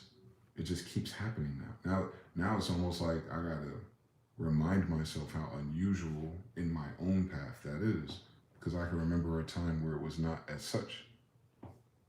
But I also know at that time, my awareness, my beliefs, and what the past or the old world was at that time, I was still halfway in and halfway out with it. So I couldn't release enough of the bullshit to be even consider it rational or sane, if you will, to look for answers in the way that appear to me now. And it's quick. It's quick. What? Even when I get nervous and things ain't going the way my sandcastle need them to go, for me to feel away, it don't matter. I know that shit temporary, no matter what. No matter what, I know that shit gonna shift. It might play. It might take me 3 days to get confirmation that, and changes the polarity of mind. It might take weeks. Like even with the car situation, I could have been manifested a car. Like I've manifested so many bigger things faster, but it's taking its time for a reason. So I have to figure that out. I have to deduce that. It's like, okay. So in absence of movement, in absence of going to fuck where I want to go, why do you want me to sit here? Why do you want me to be still? Show me. And then random good ideas come to my mind, and then other people, I might get a message from Jonathan or somebody, or something will say something, and then that thought mixed with that intention will make me think in a different dimension. And then I go, oh, duh, nigga. Duh. You read that Bible some more. It helps tremendously in terms of pattern recognition. Like, all right. Biggest example. Going through everything I went through on some Joseph shit, and then ended up in the desert. It was like, all right, so how does that story go for real? I gotta finish reading it, but with new eyes. But inevitably, he ranks himself back up without that, without the past, without the old life. And then at the end of it, you would feel, if you're on the outside looking in, like he ended up in a better position because of that betrayal, because of that setback. You know what I'm saying? Like people dwell on like, Daniel got pretty much played or betrayed for him to be thrown into the lion's den after helping these people this whole time. Mind you, Daniel's the one that helped that girl that was in that bathhouse. So even after all that, they put his ass, or the king or whoever put his ass in the goddamn den with the lions. And what was the intention of that, right? Like, if they didn't believe in him for real, then they know that should have killed him, right? Like, they sentenced him to death, if you understand everything. That was a death sentence. That wasn't show me what you got, prove what you're worth. Yeah, that ended up being the case because he didn't fucking die. But they were hoping what? That he was dead. Hence, it was a death sentence. Joseph, Reuben, it was a death sentence. Shadrach, Meshach, and Abednego, that's a death sentence. So if you understand who our people is, we're always being subjected to fucking death sentences for being spiritual. Don't miss that. So that's the Rubicon. That's the Rubicon. Like, that's a book full of death sentences based on abuse of the universal laws. If you want to go there, if you want to talk about it on paper. So yeah, like these are the universal laws and how they play out in humanity. And this is what happens when this law breaks, and this is what happens when this law is invoked. And look at which law wins. Libra, justice, Isa, Jesus. His name is Justice, by the way. So if he's talking about law, he's talking about universal law. So he's the justice, he's the balance, he's the Libra, he's the measurement, he's the ruler, he's the square and compass, he's the cornerstone. They're talking about measurements of law.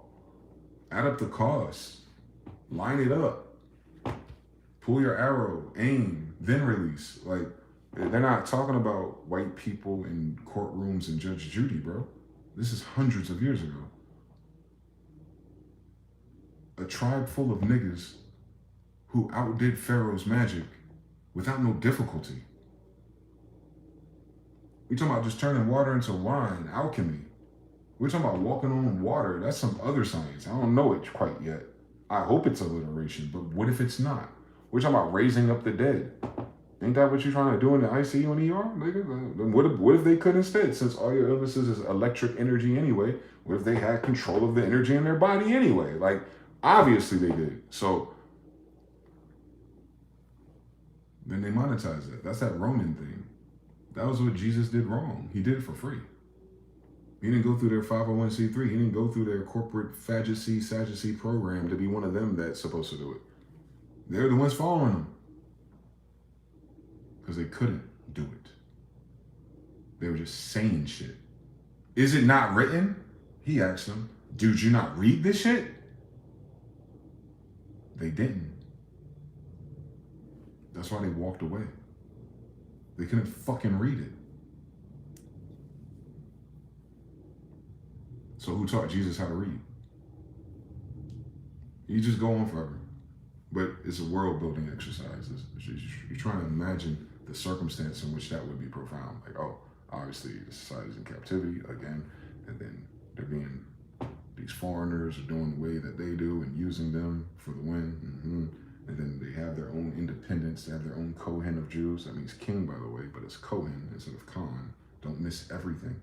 And then, you know, he ain't the real guy, just like Pharaoh wasn't the real Pharaoh, hence he was killing the firstborn boys who are. Same story, Moses. So you start to get it. You start to get it like there's a bunch of fuckery just amongst our own people. Now copy and paste the Indians, and then you'll understand what happened to America. If the 5 civilized tribes were civilized to the white man, then they were uncivilized to us. Don't forget that. They're civilized according to the white man, then they're uncivilized as fuck. Especially when you go that far back. So yeah, the story will tell itself.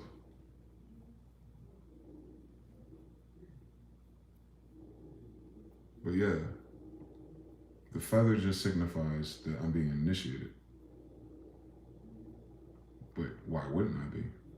I'm King James' grandson.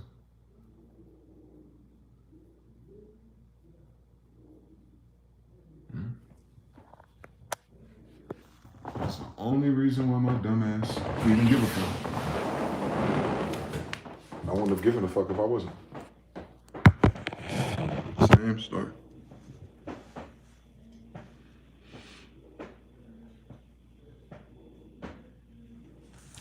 And I said, fuck it. I want one of the locals. Same story.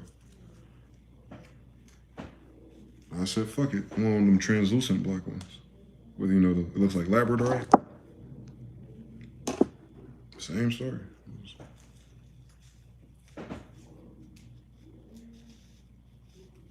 There's certain feathers you can only get in the desert.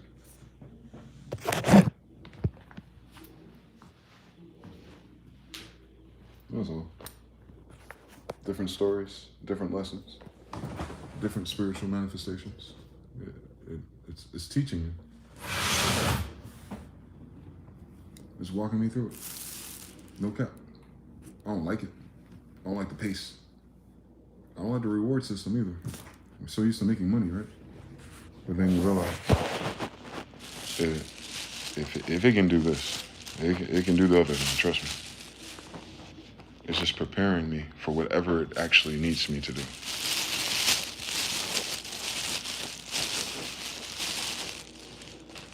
It's consent, not consensus.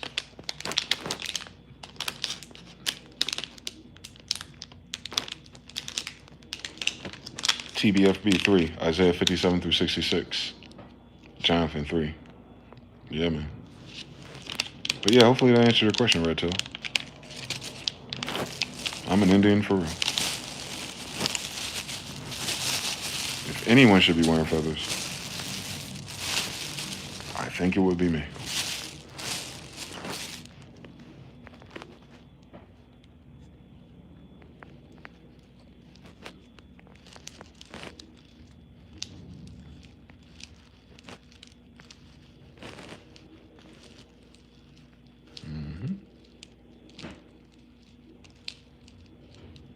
They know.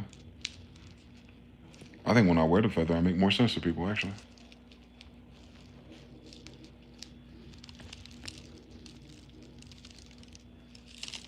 Oh, that's what that is. Yep. You got it. It is not witchcraft. That is way beneath my genes and my bloodline's totem pole.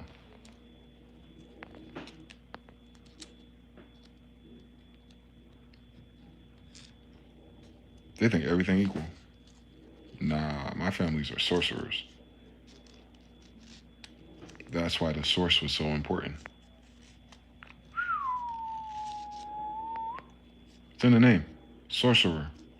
What's the source of everything? The Most High God. And what's a sorcerer?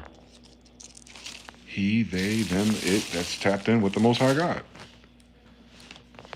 The fuck? How did Aaron do it? He was tapped in with God. How did Elisha do it? He was tapped in with God. But it was absolutely magical. They're sorcerers, bro. Not fucking witches. Ew. The fuck? I'm pretty sure they can do all the witchcraft since they would have learned it from the same source, but it's not. That's not the shelf this is on. Royal high priest, like that's not what they be doing.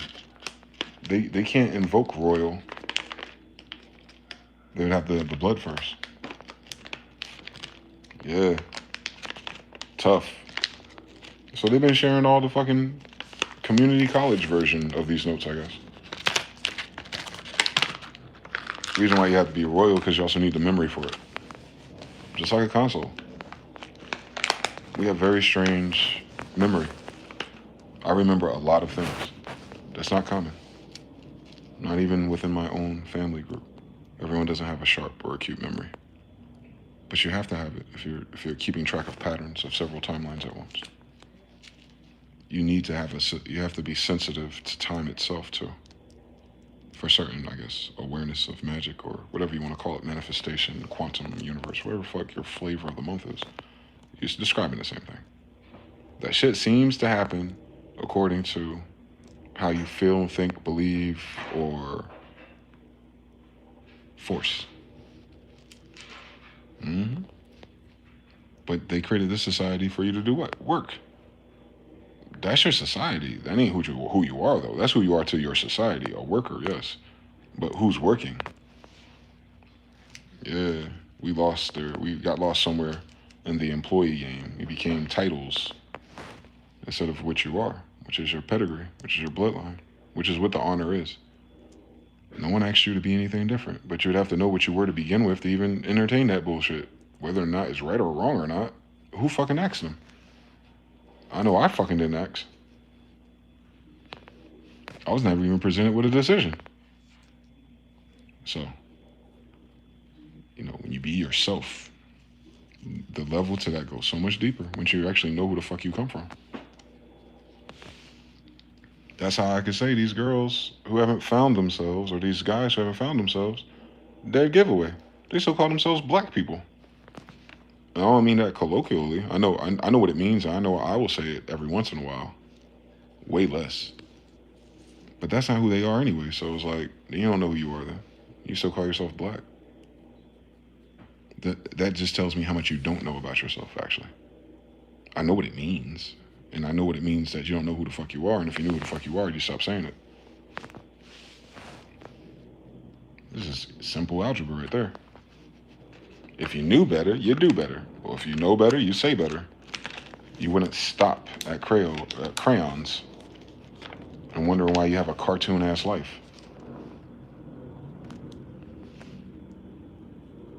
That shit you can do by yourself. You don't even need no one to co-sign that one. You can stop subscribing to Crayola. You can stop being a victim of some type of political classification system. You can absolutely be wherever the fuck you want. That just goes on the ID that belongs to them, bitch. Who are you? They don't want to do the work, man. Come on now. I know when they doing the work. You a black spiritualist? Oh, ain't no such thing as halfway crooks. That's crazy. Oh, God talking to you about the black man? Oh, here we go again. Molech, get thee behind me. Oh, you in the black women struggle. Trump don't like black women. I don't either. What the fuck's a black woman? Black women don't like black women. Maybe there's a pattern emerging. Absolutely. We live in a reality where you can no longer say that you're ignorant. So everything else is a choice. You choose to self-identify as the lowest rung of any legal classification there is. Dead. They're not listening to my dead ass. I know. How come nothing ever changes for the dead? I know. How come, man, all these dead rights are always put last, and Israel, a nation, how come they get all the money instead? I know. You answer no one question. It's because you're black. No one ever asks what that means. It's obviously not your color, stupid. Are you colorblind like they are? Do I look black to you?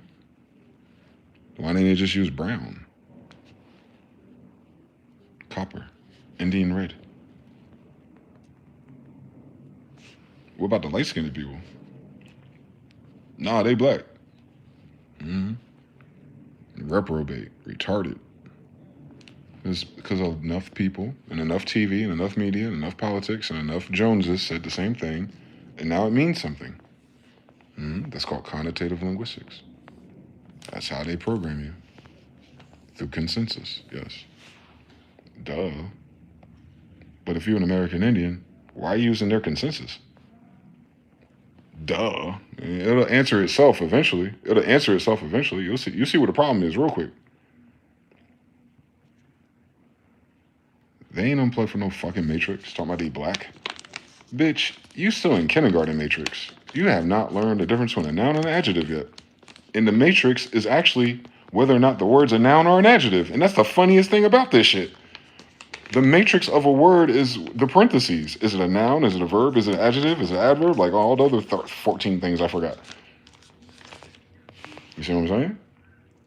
That's what I'm saying. Like once you know how to read, you can tell who's full of shit. And I'm telling you, boy, by switching to mind of my business and my family's business, man, I done saved so many hours of unnecessary rhetoric, debate, and content because I know how far it can go as black.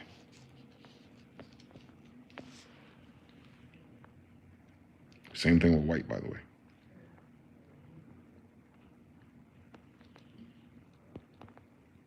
It don't go no further than how you feel about yourself.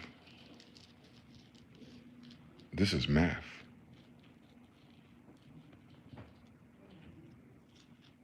Spirituality is math. Fuck what they talking about. Fuck what they feel. I know. It's math. It's law. It's written language. It's patterns. It's sequences. It's music.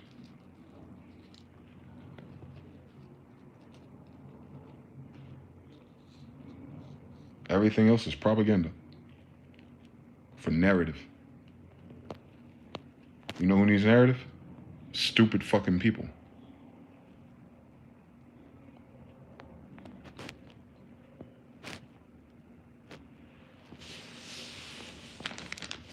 Fuck the narrative. I think I can make up my own. I'm pretty sure they did. And it's fucking stupid. So how come I can strike out by myself? Thus, like, the spirit ain't even gonna fuck with you if you ain't tough.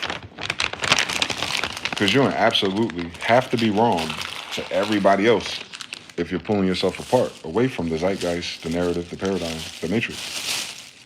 That's the least of my concerns. I don't give a fuck what a fuck nigga that can't read better than me feel about what the fuck I'm reading. That don't even make no goddamn sense. The fuck? He can't read? Let me see your EOG test real quick. Run that back. So I know you ain't read this and understand it. So what are we worried about? What am I worried about? I ain't worried about nothing that no nigga say. Because I know them niggas can't read. You know it. They would have come across this already if they read it. Having the ability to read words and not actually read and comprehend shit is useless to me. It's like knowing how to drive without a car. Like, I know how to drive. Me too, nigga. I need a car, though. Same story. Same story. I got a driver's license on my skateboard. The fuck? Why are we talking about racing cars then? I'm just saying, man. I was watching the TV, man. I was reading. What'd your grandmother say though? Because her mine said she was Indian.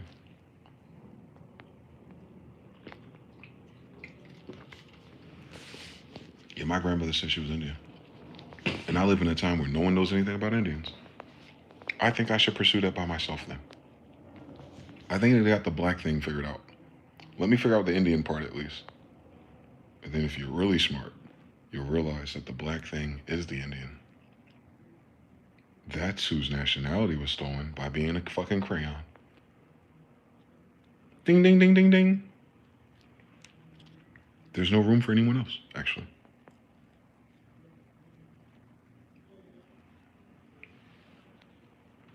Africans come over here with nationalities. They'll say things like, I'm Kenyan. Yeah, that's the only reason why Barack could be a president, if he had nationality. That's why none of your people are presidents. They don't have no nationalities. Donald Trump is German. It's a nationality. Hmm? That's why Elon Musk would run for president. He's South African. He has a nationality. You can only run politics if you come from a nation. That's why you're not in the United Nations either. That's why Trayvon Martin couldn't get help. His father. When he went to the UN, they couldn't help him. What nation do you belong to?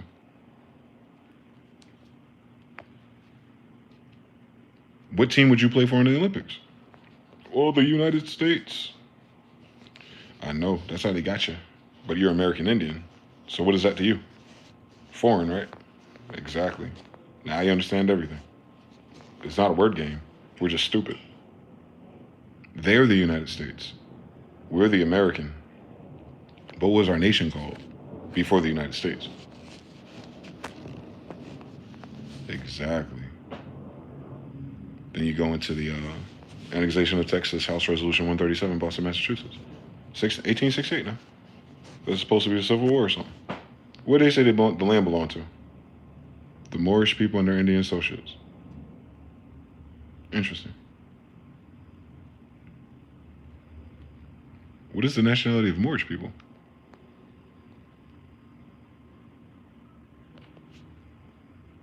Mm-hmm.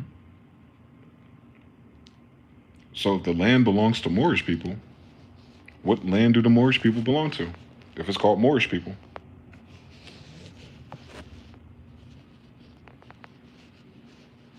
I know. You have Mauritania, you have Morocco, you have Moai. You have all these Moorish words start to be born. All right. But what nation do they belong to?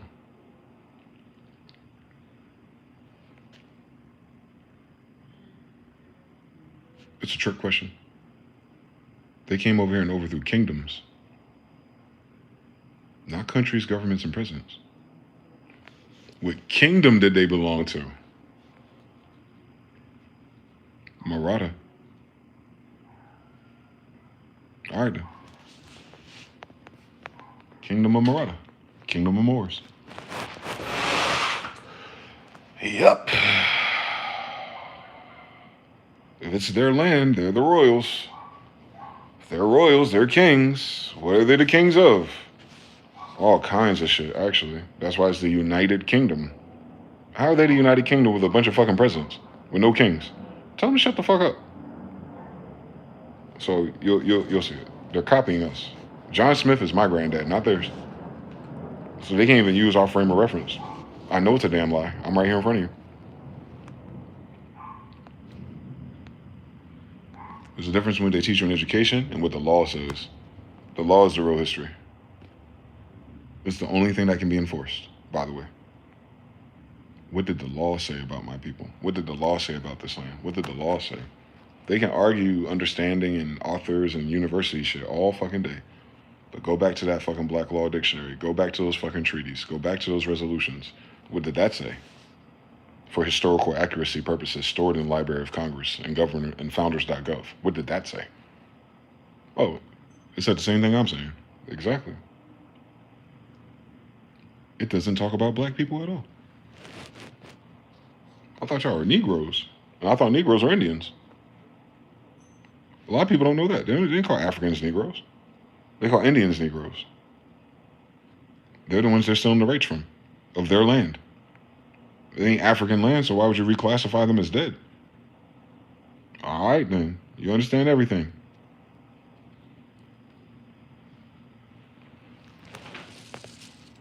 The Negro is the Indian.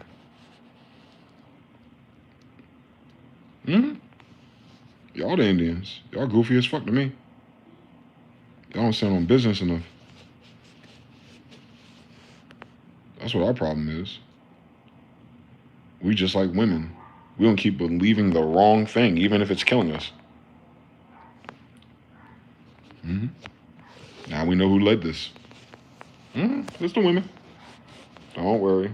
We don't need them all to take accountability. We just have to realize what that energy is and do the opposite.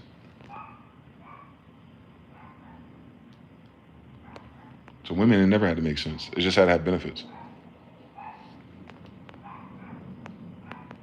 Time's up.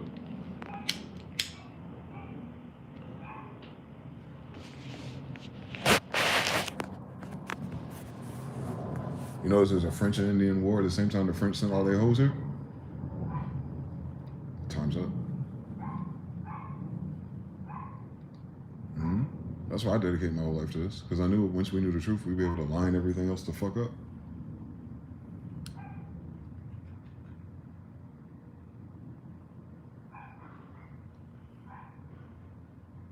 They had you playing the game wrong. They try to get you to do strength and numbers and democracy and votes and weapons and money and funding and all that extra shit that they do. Ain't what your grandmother said. Ain't what the Bible said either. I don't know where y'all got that from. Oh, y'all got that from the white people that called you niggas? All right, Mama Inga. Where are the Incas at? I hear them saying they niggas, but which one's going to realize what that word means?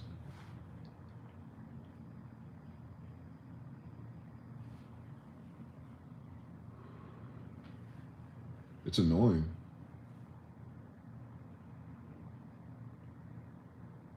Just waiting for niggas to wake the fuck up to what they are already. They act like they gotta study and like pass a test and be something else. What the fuck is going on?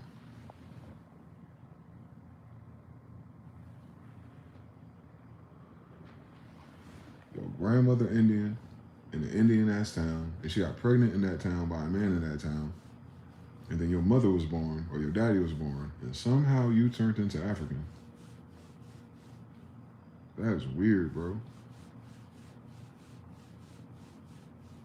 So Indians in Indian towns, in Indian territories, who have Indian features to this day, have settled on Crayola Black and African. A fucking African will tell you your dumbass ain't African.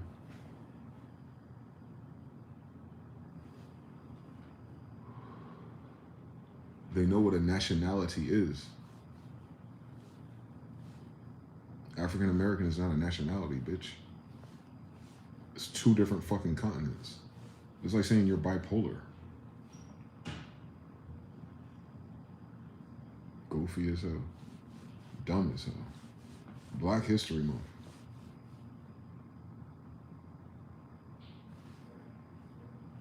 All right. Juneteenth. That's a good one. Some people were affected by it. 50 other states, though, full of niggas, aka Indians. What about them? Oh, you celebrating when the federal government allows you to play ball like Dred Scott with them. And they start promising you federal lands and benefits. Y'all some sellouts. No wonder why they celebrate that and white people are behind that agenda. You missed the nuance.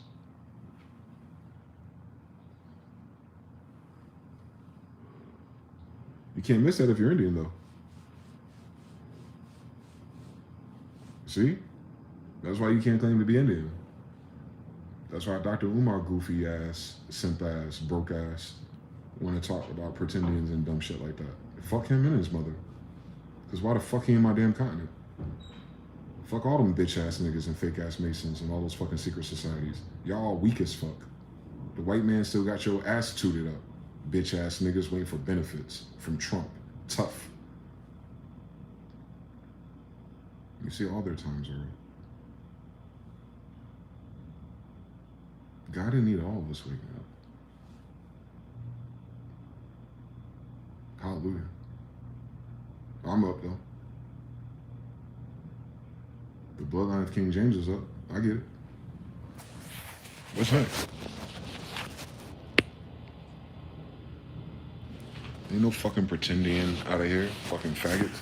They don't know the difference between a fucking Indian and Native American stuff. They're stupid fucking people trying to sound smart on top of that. What the fuck's a Native American, bro? I'm King James' grandson first. Before these faggots came over here and created that. That word is new. That concept is new. Bitch, we're before they came here with concepts. The fuck? This is their fucking boxes they put us in. They don't know what the fuck they're talking about. Hence, it doesn't get better, does it? There's no one to back. You see what I'm saying? You cannot get this through education because your system itself doesn't have the education about it. They're no longer erudite. It's no longer, once you have a paper fiat and you have a corporation that's based on belief in Ponzi's, you no longer need integrity. You just need enough people gullible enough to play the game until it's over and then hope that you're protected enough for them not to retaliate. That's why there's so much police around. That's corporate protection. Why did the corporate people order police in your town? Because they knew eventually you tear their shit up, right? To protect and serve what? Their incorporated city. Not you, the people. The fuck wrong with you? It's in the damn language. And I know it's the conditioning and what the person that plays a cop says and what they think. They don't need to go to Harvard, nigga. What does the law say? They're not lawyers, nigga. See what I'm saying? How it can get confusing? You think that people that enforce the law would know the law the best? And that's not true. Like the brother Shogun said, like Stephen A. Smith knows ball. That don't mean he can shoot.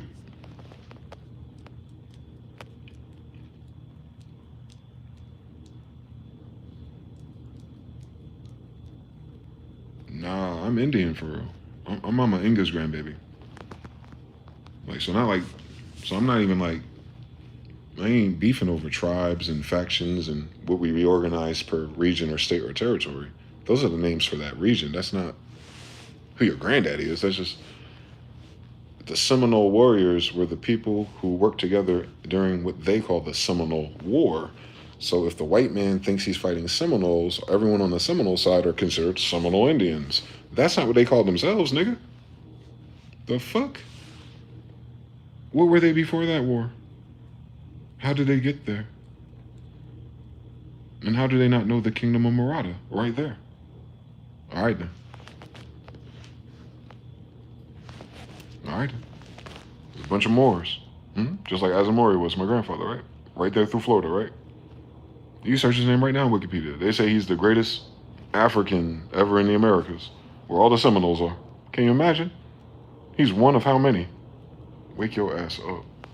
They're not Africans, they're Moors.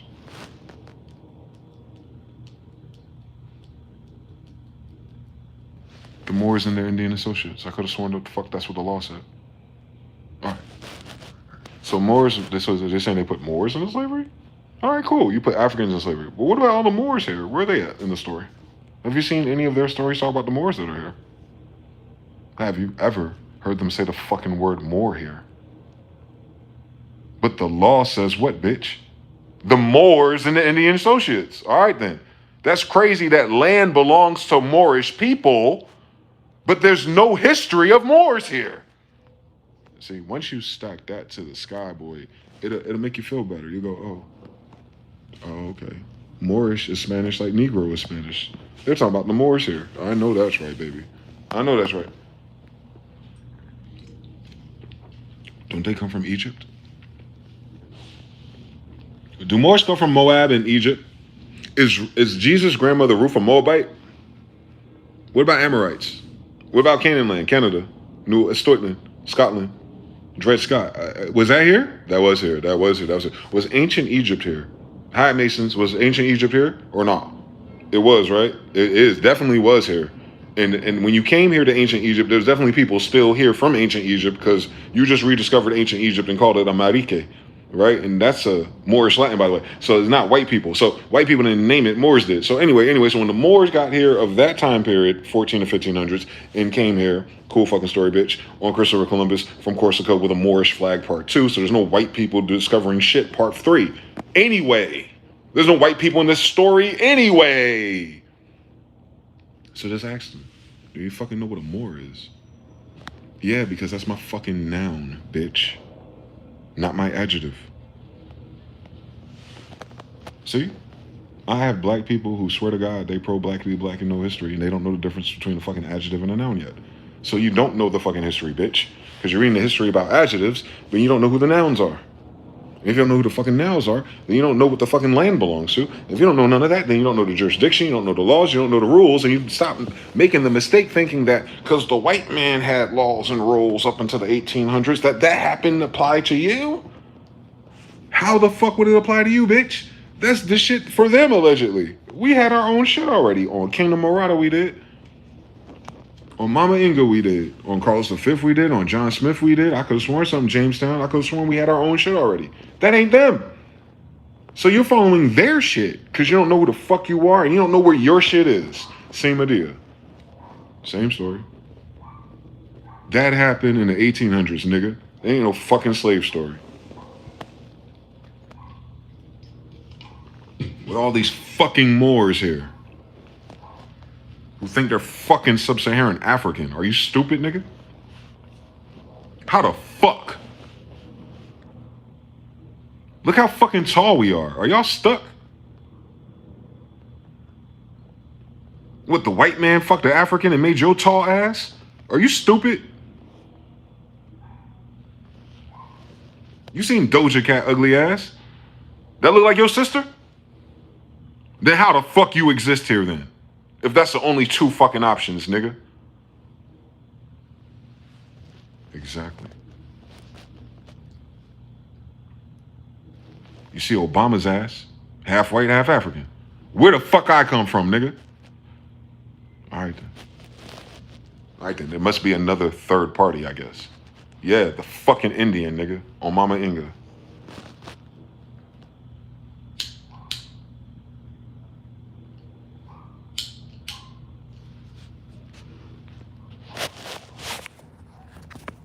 Then you'll read your history different, and you'll stop being a fucking idiot and a fucking victim.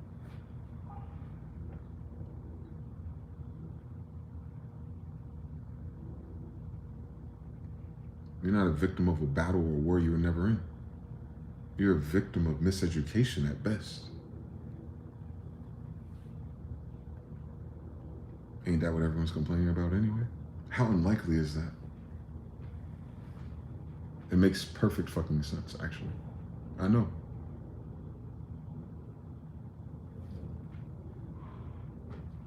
You switch nouns to adjectives, and then you tell the story as a fucking noun, bitch. A person, place, or a thing. And not the fucking description of it. If I told your goofy ass when I was a kid, my first car was black. Yeah, I saved up for it all summer, man. I was like 16 years old, and like I bought this black car, it was 4 doors and shit, you know, decent on gas. And in your goofy ass head, you thinking some Geo Metro, Chevy, or a Honda. I was like, oh no, fam, no. It was a black Lamborghini. See, my summer job, I was a coder.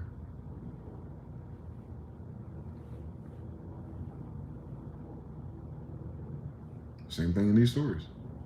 You could read it as a fucking African slave with no origin, or you can look at it like, oh shit, I know about John Smith and Pocahontas. Shit, I know their grandson in real fucking life, don't you? If you watching me, you do. So you know one of them in real life. Hi, how you doing? I'm Dwayne Desson Smith. Desson as in Essa, as in Jesus. Essa as in Essex, as in New Jersey, as in New Jerusalem. as in Trenton, as in Mercer County, as in Mercury, as in Michael, as in Jesus, as in Jenga, as in Justice, as in Libra, as in Venus. Yeah, one of us, we're here. How are you doing? So, you know what I'm saying? Ain't no book, ain't nothing can tell me different. It's in my fucking name.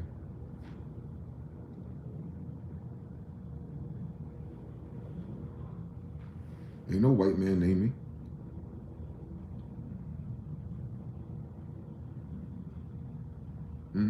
It's such a strange for me to have a white name. The whitest name in human history.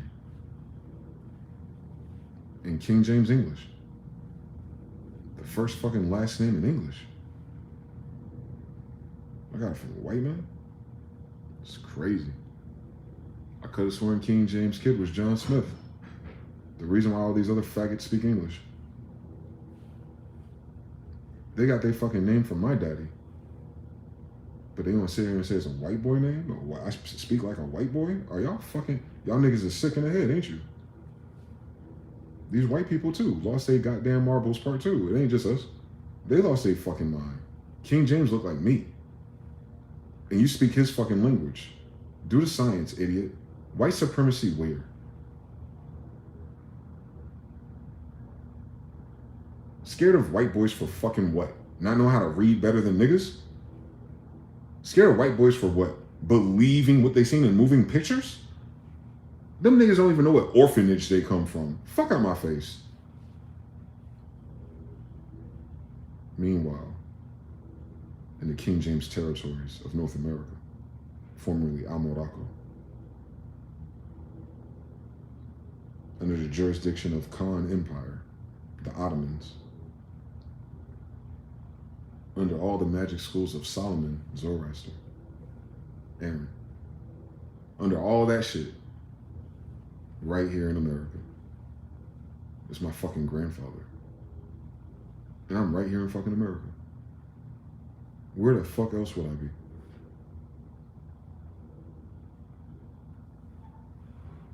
Even the Bible, John wrote Revelations. I wonder which John it was, grandfather. He said, they're gonna say I'm over there, and I'm over there, and I'm over there. Don't go there. Whoever you're writing to says, stay your ass exactly where you are.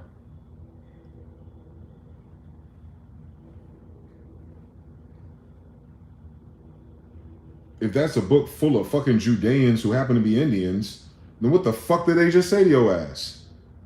I ain't coming back nowhere else but the fuck America, nigga. I'm coming to get you. Not some Arab niggas. I could have sworn he came in for his brothers and sisters. A copper-colored man with a beard, hair of wool. I wonder if I've seen that before in a fucking mirror. And they say he was tall. Yeah, I know that's right. On fucking Noah. So yeah, we are those people. Like quite literally, my dude. My grandfather wrote about his family members. Yeah, me too. And I'm Indian.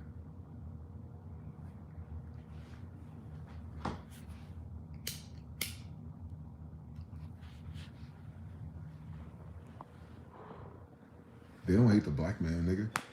They hate the Indian. What can the black man lose here? Now what about the Indian? You got the wrong hate degree on top of that, goofy. They don't hate you because you're African. Have you noticed something? They hate you because you're Indian. You remind them of something. The damn truth. You remind them of the damn truth. Trust and know it's enough of their Masons and Shriners that got a clue about at least some of us. It's still in their fucking face. Yeah. They waiting for that fucking day. And if they got smoked with the African slaves, they gotta wait for that day too. But they gotta get in fucking line behind me. Nah, don't let me fucking wake up. We leave Nigeria and them to Wale.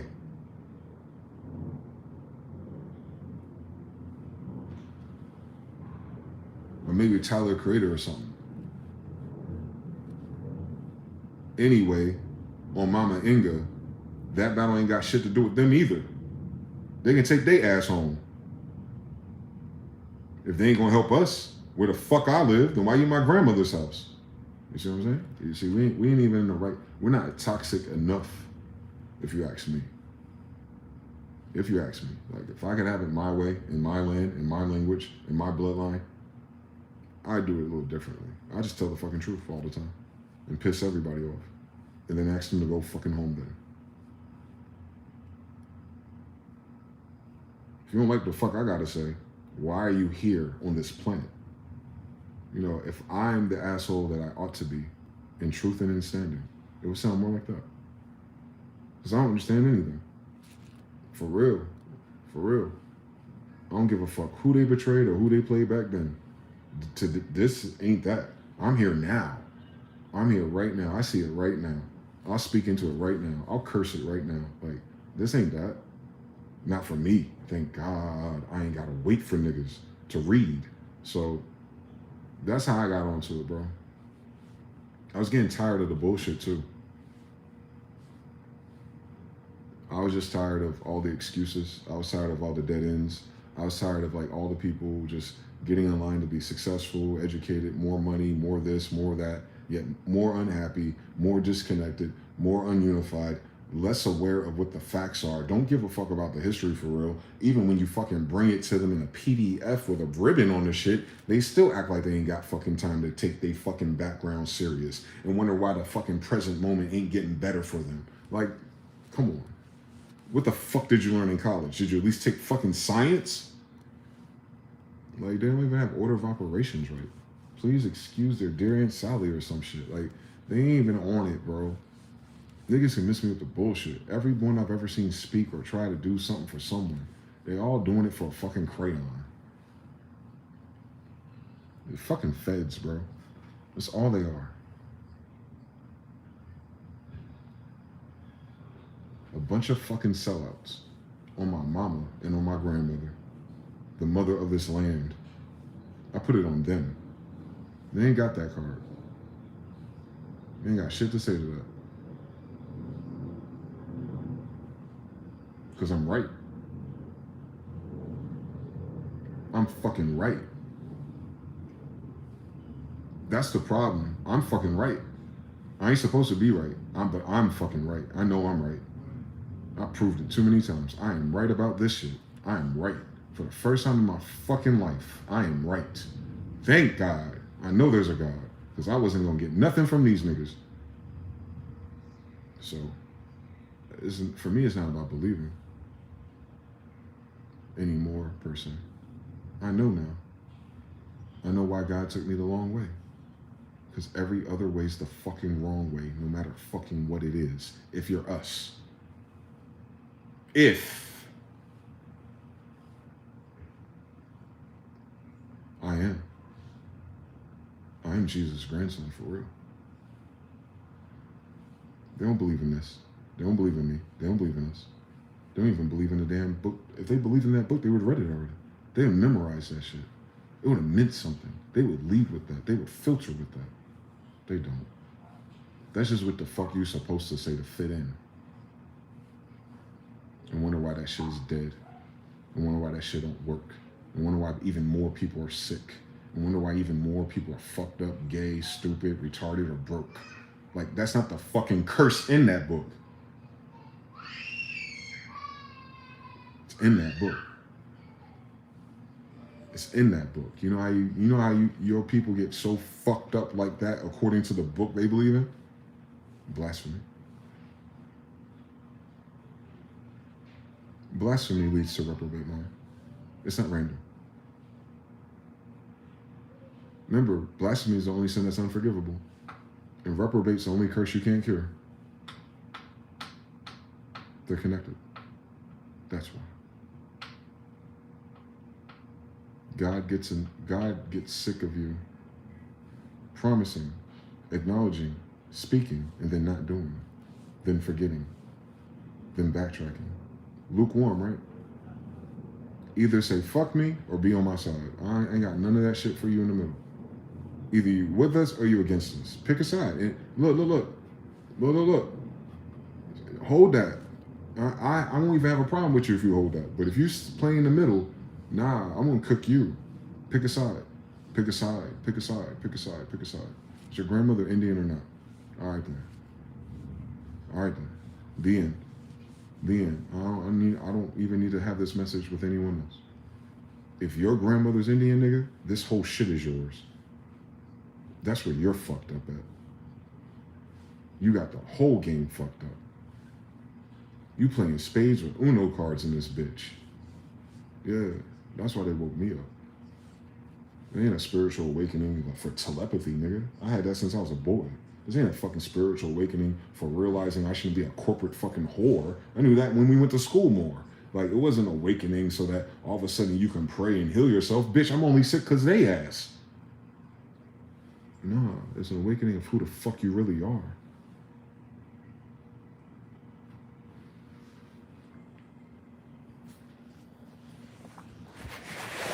They ain't woke yet. They still black spiritualists.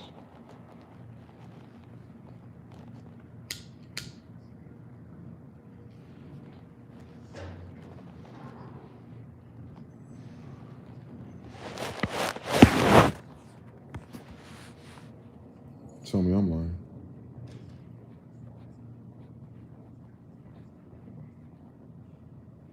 Emin Ross says they flipped the Hammurabi codes. The European hybrids use the word white because it means God in Solomon. Mm-hmm. Angels, the 13 white stars. My grandfather. Mr. Now says, and why the fuck was he made the peak of content about that BS? Broke, but they spent so much money on his face to be pushed out and be retarded. Morocco, Indiana. Are you a noun or an adjective? He said, don't go to Tel Aviv, don't kiss no wall.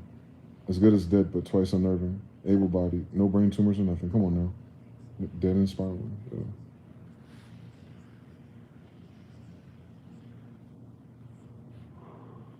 The dead spirals. Black spirituals, yes. Yeah. These same niggas gonna wonder what the veil is. Same niggas gonna wish their grandparents stole them something. Same niggas, same niggas, same niggas. And I'm reading all the books and giving it to them for free. I would have freed way more niggas had they known they was niggas. On Harriet Tubman.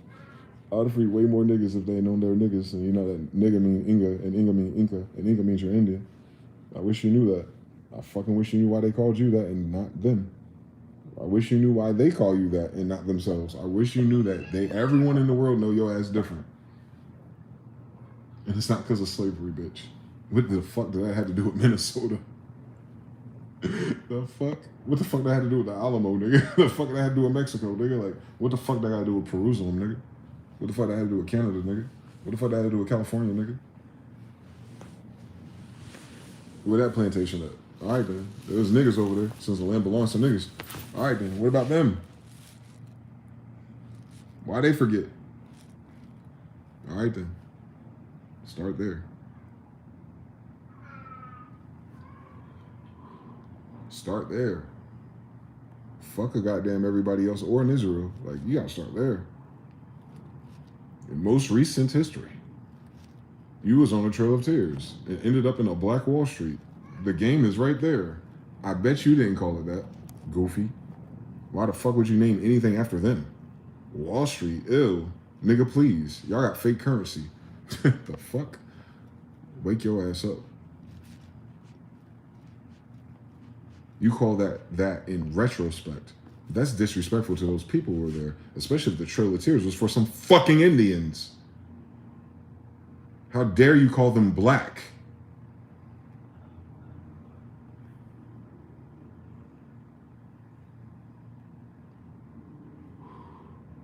In my grandfather's language.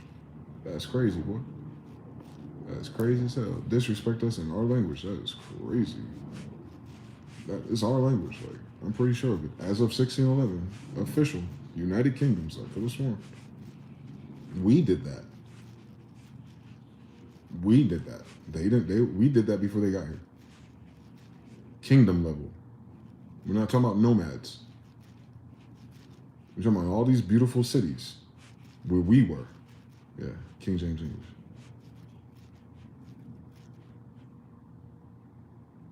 A land full of English. Northeast, New England, right? Mm-hmm. New England speaks English. And you see white people in your head, don't you? I know. That's mind control. That's how powerful mind control is. It's impossible for it to be anyone white. I said impossible. No, not likely. It's impossible for it to be white people during that time to do that. In 1492? In Moorland? 1492 is the fall of Granada, dudes. That's the fall of the Moors, not Spanish white people. It's the fall of the Moors. Moors are uniquely what you call black people. So that time period of colonization is what? Moors, right? Yeah, it is. It is. So Moors came to the Americas. They did. They absolutely did. And you got shit to do with white people. Now do it.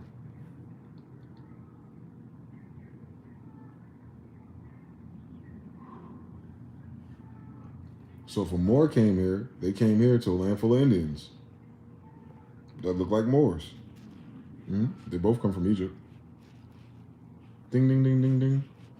But they're obviously living very two different ways because they live in two different parts of the hemispheres. And those Moors just discovered the promised land. Yes, you know how jealousy works, don't you? Same story. You deal with it today. With everybody, don't you? Yeah, I know. So yeah, some of the dirty Moors came here. And they worked with white people later. Same thing going on today. Ain't nothing changed. They best friends to this day. You might call them Masons. We know. Martian sons. We get it. We get it, Egypt. Well, I get it now. I get it, Greeks. I get it. You don't get it, though. That's the crazy shit about it. You just do it for benefits. I wish you stood on what your grandfather stood on. You wouldn't be such a weak bitch talking about the white man. He worked for you. Stupid.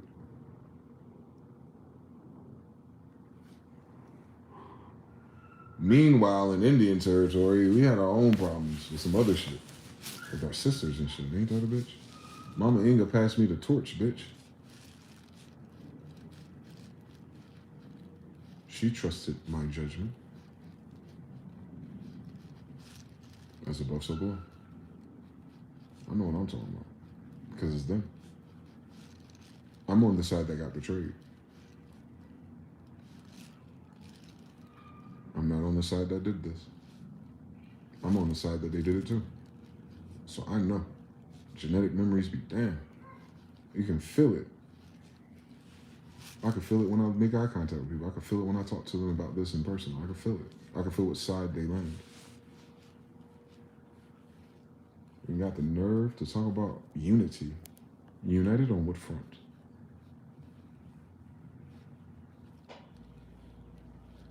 Y'all don't know who's Indian.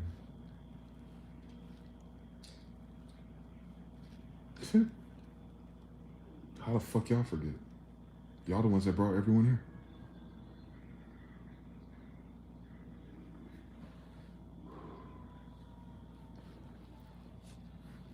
That's just the Moors, bro. My grandfathers came here in the 1500s. When was America formed? 1775? Was it 160 years later? All right. Different cast of characters, I guess. Then shit got weird. What? Barbary Wars? 1812. Barbaries are Moors. So if the Barbary Wars is what happened after leading to a civil war, then they're saying the Moorish wars of Moorish pirates led to the Civil War then. What the fuck's that got to do with Africans or slaves? If the Barbary pirates are Moors, you stupid idiots. So all this is battles with Moors and Moorish people all the way until after Reconstruction? And that's when these fucking fake Jewish people and Nazis show up? Now the story's in their court? Nah, we gotta run it back to the Civil War real quick first. That's a battle of Moors. White people can't own land in Indian territory? Are you stupid? And there's Moors here. Don't miss that. The fuck? They speak a Moorish language. They learned it from Moors, bitch. They came here with Moors, learning a Moorish language to speak it here, obviously. Yeah. There's some Moors that own those ships, bro. There's Moors that build ships. Moors is literally associated with water. It was the Moorish boats that brought everyone here. If there was ever slaves or white people at that time, it'd been Moors. Trust me. Trust me. Isabella's a Moor. Trust me. That was a Moorish woman that signed off on Christopher Columbus' doctrine of discovery. Through the church. These are Moors who are Christians now. Don't miss this. Oh, don't miss that. Oh, don't miss that. Oh, no, they're Christian, whatever that means. No. That's the Vatican Christians. Oh, no, those are Moors, bro. All their coats of arms are still Moors, bro. Of that time period. Of who did it during that time and where they went during that time and who was here during that time, baby. Don't get it twisted. So during that time, it was Moors coming here. Then they brought their Christian friends. And then that's when shit went stupid. That was way before white people, bro.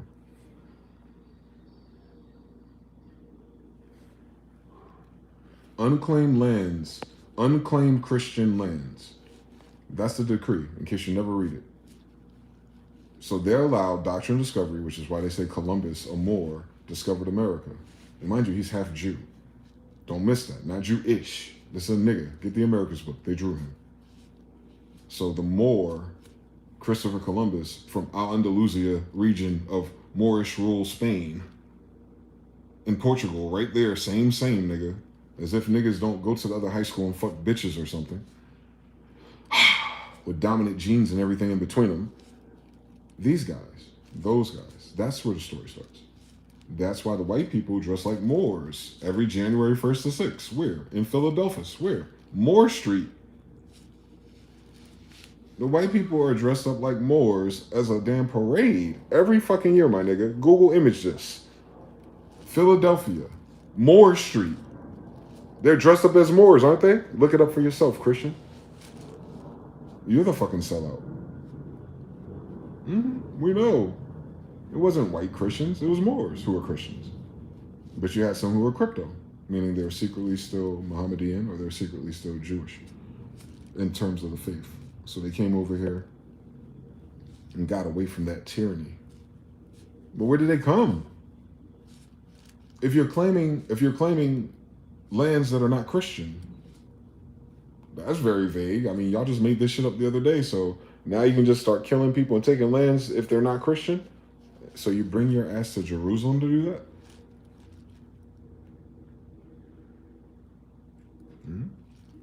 It was incentivized. They were paid to do it, by the way. They're sellouts. They were paid to betray us. Moors did that, not white people. Yeah, the first 8 presidents were Moors, Continental Congress. It was a Moorish republic. It was a Moorish corporation on Indian land. Yeah. The United States belonged to Moors. It absolutely does. The first human trafficking organization in America. The Moors created it. Absolutely. Christopher Columbus worked for the Moors. He's a Moor. It's a pedigree. It's a noun. Very specific people. Had nothing to do with religion. Because they brought Christianity. Absolutely did. And King James English. Plagiarize everything, don't they? They sure do. They'll steal your names too. Those are the first name stealers. We had no fucking white people here, bro. This ain't that. There's Africans here. There's Moors here. Moors are Orientalists. They're a different pedigree of people. If you want to get specific on the differences. Because everyone's not from Africa. America's the oldest civilized continent. So why would it start? They found a monkey there that's old. Not us. We are here. Anyway, so we're the oldest people here. So anyway, that are alive. So we're the oldest ones alive. And we were here the whole time, by the way. They discovered for the church. That did not mean that we waited for them to discover something for us to start being born here. We've been here the whole fucking time, Chief. The fuck are they talking about? They're dumb people. But that's why they don't know their history, because it's not their history either. It's the Moors' history. And now it's in Spanish and Portuguese. Niggas don't speak Spanish and Portuguese no more. If your ass learned your granddaddy's Portuguese language and you read the Portuguese history, you understand you were there and you were a Moor. the whole time. Wake up. Wake up. Wake your ass up more. Y'all fighting for rights and laws and lands. None of that makes you Indian, and none of that makes this yours. So if you're more in treaty, what does that mean? Ooh, you had to deal with somebody. Who did you have to deal with? I could have sworn you had to deal with things. Imperial Majestic. Right, Moors? Y'all had to deal with Imperial Majestic yourself. Because you're the one that co-signed the white people. So you were the middleman for their deal too. We know. I know.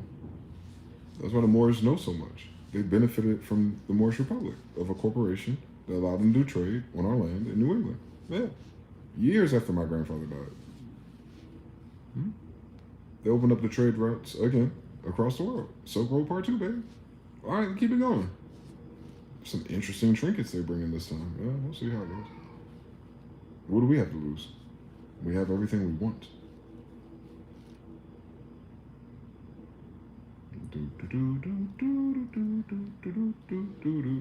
If your grandmama's Indian, dun, dun, dun. Yeah. So you can be sub-Saharan African, whatever nation that was, the homies. You can be Moorish, Andalusia, Mauritania, Northwest African in all of Europe. Or you can be Eastern Europe, Moor, Arab, A-R-A-P. Whatever you want when you grow up, I guess. But all y'all niggas brought your ass here. Still, before the white man. However you want to cut this pie, buddy. All of y'all niggas betrayed us. So I don't want to hear shit about it from nobody. No boo-hoo, nowhere. And it's good that we're their kids. And a lot of us are mixed with all the damn strands of both sides, actually. So, you can't even push P on that for real. But you absolutely need to be aware of what it is. You have to be aware of how it is. You have to know that those dynamics are alive in the blood itself. You might not get along with people because of that, and you don't know that. Dangerous. And then you'll start to recognize it and see it in people. Oh, you can't take that person there. He's a barber. Of course he wouldn't agree with me. He's a barber. He's not from there. Why is he here? See? This is the same thing you do with any other foreigner, right? Wake up! If you have a foreigner come to your hood dressed like a basketball player or a gangster saying nigga, nigga, nigga, now you can make an example of him. It would be an easy target. But then at the same time, there's some goofy shit. And then you understand, oh, because he's a foreigner. Damn it. We got to beat his ass anyway, but hate that it had to be him. Same story. Same story, man. They signing treaties and stuff, meaning they ain't high enough the goddamn pyramid. So even if they got their status corrected, you still gotta do it with me, bitch. Don't forget that. I'm an Indian, not a traveler, not a privateer, not a Barbary pirate, not a white girl trafficker. I'm Mama Inga's grandson. Her Imperial Majesty. She's an angel, by the way.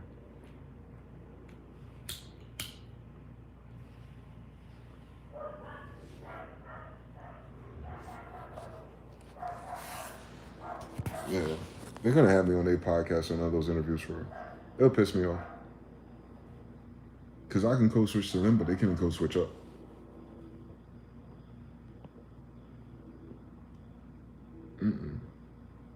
Nah, they're not ready for that. They're not ready to be awakened. Because they would have to take accountability that for at least our whole generation, they've been making excuses about something that never happened to them. Unless they're African. If it was African slaves very specifically, and you're not very specifically African today, then you got a different story.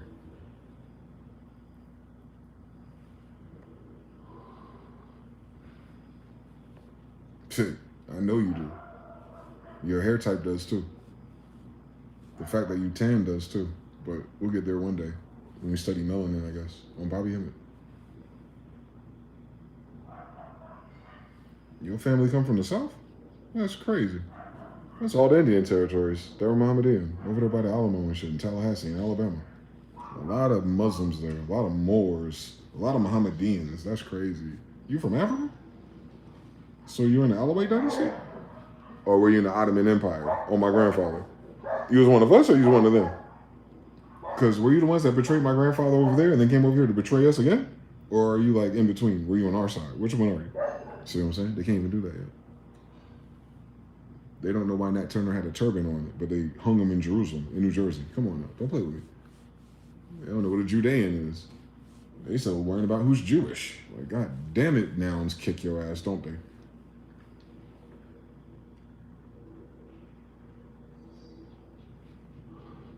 That's why the identity politics is crucial with the people who I identify as. That's because you can't understand history once you do that. That's very clever. Social civics wise, like, because that's all law based or legal based, it influences politics. That's evil. DEI as a political thing is evil. If it was grassroots or just program wise, no problem. But the fact that they politicize that people can just identify as whatever noun they want, that fucked up the consensus of even understanding what I'm saying to people. Because you think that your pedigree changes with vocabulary.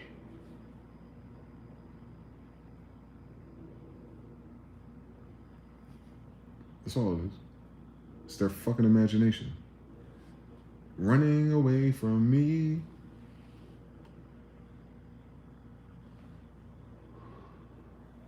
It's just their imagination. Running away from the damn obvious truth. Mr. Now says, Jonathan says 3. Unity under grapes seems like for them. Word spells. Can't even juice them to that concept.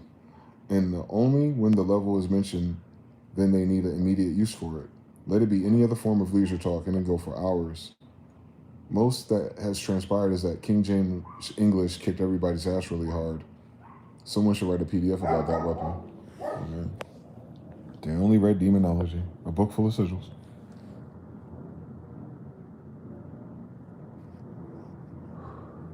I wonder if he made the alphabet sigils. Just my imagination. The guy with the book of sigils with a language full of sigils. I wonder if the language is a sigil. The language that gives you the triple double entendre. I wonder if it's layered with symbolism that provokes a hidden meaning. Occult means hidden. Revelations means revealed.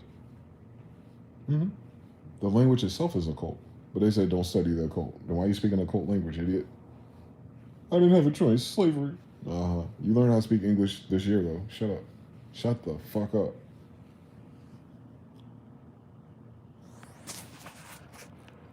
I know, bro. Even our excuses don't make sense. They never did, though. There is no excuse. We lost our damn mind. That's all. We legitimately lost it. We just gotta get it back. That's all. Ain't nobody getting on punishment. You've been on punishment since you've been dumb.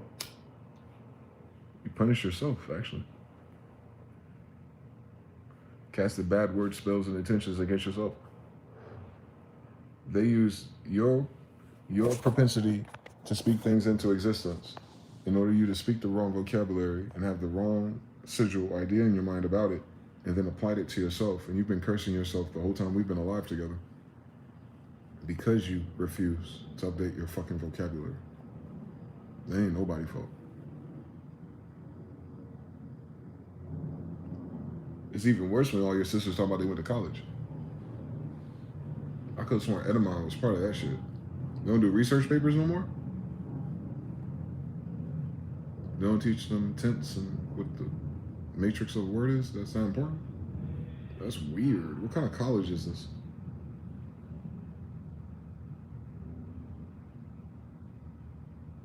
Yep.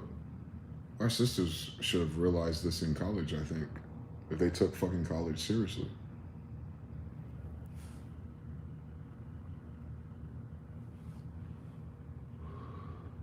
They majored in working for them and minored in their own fucking people. Wonder where the community is. Where are the fathers? Fathers come from families, trick. Families come from tribes. Tribes form nations. You a goddamn employee to a foreign corporation. Why are you talking about families for? It doesn't fit your language model.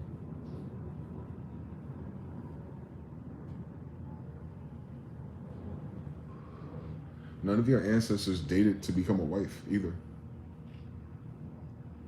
Y'all retarded. Y'all European or something?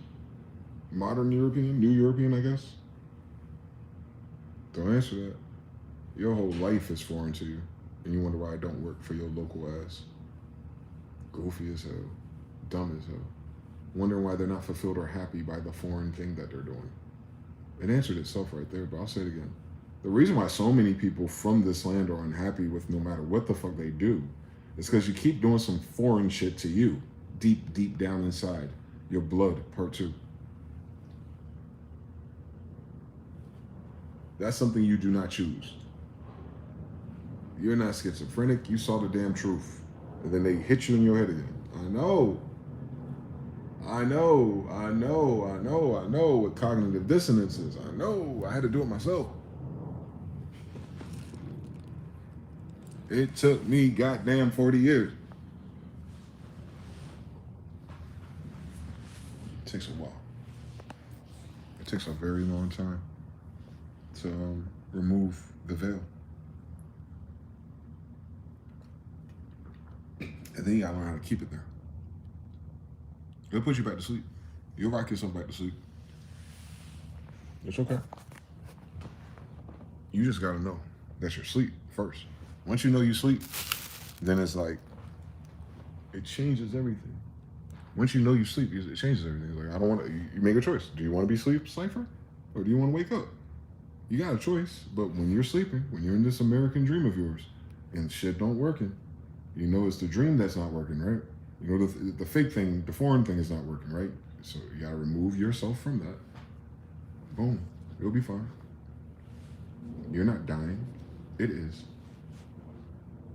You're not threatened, it is. You're not crazy for real. How you feel? No, you should feel like that. They're going crazy for real. They fake it till they make it though, and they get paid to. Trust me, if they didn't have no money, they wouldn't be able to fake it either. They got enough money to fake it until they hope it's going to get better. I promise you it won't.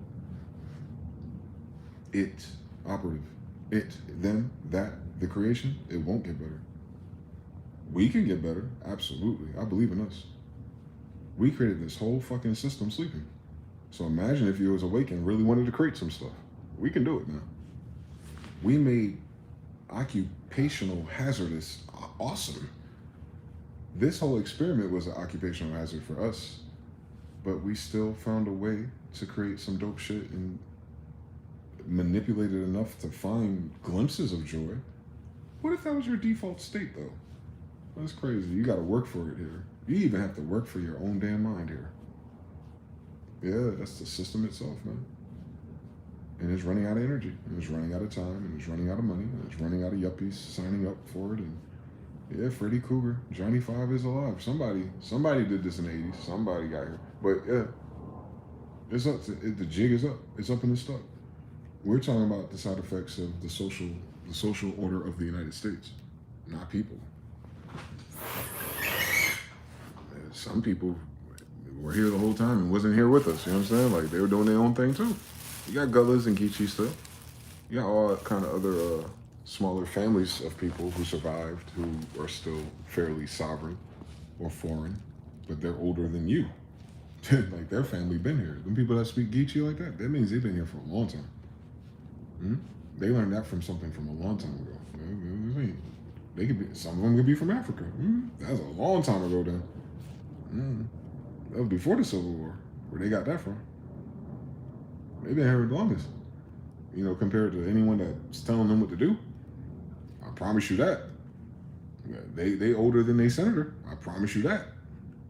They from before the Civil War. The Gullah Wars? Nah, they've been there for a minute. That's when niggas was fighting niggas. Nah, they from that war. The white boys came later. That's a different war. Nah. Nah, they been here for a while, bro.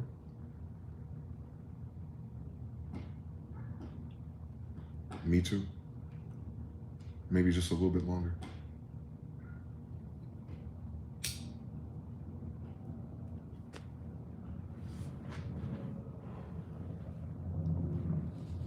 So if it doesn't, so that's the thing. If this doesn't die, we're fucked.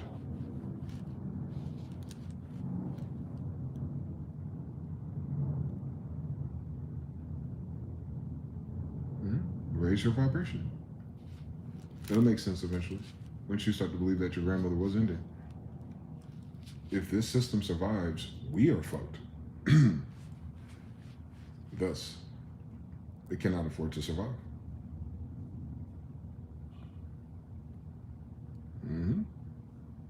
Yep. They don't want you to proclaim your power for real. I get it now. Shout out to Ty Street Bay, Part 5. I get what he was getting at. But I get it.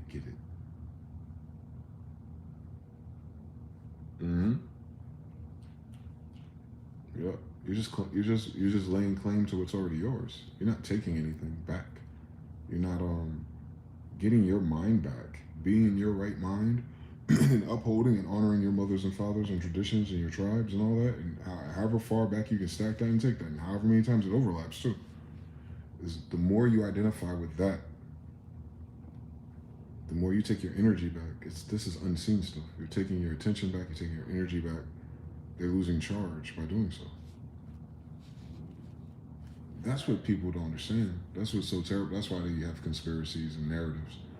Because that's how easy it is. They have to run, they had to. I don't think they can afford to do it now, but they had to have ran campaigns of propaganda and interference because of it's mind control. You gotta think about that's the weapon they use.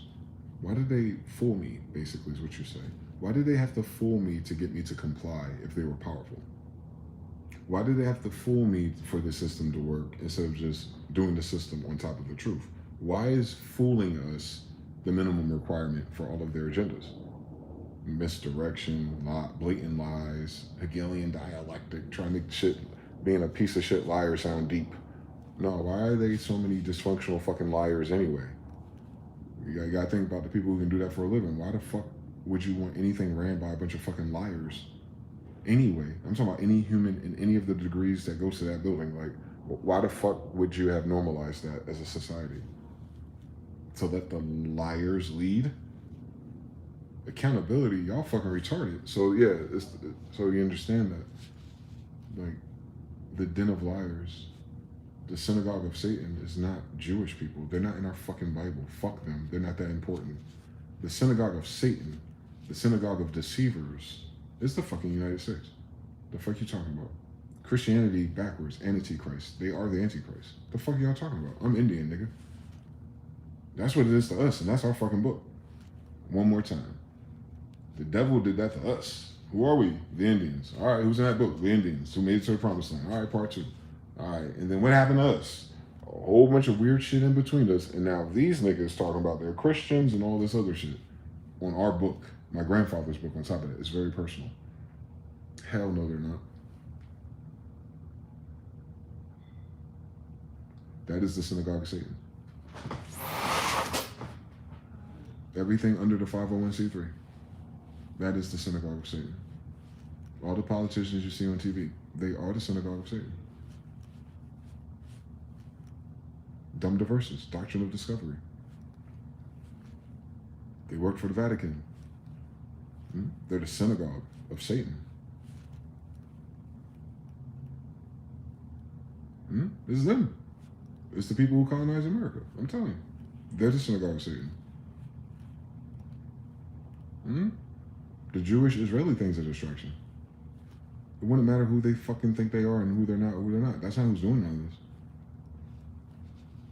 They have an interesting extortion scheme in the middle of some shit by taking on false identities, and they're basically holding on to that. They're using the collective. Well, you use this to push this lever, so I'm going to make you push that lever, or we both lose. They're a Mexican standoff with each other because of this lie. I'm telling you, I promise you, it's about nothing else.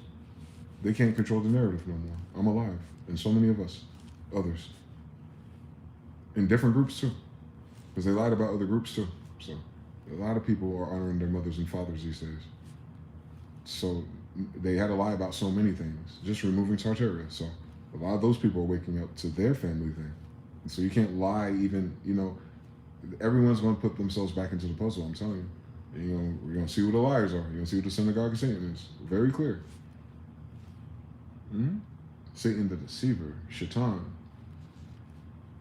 Yeah. But don't get it twisted. It's absolutely based on the people who did it. The people did it. Don't let them get a fucking spiritual get out of the ass kicking free card either. No, they did it. They signed up for it. They sold their soul. They took the actions. They wrote the things. They hit publish. Nah, they, the being, the spirit, they did it. I don't give a fuck who their influencer is. So that's why we have a people problem. Mm-hmm. No weapon formed. Those were the weapons. Narrative. Agendas. It's just words. They can't back it up.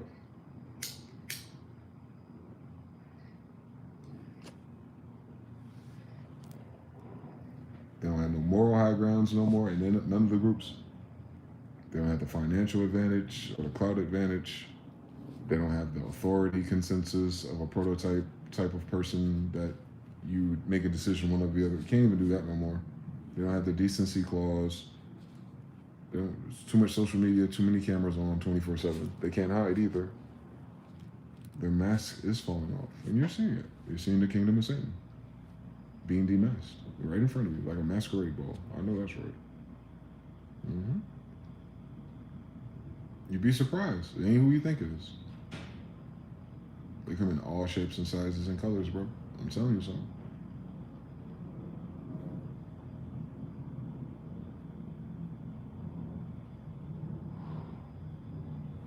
What did Jenga say? He says, my sheep know me by my name or my something. I don't lose one sheep, no, not one. But all the sheep ain't his. You of your father, the devil. So the devil got kids here. Don't miss that. You are of your father, the devil. Well, their devil will be a god too now. So understand what they're trying to say. He said, you are of your father, the devil. He's saying, I am of my father, God. I'm talking about polarities, kind of. But they're both here at the same time. That's a very interesting thing to consider. Whatever that is, whatever the relationship between the so-called devil, whatever his name really is in the story, and the relationship with Big Homie, whatever that relationship is interesting, because he told you that he's talking to Jews. He's talking to kings of Jews, and he's saying that they're of their father, the devil. But they both Judah. But they must got the same mother then. They must got the same mother then, but they got different fathers. Don't miss that shit. Half brothers, Cain and Abel shit, I guess. I don't know, something going on where everything ain't everything, even when everyone's exactly the same fucking thing. Everyone Jesus talking to looked like him on top of that. He in the land of Jews. He in Galilee, bro. He went to his cousin Lazarus' house. What do you think Lazarus and his mama and his friends look like? What the fuck, man? What the fuck is going on down here, bro? Someone wake us up. Because what the fuck? This shit is common sense.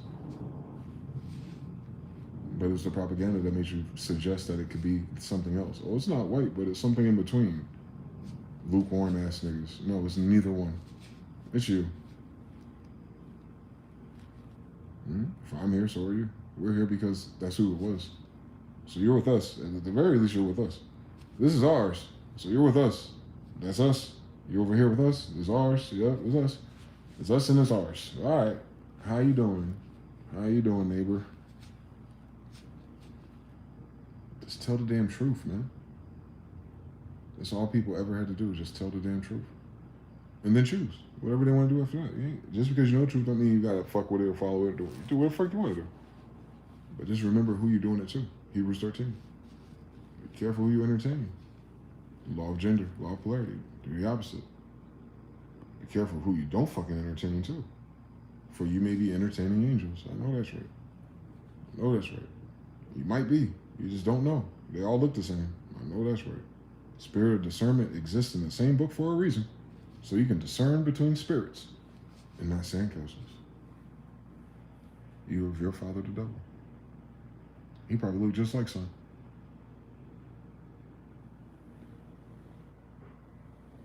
Yeah. Yeah. So we knew that. That's important. That's what we said that. So we knew that. We know that. I know that. That same story. Everybody ain't everybody, bro. They not like us. I'm talking about what's driving, bro. I ain't even talking about the sandcastle. Stay woke. We got so many levels of problems here. And the thing is, humanity's distracted by sandcastles and crayons, so you lost the whole concept that there's spirits driving them. And not all the spirits are the same. And that matters if Democrats and Republicans do.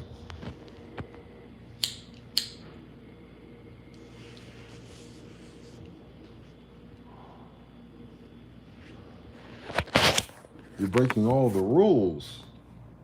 Everything ain't the same. You gotta zoom way out to even pull that trick off. That trick ain't applicable to this situation, though. Don't give me no universal God, all the same spirit bullshit. Nah, that's in a different time period. On today on Europa, no, nobody down here. No, I ain't signing up for that. Fuck out my face. There's spirits here that ain't supposed to be here. Period. That's a broken law. They broke the law to be here. They even break their own laws to stay. They're all lawbreakers. They're all renegades. Israel's not the only renegade state. So is the United States. The United States does not follow its own constitution or none of the treaties with my people. It's been renegade. That's why it's going bankrupt. You can't save it. It's that fucked up.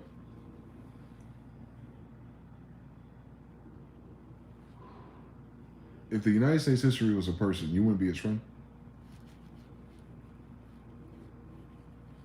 You wouldn't want to marry her. All right then. Same story. 3, they're out of luck, and now they're out of time. I think so. I think that's what this feels like. Bars, being stupid is the punishment. They Shakespearean. Yeah, that language, man, is clutch once you realize what it is. Once you realize who did it and why they did it and why that Bible was with it. It's the other way around. The language comes from the person that wrote the Bible. What they did in the language with the Bible is a different story. No. Start with the Bible. It's King James Bible. That means it's his. AKA his family's in it. He made the English language. So English is technically what? Theirs. Yep, same story. We all over here. It's crazy. You think English came from England or something? What does England mean? Land of angels. Could have sworn that's what this was. Could have sworn that's what that was. That's why we got feathers. Could have sworn that's what that was. Angels, Ingas, Indians. Yep, that's us. Like a tribe called Quest. Heru, the god of Egypt, with a feather in his head. Weird story. His head is literally a bird. You don't get no more featherly and angel than that. They're telling you they're angels.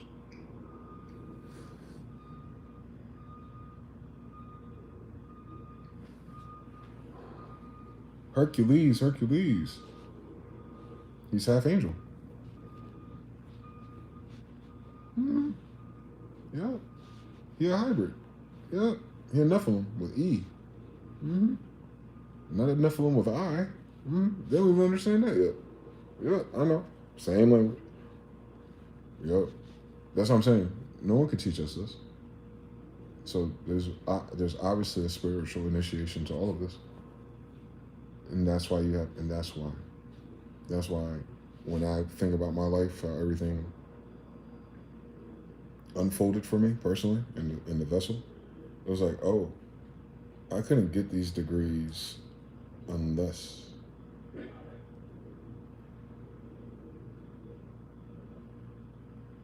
I had to crash everything. The car, everything. I get it. Quite heavy-handed. Quite heavy-handed. Quite heavy. I admit, I could have thought of a better way to get my attention. But be it as it may, it also created the grounds for my own internal narrative to navigate through those things. And because I went through those things, the quest log of my life changed with it. It wasn't isolated. All the things I went through, they were. I can receive and appreciate that it had a cumulative effect altogether, like having a streak of unusual events that kind of parked me. It's very peculiar in itself, because it wasn't even a money issue per se. It was a series of everything else, and I was like, huh. Let me sit still for a minute. Let me observe. While I'm trying to figure out life as just a man, like what I'm doing next as a dude, trying to go forward, and then everything else. It kept being everything fucking else. I get carried away in that direction, and it brings me right back. I try to do the thing I did before, and it brings me right back to center. It just kept sending me back, like on some Mario Kart shit. When you go off track and it puts you right back, it just kept putting me back in center.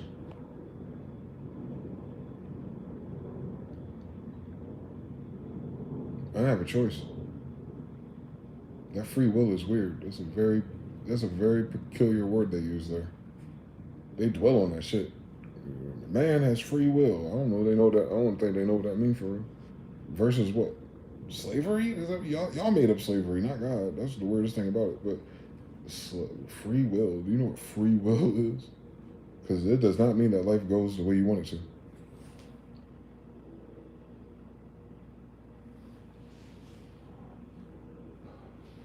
Free will is useless in a system you didn't create anyway. If you have to apply to the rules of a system, your will ain't free anyway. The fuck? They be selling anything to y'all, boy. These some crazy motherfuckers abusing language. You don't even got free will as a citizen. So where your free will at? What does that look like? So I said, fuck it, don't even exist. Meanwhile, life will slow everything down just to get your attention.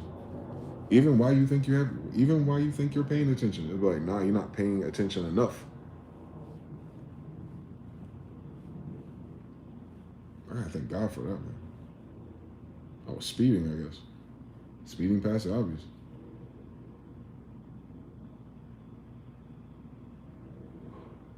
I was climbing up the wrong mountain. Yup. I can see it clearly now. That's what sucks about this whole experiment. Even when you get out of one side of it, you're still in some shit, and you don't even know it. It's a Russian egg of fuckery. There's levels to this shit, boy. And that's why they can't fix it. It's a multi-dimensional problem now. And they put all their eggs in the money basket. That's ain't gonna fix that, man. That's later. We gotta reprogram everyone first. And they don't have a program for the biometrics and digital ID in one world order. They don't even have a program for that. Like, what are you supposed to do after that? The same shit you've been doing? They can't send you to school for it either. They can't round you up. They can't do shit about it. They can't enforce it. They have no narrative too. It would make no sense to nobody, in fact, not even the enforcers. Because the enforcers would have to be converted too. So stupid. I guess they believed everything they read about history. Good. They don't know how to read either. So, yeah.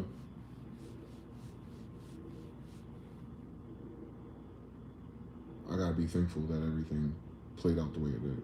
It gave me so much clarity that I've never gotten sooner. And I'd rather have the clarity than anything else I thought I was going to gain anyway. It changed it because it's going to change the whole game for you. It changes. I don't know. I already knew that too. And it did it again. It's like, fuck. Can the world stop spinning first before you show me something else? It was like they was running out of time, actually.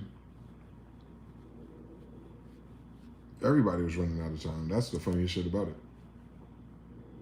There's some last minute shit on both sides. Or whatever, if their sides, last minute for everybody, I'm telling you. Because this shit hit hard. This shit. You can't miss it, man. Careful what you ask for, man. God just might give it to you. You might actually get the answer to that question. You be careful, man. I would think about the question you're asking. That's what I would do. Whatever your little life journey question is, or that thing you're trying to figure out in the background of all the madness of your life, I'd reframe that question. I'd ask myself, so if the answer to this question fucks up the whole game, are you willing to live with that? It better be a worthy question, then, because I'm telling you, it's going to. You gotta ask yourself, is it worth doing that? Is it worth fucking everything up? We can go ahead, proceed. If it's worth it, if you think, if you feel, if you know, something in you is like, it don't matter what hell I gotta go through, that's what I want. That's what I want to know. That's what it is. Then get ready. Get ready for it. It's going to happen to you. Yeah. It's going to try to break you. You will feel that way if you're not initiated. Because initiations absolutely break you. They old you.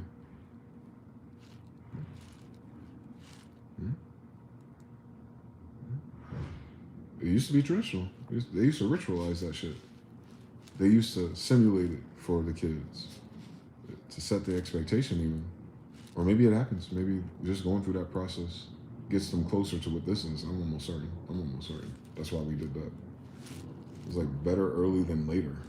Let's see if we can spare them 30 fucking years and do it now. Like, push the button now. Trigger it now. It's probably what they were doing. They were probably triggering the awakening much younger. Mapped to whatever their reality was, whatever called for that. But yeah, you gotta be careful playing with the spirit and God and stuff, man. I'm telling you, it is. The answers are not the way it works is not it's not intuitive. It's not user friendly.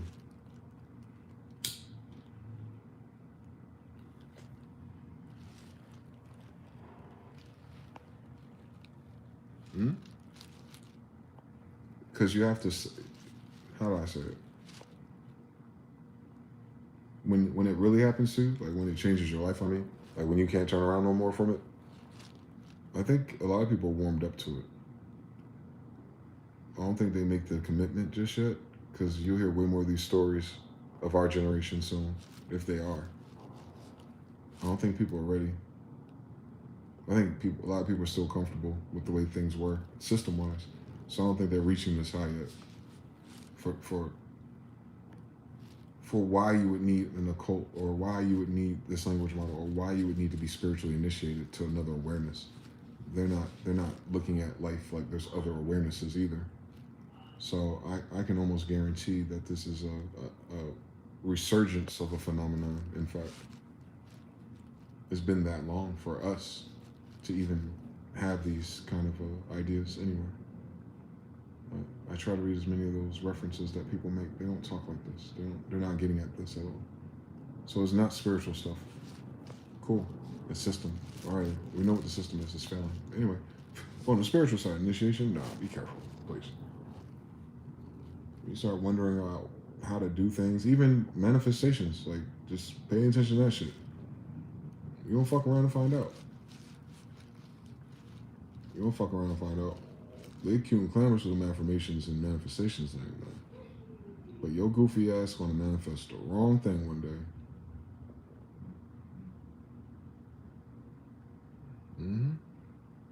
Good. That's how they got you.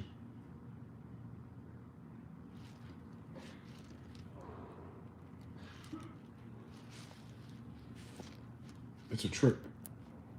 It's a beautiful one though. It's beautiful that it happens that way. Think of it like a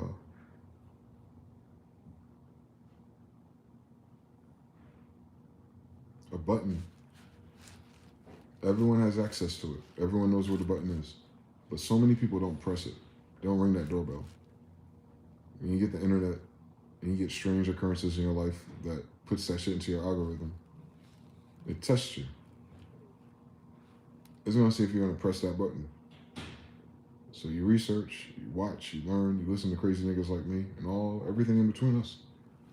And then eventually you see for yourself.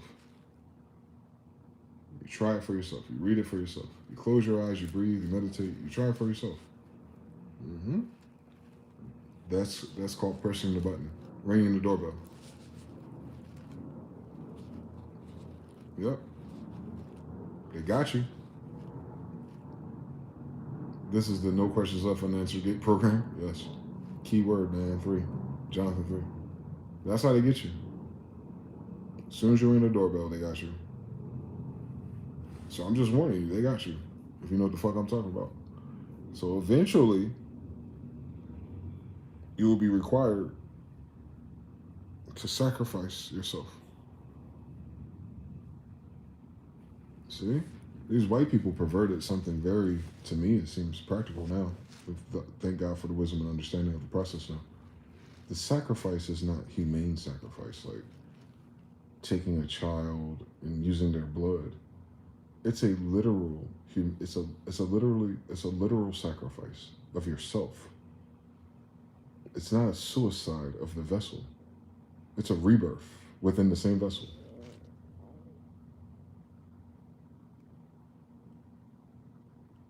You're born again. Because you died. You died. And then you were born again. In the same body. Ain't that what they talking about with Jesus? What the fuck are they talking about? So the born again Christian concept. Miss me with the Christian part. No. Way before we got to Roman whatever the fuck, we was over here. And we were them Indians in the Old Testament. And we were going through the same thing. And as a person who's going through it, I can tell you what it is. It's literally self-sacrifice. Like, all those rituals they do, all those fasts that they do, it's a requirement.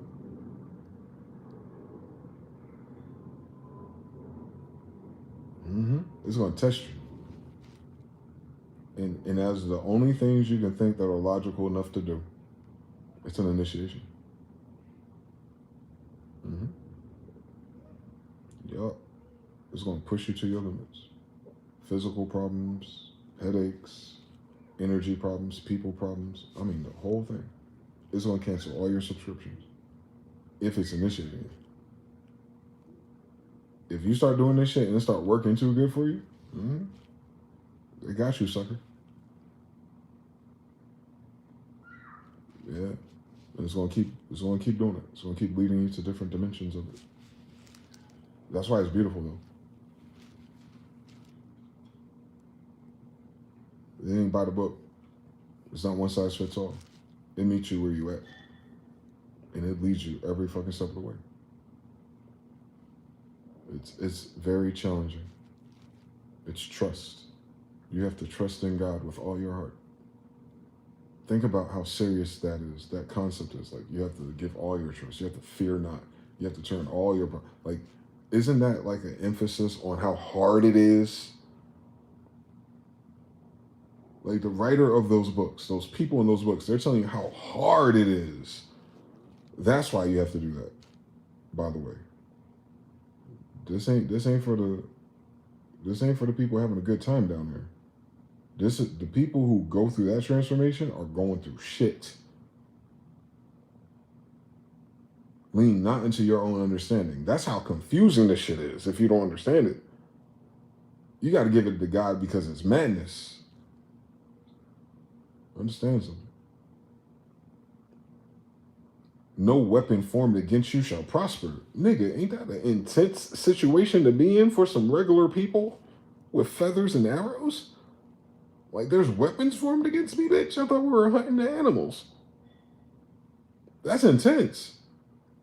Shadrach, Meshach, and Abednego was rolled up and thrown into a furnace, my nigga. Like, they were willing to watch these niggas barbecue alive.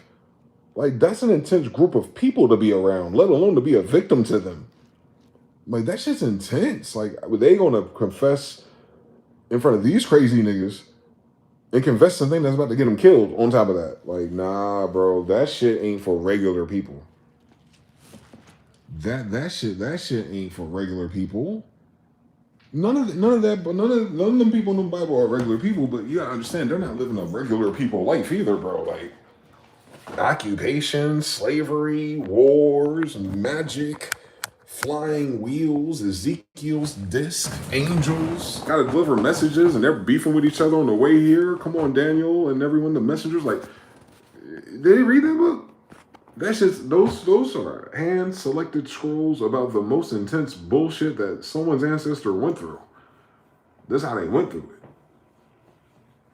You gotta give it all to God. I'm talking all the intellectualism, all how you think it is, how it could be, all the things your grandma said, all the things they said running through your head. Like, none of that go with you.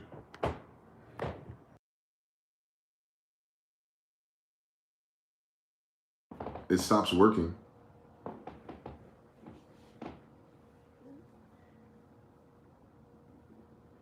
That's how you know you're really screwed. Spirituality is real. All that shit, that initiation shit, what they're getting at, I don't know how serious they are, but what they're getting at, their reference point is real. It's a real thing.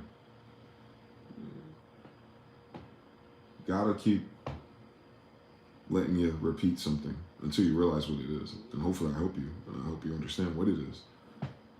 If you already believe in God and things in between it, and you're probably already in the midst of some shit. Mm-hmm. So you don't have free will no more. It's like tag, you're it. You're just it now. Ain't nothing you can do about it. You ring the doorbell too, don't forget that. That's what opened. You cannot close it. You are not cipher. So what do you do instead? Hero's journey. Hero's journey. Jesus' journey. Genghis' journey. Solomon's journey. Joseph's journey. Start activating your whole fucking bloodline for real. Yeah. You gotta walk through their steps. That's why, like, your dad or your granddad, you notice like your life repeats some of their shit. I just keep going back.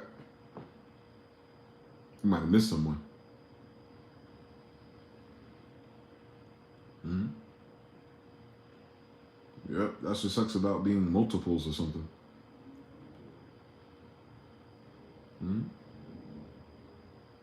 You gotta conquer all the shit they couldn't conquer too. Mm-hmm. You'll be confronted with the same scenarios. Mm-hmm. You might even have the same setbacks and disappointments. Mm-hmm. Yeah. Yeah. And you wouldn't fucking have a clue unless you talk to them, unless they shared that with you, unless your mother let you have access to them. You'd be surprised how much of your life is just a fucking loop of your father or your grandfather. Especially situations with people, women, and jobs and stuff. Mm-hmm. Yep, it's just updated with your textures, your circumstances, but the story is the same. It's the same story. Mm-hmm. Yep. So if you get through the initiation of this stuff, you'll think like, okay, I get it now. No, you don't. It's just getting started. It's just getting started for me.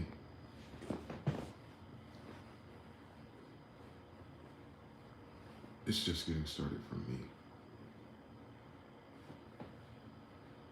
I do not recommend it if you're not serious.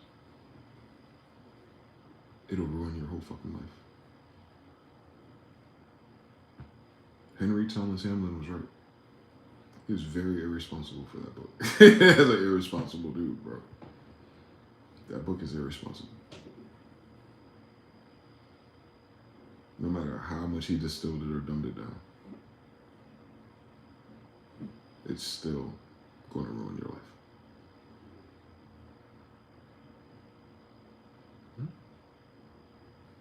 Yeah.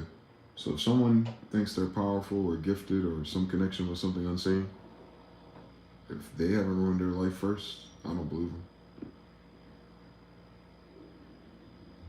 There's no way that you get access to that side, to the white brick level, without having to sacrifice everything you brought to that point. It's going to take it away from you. And eventually you'll think it. Like, thank you, God, for taking away all the things I thought I wanted. Thank you, God, for taking away all the things that I tried to do. Thank you. You saved me time, and you probably saved my goofy ass life when I look at it the way I see it now. It's not even about if I died or something like that. I'm dying just thinking about it.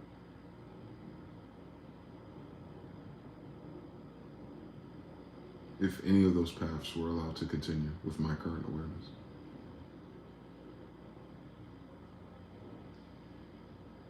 I wish God did it sooner. It's going to hurt regardless. It's inevitable. It's going to hurt you. That's how I know they're not serious about spirituality yet.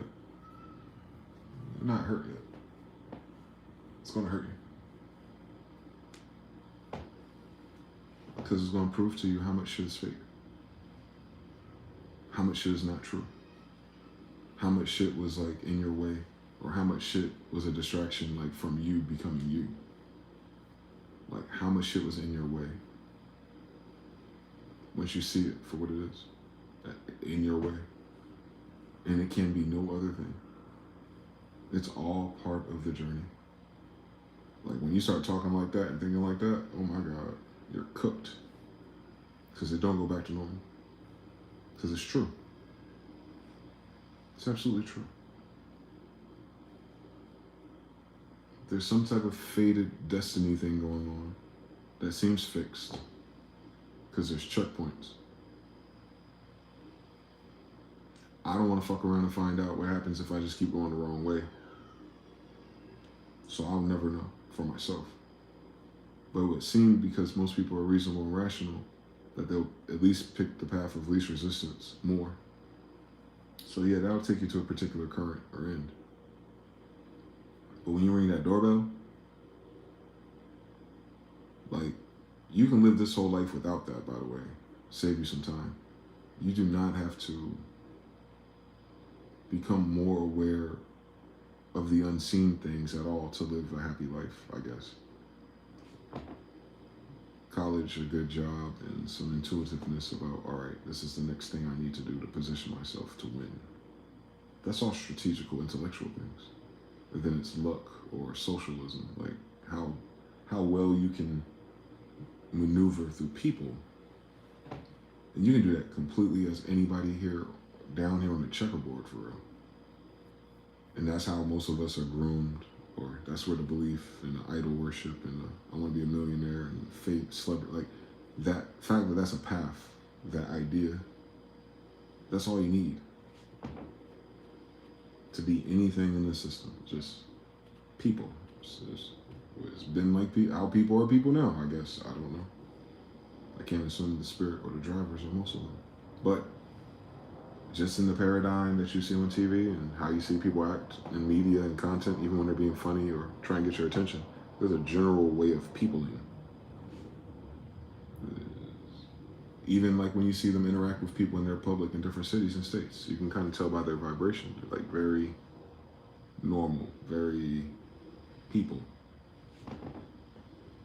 You don't need none of this to be people. And so that's what the problem is. What I be talking about, it's not even likely that people would even be interested in it, let alone to be the ones that wrote about it or knew about it or come from it. It's not likely. I've never heard a person talk about this.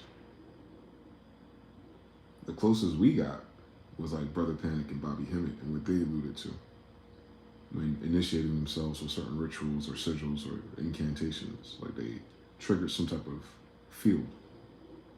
I believe it. Absolutely. But if you take the example of Brother Panic, he had so much anger in him between his mom's circumstances, his dad, and he had like a chip on his shoulder about God in general that you can read right through whatever book he shared. He just had this beef with God, the idea that there's a God. And let alone, depending on who his ancestors are, why would that even be in question if you can believe in a false God for field work anyway? Why are you picking that this God is a problem and not any of the other ones? Very interesting. He picked the main character to have a problem with. Thus, it's very interesting. But then the knowledge he shared is always alluding to the same thing, that there's something else that happens. If you play with any of it, and all of it will belong to God ultimately. So we can spare the steps all the way to the top of the ladder. But no. In the initiation itself, you choose. It chooses you. It's not. You ain't going to get out of it. You're not going to get out of it either. I do not know how to pause or resume it. Because what you'll find out is the longer you're aware of these things and the more that you see it moving, you won't even remember how to not see it anymore, first of all. You're going to look up at the damn clock eventually and you're going to see the numbers and it's going to remind you of something, so it's never going to go away. And then because it's going to make adjustments in your life and how people treat you or what people are in your life, period. No matter how they exit your life, the quicker you get detached from that, the faster you get through that test. Trust me, buddy. They'll be there when you're finished, if they're supposed to be. God will start cutting people out your life. People that it makes sense why they be cut out your life. Like, it'd be different if you had a bad time or a bad day or argument. No, like cut out of your life without any of that too. It would seem like it's so unsettling. You'd be like, you would think that there was this big ass climax of problems and beef and long-standing arguments and betrayals for it to end like this. And instead of just be like, nah, there's some silly shit, gotta go, never see you again until, like, it's very final. It's only as dramatic as you make it, but you're not going to stop it. I think the sisters should know that. They seem to be the ones that hold on to the past the most when it comes to relationship stuff. More than anyone. More than they think men are. Men are stuck on a woman. We're stuck on a woman until we're not. Then it's really done. Y'all be like still talking about a dude from high school and college or something. It's weird. Anyway, so it'll do that to you again. It'll make you single. Your girlfriend is not going to go with you, brother. I promise you. After you ring the doorbell, listen to me. I'm very listening. I don't know how the story goes if you don't ring the doorbell. I know a lot of people, I used to know a lot of people like marry their high school sweetheart or at least after college or something. Like they get the game started before 25 and they still thugging it. I know that story. I know that's the story that most people hoped. And now we making a new story. We're just freestyling a new story that like post-wall women and dudes in their 40s are gonna like have a second wave chance at love or something because of Netflix shows. I get it now. I get it. The money didn't do it, the job didn't do it, but something's gonna do it. Okay. All right. Outside of those,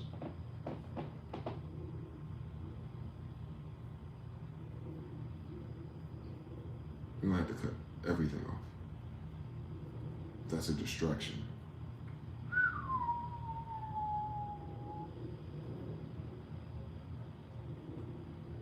That's a common quip that people say. Distractions. I always say distraction from what?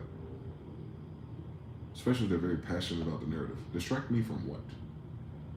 So even in this, so I can tell you, so I'm not just one of those weird people that are just saying shit.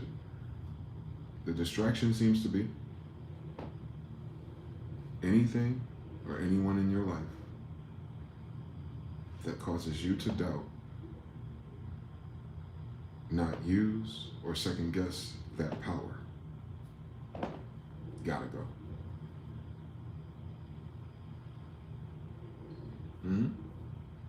So it's like if you're an athlete or something, and you have a girlfriend, and it's like you need to train, you need to be focused.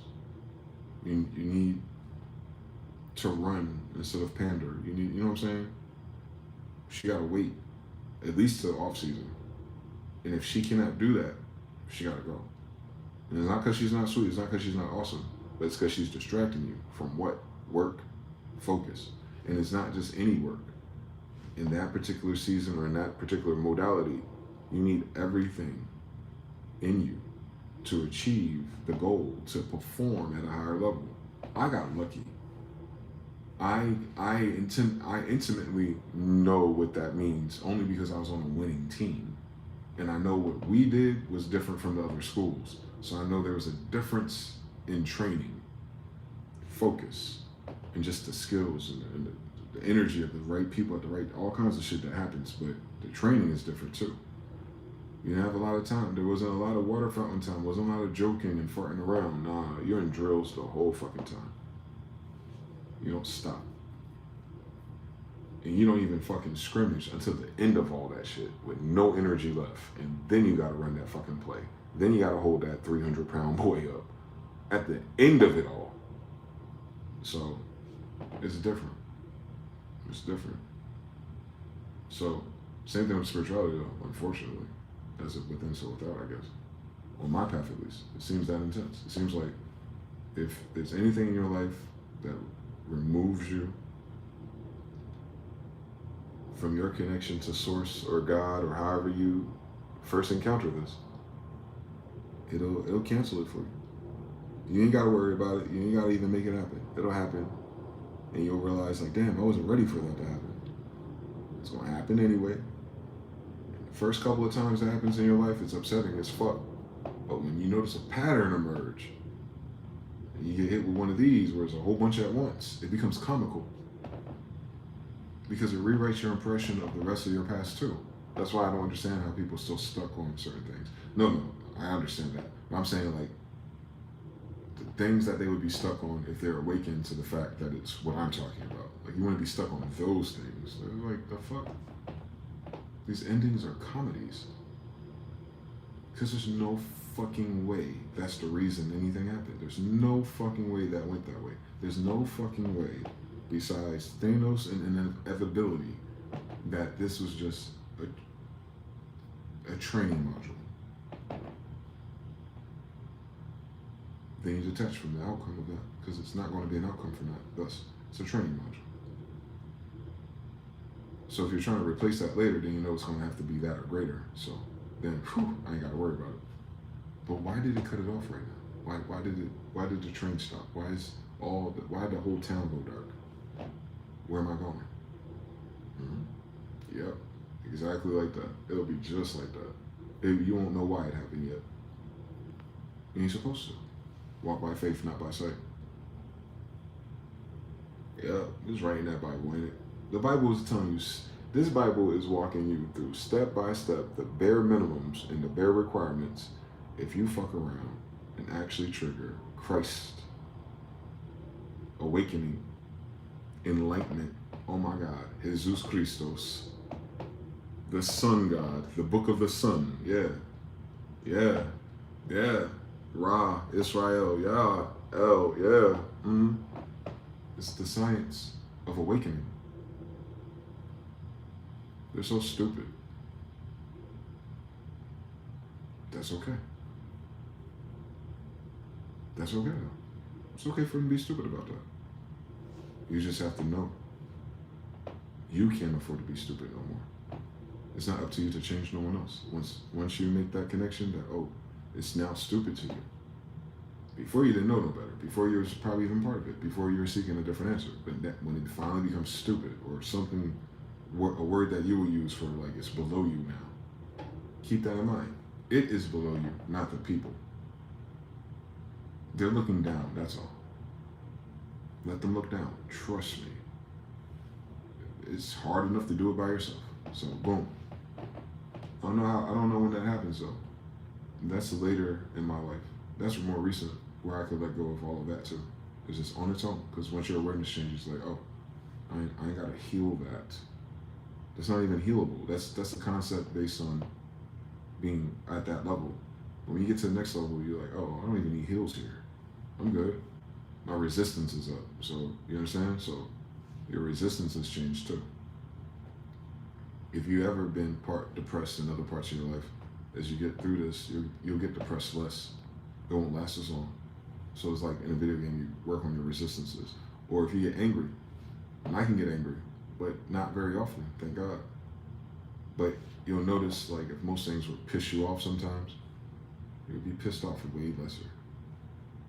At the same trigger, same catalyst, same everything. That's what I'm saying. Like, people are like, oh, I'm healed, but I'm triggered. No, you're not healed then. You're not healed. You've addressed it, you've talked about it, you've realized some shit about it, but the healing means it's not triggerable because it's so fucking stupid. That's how I say it, though. I say it's so fucking stupid because I want to react to something so fucking stupid. So it's so fucking stupid to even react to. It's so fucking stupid to try to correct. It's so fucking stupid to try to prove my point. It's so fucking stupid to even think about more than the 13 seconds that I thought about it and reminded myself this is fucking stupid. And then you move on. And it don't come back. And if it does, you do it again. It's like you learn, like your resistances go up. So then the only thing that's left is the shit that sticks above that resistance. Those things are a little bit more deeper.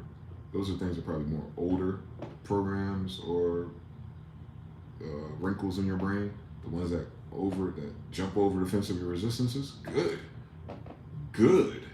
That's good fucking news. If you've ever been healing or you've been ever working on something where you're journaling and you're writing shit down and like you start feeling better because like you're making sense of certain things and patterns and it was like it's better and then boom, next day it's worse and like some other shit comes up. Oh my God,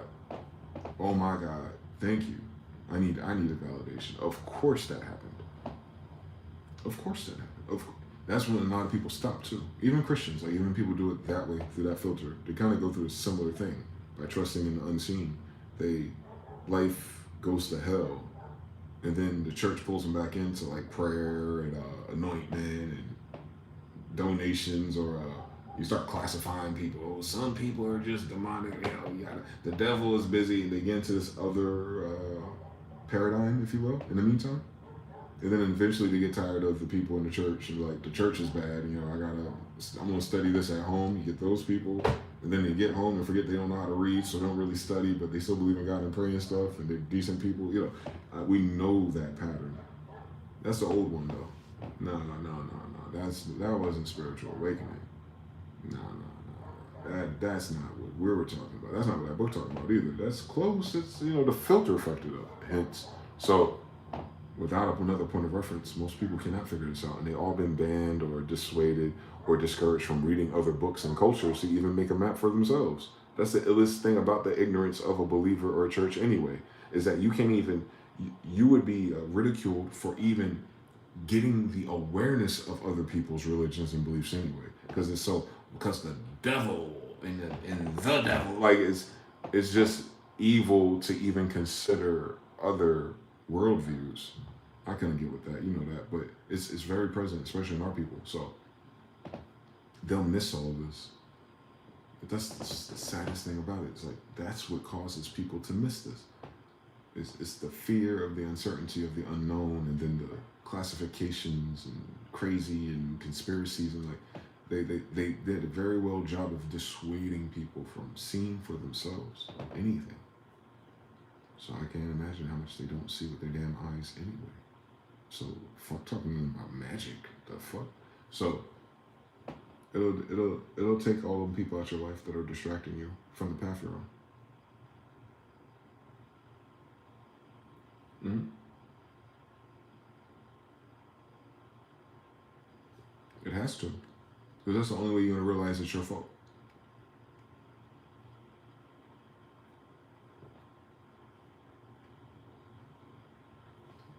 You put them on your path to distract you. So when you lose them, it's your fault. Yeah, they ain't healed yet. Don't worry. I don't get them there. I'm put the language model out so you or a loved one, you wanna understand what I'm saying. It's gonna hit you when it hits you wherever you're at. I'm telling you, Super Saiyan, I'm there. You go, okay. to some large degree, unbeknownst to me, most of this is my own fault.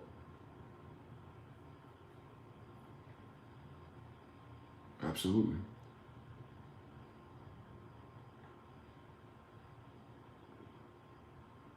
Just on the surface level, I could have focused on different things. I could have prepared for different things. And I could have took other shit way more seriously. I absolutely have wasted my time on silly nigga shit. So if I account for that, then there's a greater potential that if I had did that differently, that things overall could be better for me. Yep, step one. That's enough right there for a journal entry. But that's not true. So you start there. Most people start there. Most people who are growing and healing there. That's what they mean by taking accountability.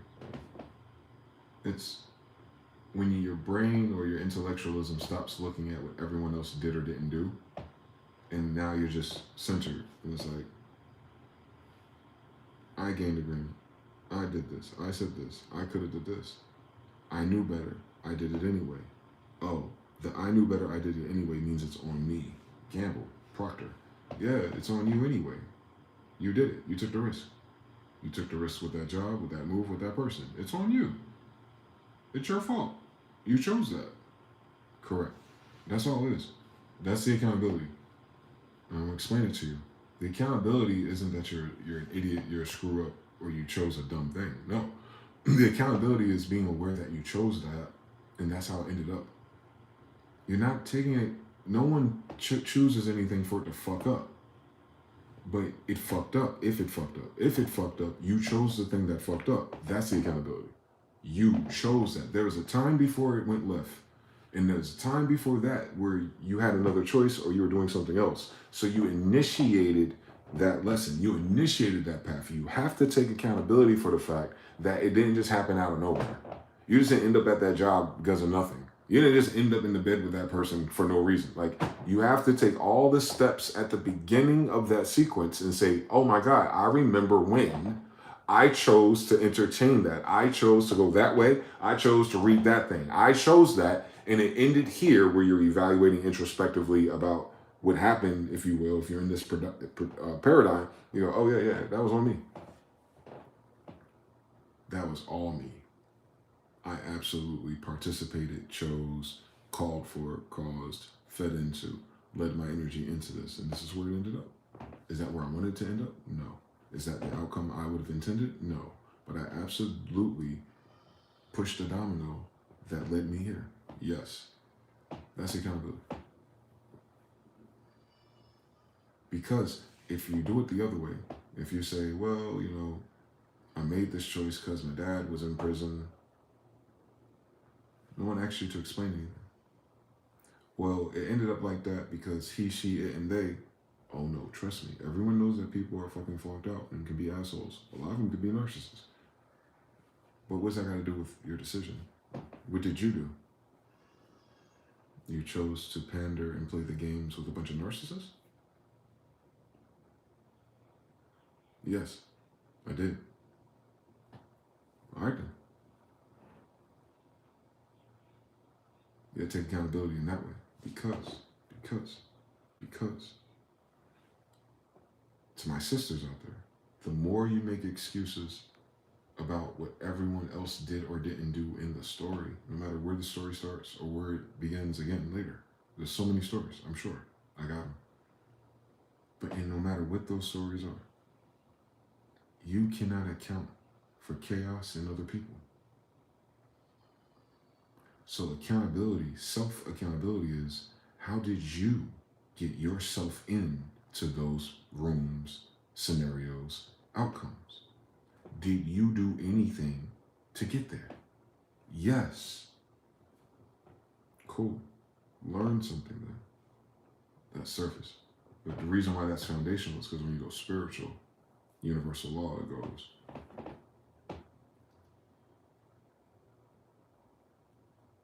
the universe is all in its mental, right? So you're learning how to navigate an unseen universe. And in attempting to navigate it, you're only Superpower is your mind, your thoughts, your patterns, your sequences, your reasoning. But you're referencing the ceiling, something you can't see, how you reason that. That's your superpower. Your superpower is your perspective of the unseen things. Once you know you can influence that in any degree, you're initiating yourself into accountability. It's teaching you that there's something in your thinking, in your thoughts, in your beliefs that filtered you through that choice, and then that is the outcome of that. So if you remember when you chose it and what you were thinking and what you wanted out of it, and then all the things you learned after that was missing, or you didn't go the way you thought it did, but now you know the way it ought to go, those are your missing command prompts. So we use GPT now, so you're familiar with this. You can prompt something and hit enter and get something that's useful.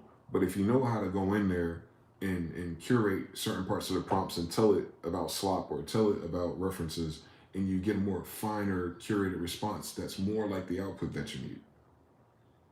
That's why accountability is important, because you can't say, this is the prompted dream, reality, manifestation, imagination that I want a pony. And then when you get a pony and eat your dog, you can't go, well, the dog or the storm or my mother was mean or the weather. So because basically what you're saying is you're not connected to source. On your way connected to source, everybody else's input overrode yours. You still think there's a third party force between you and God, which is blasphemy if we want to be an asshole about it, but it ain't like that. But it is. Conceptually it is. It's kind of like, what are you talking about? You got what you wanted. Do you remember when you wanted it? Yes. You got it, right? Yes. That's why you wanted to keep it, right? Yes. And then something went left. Yes. That's all you. That's all you. Even when someone else did the thing to end it, even when you got caught up or whatever, most people don't tell the story from that perspective, but I'm sure some of them exist. Either way you find yourself, it's all you. And that's beautiful.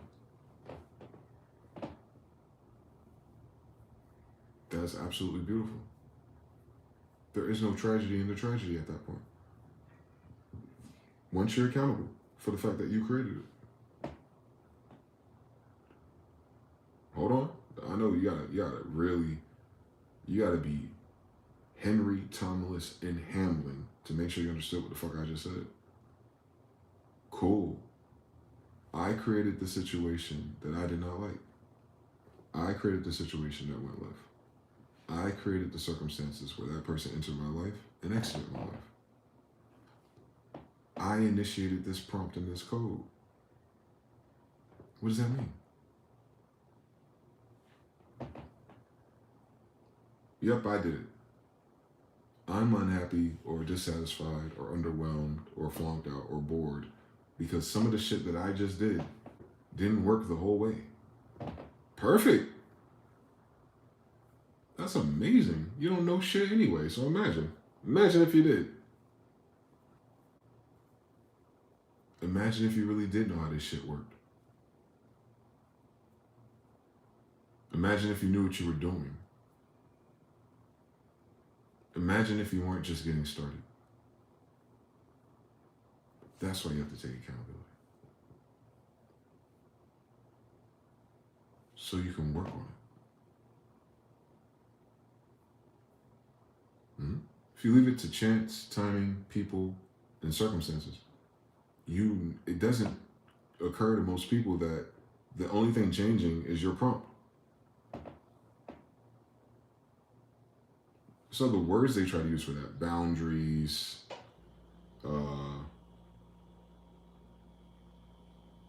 behavior, or what I will settle for, like in that vein of life, they'll say, I'll no longer deal with the drug dealer. Oh my God, sis, that's such a firm boundary. You used to fuck drug dealers on average? That's not a fucking boundary, that's common fucking sense. But you get like, people start modifying their parameters on an Amazon filter. That's cool, that's a hell of a start. But what are you trying to buy? What are you shopping for? Most people are not honest with that. So that's why they don't get what they want. They speak, them hiding and lying what they really mean, like it's the 4 agreements. Say what you mean, be impeccable with your word. Because they're not impeccable with their word choice for what their desire is, they don't ever get it. They just get to complain about how the thing that's not it, because they didn't say what it is so close to it based on what they did say, but it's not quite it based on what they didn't say. And they stay in that loop. Because Sworn God created all this with his word, by the way. And you can't say a word unless you have a thought. So stay woke out here. It's like a tribe called Quest. You think it, you say it, and it happens. Same story. Abracadabra. So, I think therefore I am. The same story, man. Thus, he wasn't saying that how do you know you're real because you're thinking. No. He says, I think therefore I am. He's saying that thought is first and then the I am is second. His answer is so much deeper than that. And he wasn't even asking these faggots that question. I think therefore I am is saying that abracadabra. It's saying whatever I think I am. He was manifesting. He wasn't talking about philosophy. These people are stupid. Cool. Once you realize they're stupid, just remember, you ain't gotta change them, man. They down there now. You're much higher in degree of awareness of everything. Hence, that's why I talk like that. For me. To not go back down there. So that's not what that means. They're not looking at this from the right angle. I can't be mad at them. It's me. It's me. I needed that reference so I can use it in a video one day and explain to someone else. That's it. They did their job. You're initiated, though. 1 degree at a time, it seems. Once you take accountability that you created it, then you take accountability and create again.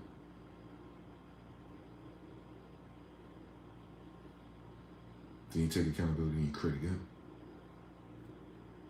Then you create again. You're a creator. I could have sworn that's what the whole thing was. It's about creators, right? The whole book's about creators. The tree of life is a Kabbalah. It's the map of the mind, a little metaphysical, occult meaning to it. Come on, guys. You're creators. You're creators because you have thoughts, yeah. Yep, I have Horus. Pineal gland, same story. So yeah, imagination, holy oil, same story. All the same thing. Mount Pineal, 33 vertebrae, same story, same story, same story. Did I mention I was part Hindu? Same story, same story. So yeah, once you understand, it's all the confirmation. Once you understand it's all the same story, then you're like, okay, it's the same story for me, part 2. I kept creating the same stories. Relationships, right? Most men relate. Keep creating the same story. You got a different flavor, but it's the same story. Especially when you get to the end of it. It's like, man, is this a Tyler Perry original? Because every time, it don't matter where you start to jump into the ramp at, it's going to end on the other side of that goddamn map. And you're like, same story. Same story. Most people in dialogue podcasts, and I watch other people and their grievances about these type of things, they're usually in the level of surface. Like, oh, it's because I said this and did that. It's because she didn't do that when I was doing that. It's because I wanted to do that, but she wanted to do that, and we couldn't do the same thing at the same time, so we're on 2 different maps. Like, it's always tick and tap between the people. Like how they bounce off each other, how the resistance works, how one person felt neglected energy-wise and sought energy elsewhere, or how the other people both had energy for each other, but the energy was negative and they called them to bounce over there. You know, it's all kind of versions of the same 3 outcomes. And they're all created the same thing. Because people are trying to replace the person, but keep the thing. It's weird. It's like, bro, your mix sucks because of your templates, not because you're a fucking drum kit. You're switching the kick and the snare around, and the fucking EQ is still wrong. So they don't take accountability for the fact that the paradigm that they're trying to put their partner in is what's wrong. Thank you for joining my TED Talk, sister. And my brothers out there, the paradigm you're trying to put her in and where you think you are in this equation is wrong.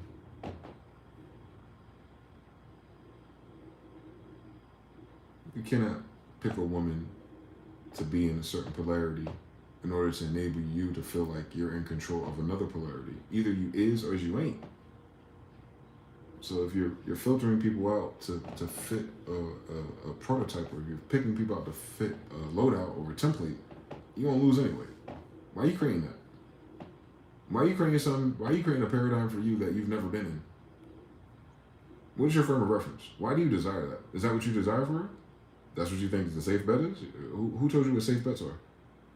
You want $1 million on stocks already? All right then, stop betting. Find out who you are already, and then find her. In that order, nigga. You feel me? Everything else is just dating and playing house. Survival, nigga. I know survival mom from the hood, nigga. I know how it is. 2 incomes better than 1. I get everything. It's better to be with one of them than be a whole bunch of bums. I get it, nigga. This shit, you gotta save some of your energy. I get it. Trust me, I do it. It's too expensive to do anything else most of the time. I get it. Cool. That's cool, bro. That's cool. That's cool. That influenced so many of us to do things in a certain way, or to allow certain things, or to tolerate certain things. Usually, it changed our tolerance for certain things. If you're honest, sis, brothers have tolerated a lot of abusive shit, and the word I'm using is tolerated. Not that it was okay. Not that they slept on it. They tolerated it, meaning they acknowledged it the whole time. So anyway, that's surface. But you step away when it's past you. When you gotta get out your emotions. You gotta stand and just look at it for what it is. And that's what I say, is like teaching you something.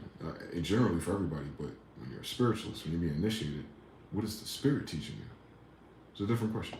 What life taught you is vague enough, I guess, but depending on what class of characters live in their life, I guess. I'll tell you, I know the Hollywood Netflix formula of what happened. I know the hood version, I'll tell you, if I'm honest. And then I know what the overall Peter Griffin, Al Bundy version of the story ought to be. And then we can code switch now to therapy, healing, and spirituality reasons of how things happen. But no. That's cool. That's useful. That's useful if you're writing a book. But what did God show you?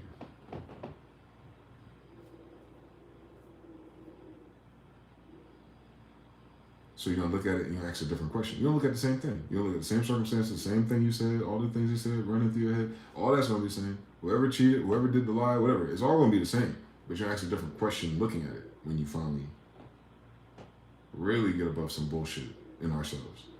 What did God show me about this? And even if you don't answer that, you'll think about it. You have to think about it like that. If God's controlling all this and God's initiating me and God and the Spirit and everything in between us is pushing me in a certain direction, obviously it's I've seen all the stories it saved me from, so I know it's there. But is it always there? And if it's always there, what did it just show me? I start with, what was God in this equation?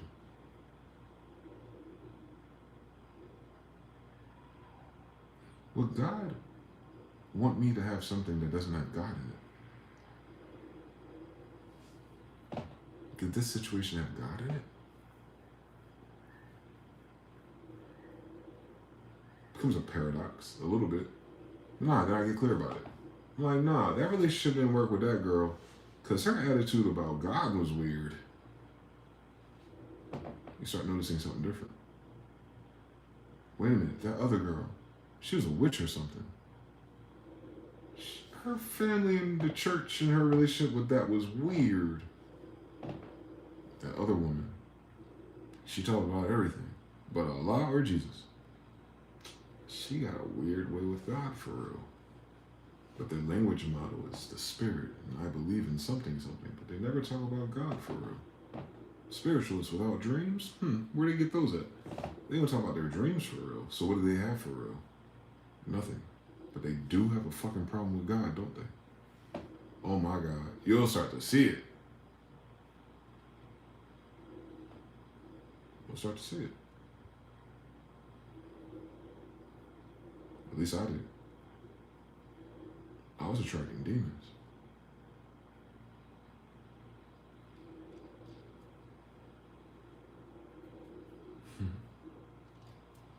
Who also have a problem with God for real?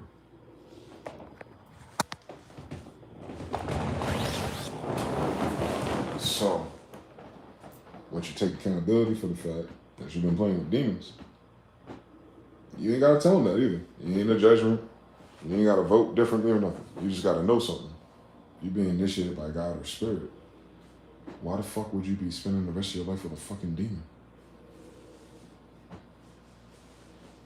Anyway, how would that have ever worked?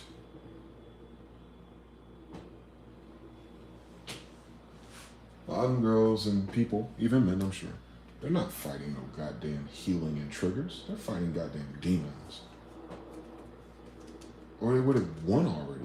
Just by writing this shit down and reversing it. Like, it is what it is. It makes sense intellectually. Let go of it. Nah, that should just keep spinning the block. Like, you lose one and 10,000 more come back. I know that's right. So what you end up finding out is, if you're compatible with that level of people, let's call it the demon bar. Energy, polarity. If they're that negative, and something attracted you to that negativity, and then you find yourself pulled down, and then it seemed like your effect on them pushed them up for a little while, what is that? What did that teach you?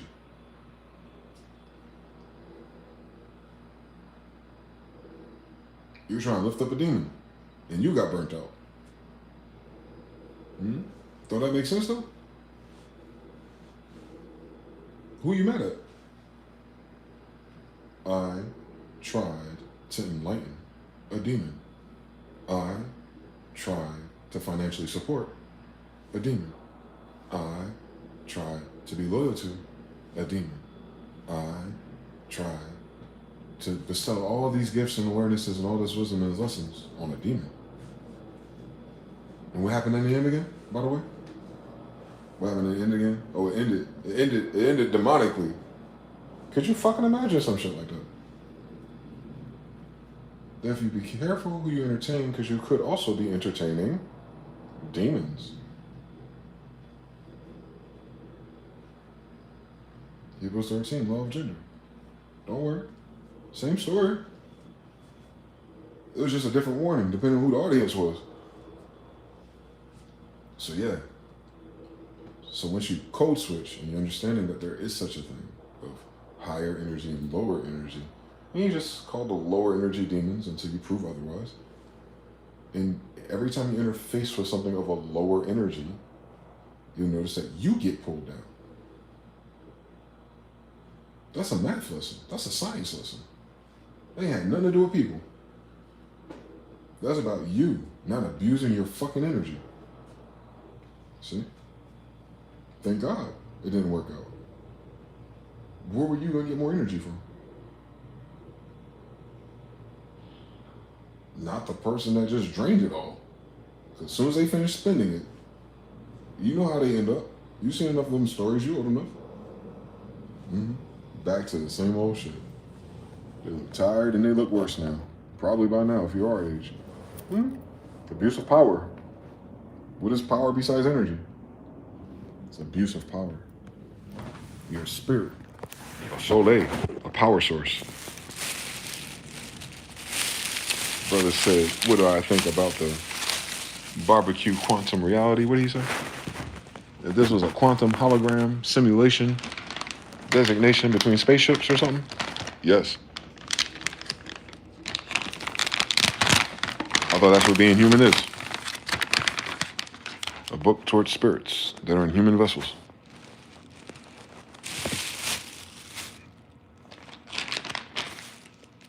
Ain't that what the Bible says? That you are not your body?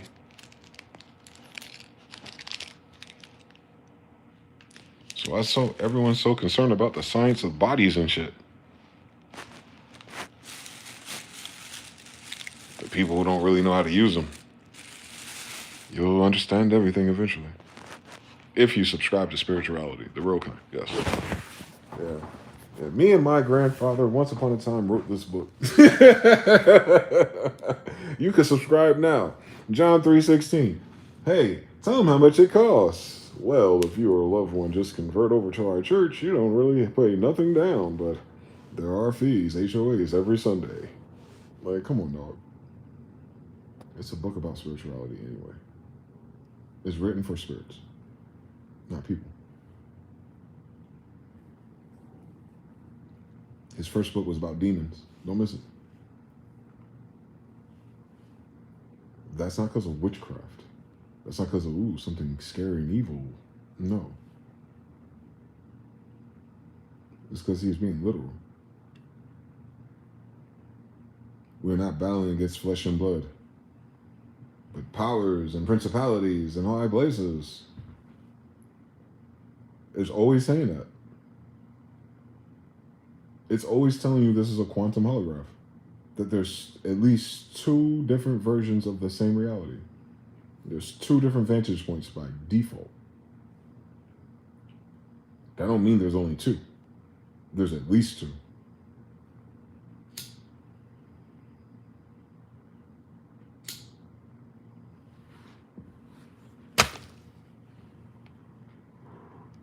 That's why sides are not important if you're in the wrong dimension to begin with. They're in a dimension where side doesn't matter. Right? If you have 1 line, side doesn't matter. You have 2 lines, you might get something better. If you get 3 lines, then sides matter. 3D, you get the 4D, then angles matter. The more degrees you raise, the more certain things matter and the less other shit matters. Polarity, prioritization of polarity. Yup. Shows you how to prioritize your energy. Because you've been wasting it.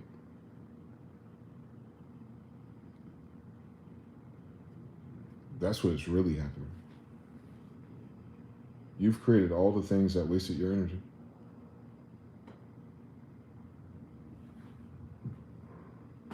That's why people feel tired.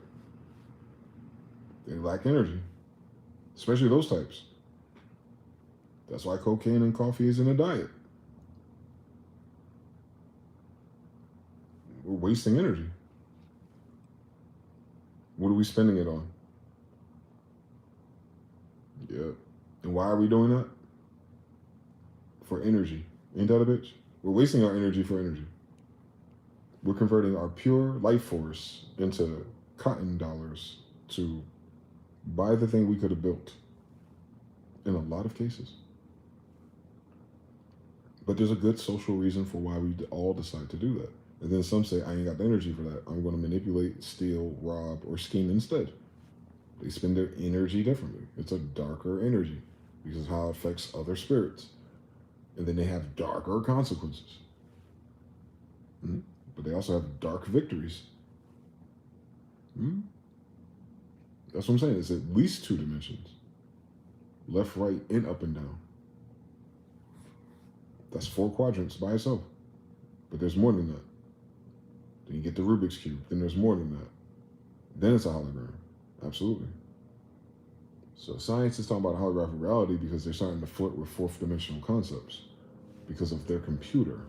They don't understand it in their language model. Exactly. Why the fuck would you understand a 4D process with a 2D vocabulary? You got a bunch of interdimensional UAPs. Of course they don't know what it is. They don't even have the language for that yet.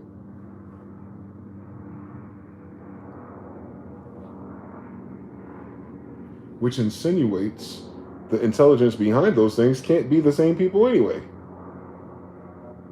Not one of them had that language model, in fact. Not even when you read a declassified document does it correctly account for what that is. It's not part of this reality, quite literally. Thus, so we know there's another dimension of reality that makes those ships. And you're not even there. And it could be right in fucking front of you, and you wouldn't see it. Initiation.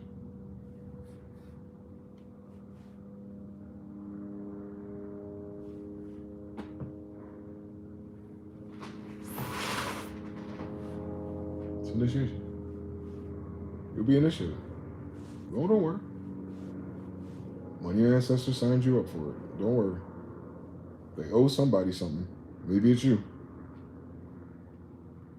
The sins of the fathers. Yep. Can you imagine those whimsical rascals back then? What type of bloodline contracts they signed your ass up for? Just like the damn government spending money from the future that they ain't got, hoping the future figure it out. Yep, here we go. All dimensions. Law of correspondence in all dimensions. Your ancestors was hoping that we would figure it out.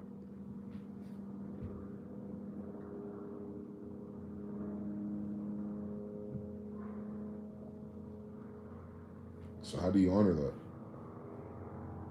By figuring it the fuck out. It's the least we can do.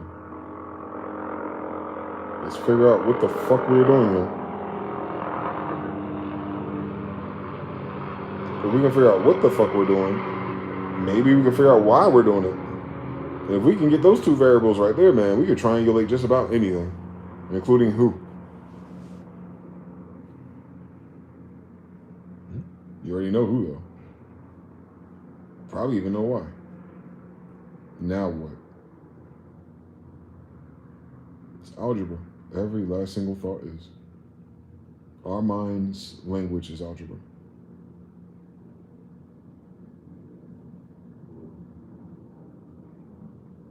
Absolutely. Not arithmetic, not addition, not polarity. It's algebra. You think in algebra. You think in variables and possibilities, and unknown variables, and triangulation, and calculations, and figuring. You're using algebra by default.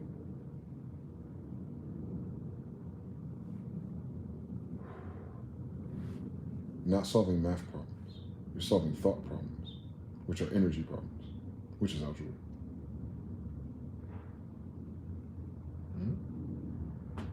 Gabriel. Yep. El Gabriel. Gabriel. Yep. I wonder who designed these. Same story.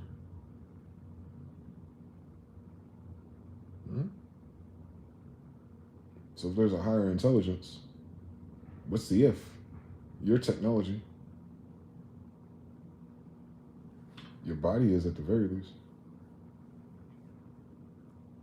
It thinks in algebra.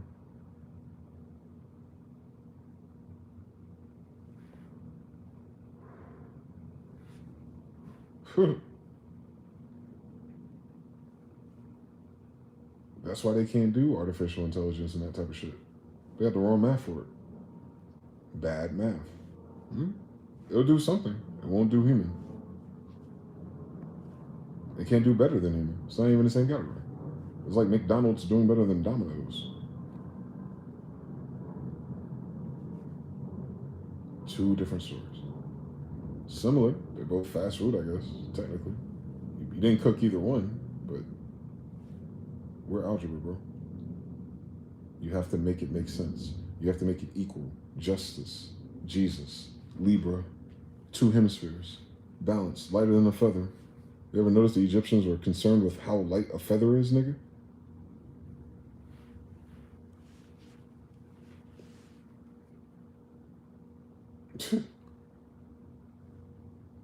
Where'd the feather go? In your head. So your heart's lighter than what? The thoughts in your head.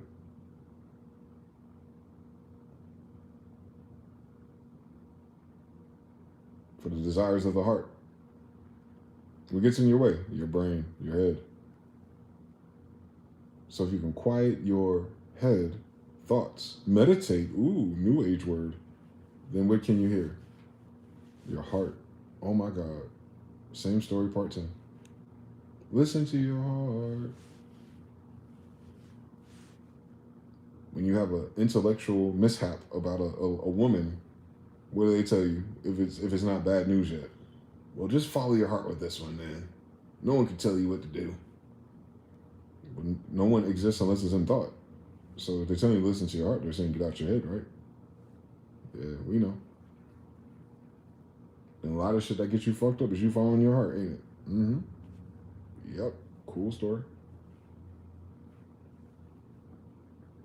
And then what most people happen as a side effect, they harden their heart. They get a cold heart. They become heartless. Right? They become junior narcissists, basically is what they're saying. Yep. I became a narcissist to protect myself from other narcissists. Cool story. Don't work though. But I get it. And it stops there. They're uninitiated.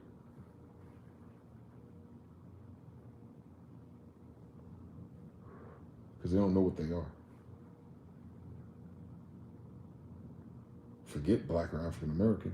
They still think they're a damn human. It's a spiritual initiation. You can only initiate spirits. You can't initiate monkeys. So spiritual initiation is for what? Like for like, man. Y'all breaking universal laws out here. If you have a spiritual understanding and a spiritual awareness, what are you? Don't tell me you're a spirit having a human experience. I'll fucking snap in this motherfucker. Because I could have sworn that's what the Bible said. Correct. So you're at least multi-dimensional your damn self. Correct. So we're waiting for science to tell us about multi-dimensional things? When you are one? Make that make sense, right, Jesus? They're trying to discover what we are already? Isn't that weird?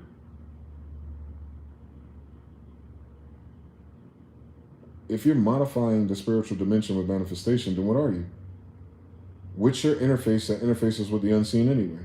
You have an unseen interface, I guess. All right, then. You're the spirit doing it.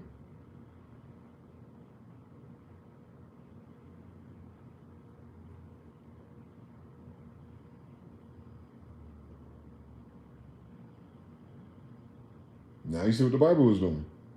It was fine-tuning your language model. It was fine-tuning your polarities. It was fine-tuning your imagination, your mind, and your thought space.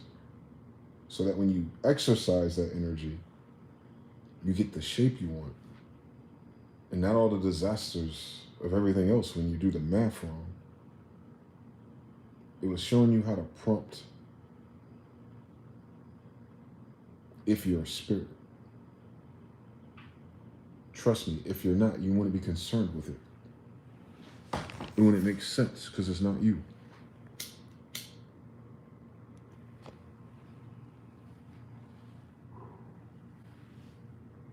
Yep. A lot of people are like, yo, I'm real, man. I'm authentic. I'm genuine. I'm real. They can only be talking about they have a spirit. That's the only difference between real and not real. Between NPC and player. One has a spirit. Player one has a spirit. Player one has a spirit that has a body, that has a controller. That's usually player one. So player one has a spirit. The NPC doesn't. Correct? Correct. You can play a video game and tell if people are real or not, right? Because the CPU characters do something weird. They seem unspirited. Or they're not talking. Something that spirit does. Breath. Or they're not typing. And if they are, it seems like it's scripted. It's not imaginative. Something that spirit does. Correct?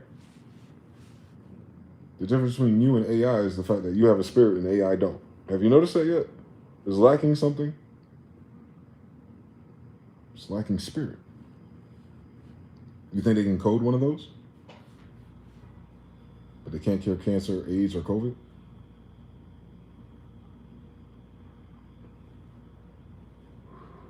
They selling y'all bridges in Brooklyn.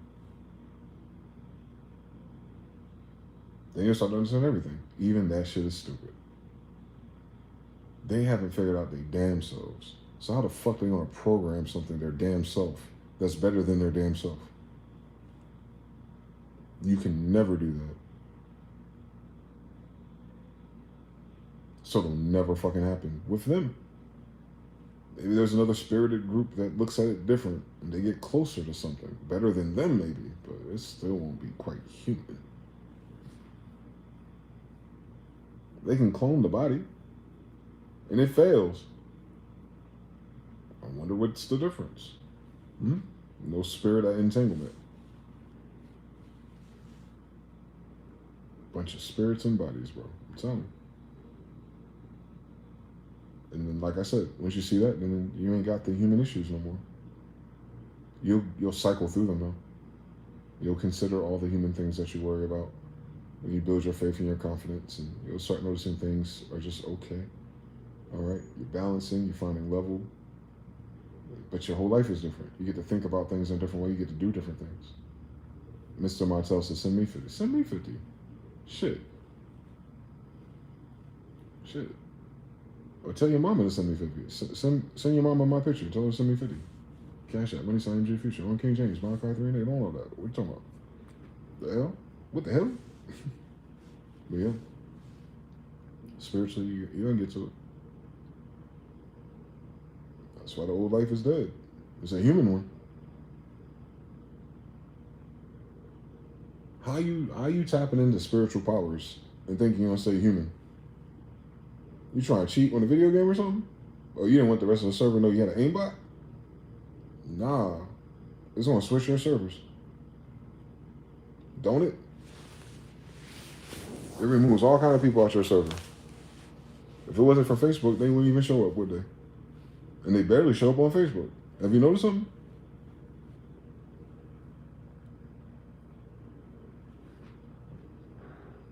If you're getting closer to God, aren't you technically getting closer to spirit? So if you're getting closer to something, then you're getting away from what? Humanity. It's a course in humanity. You outgrow it. When I was a child, I did childlike things. Children pretend. They even pretend to be boys and girls and humans. When will you wake up?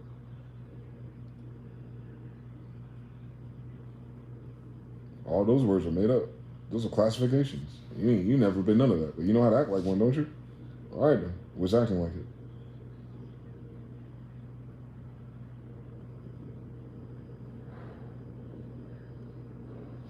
What you acting like? You acting African American? You acting black? You acting like a white dude? You acting Asian? What are you acting like? What are you today?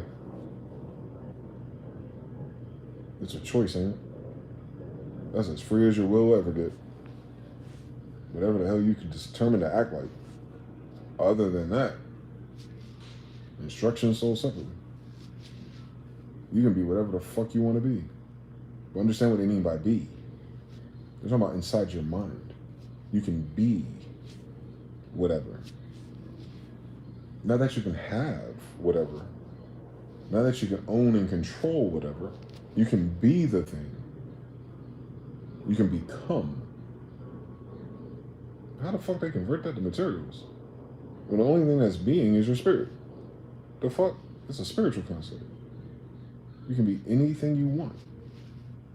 AKA whatever you set your mind to, you can be. So you have to think about it from you. You have to see it from you, from your eyes, from your being.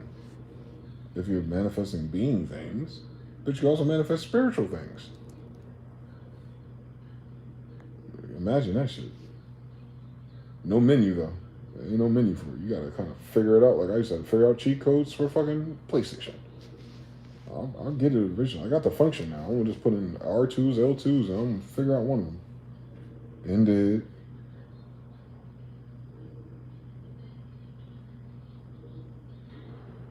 I can figure out 2 or 3 extra levels to twist the middle too. Ended. And then realize there were fucking Easter eggs in the game if you destroy certain things. That's crazy. Anyone else see those same symbols, don't even know what they mean. Quantum algebra. That's a code and twist in the middle. Ain't that a bitch? They're giving you cheat codes to other levels. The Jet Moto level, the Dark Rooftop level. There's another one too. Yep. All hidden in the game. But it doesn't tell you where or how to do it.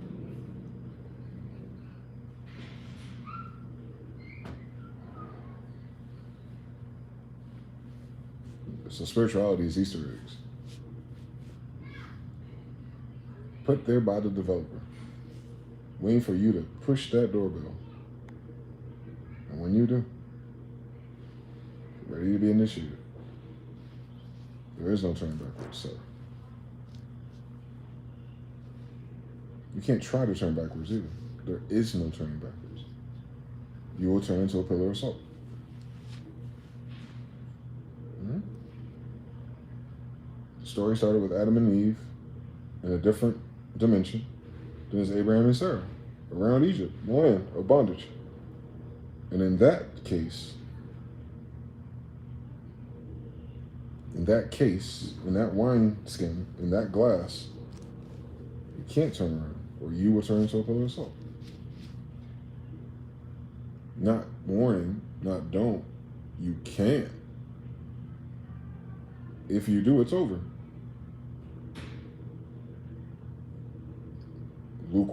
Get it?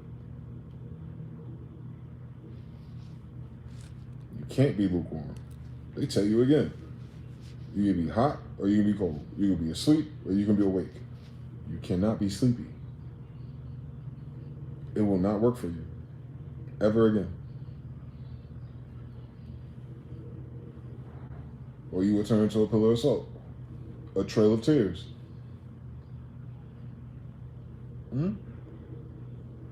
These churches and these pastors had no idea what they were really doing. Thank God. Thank God they ain't wake nobody up. You got to do it to yourself.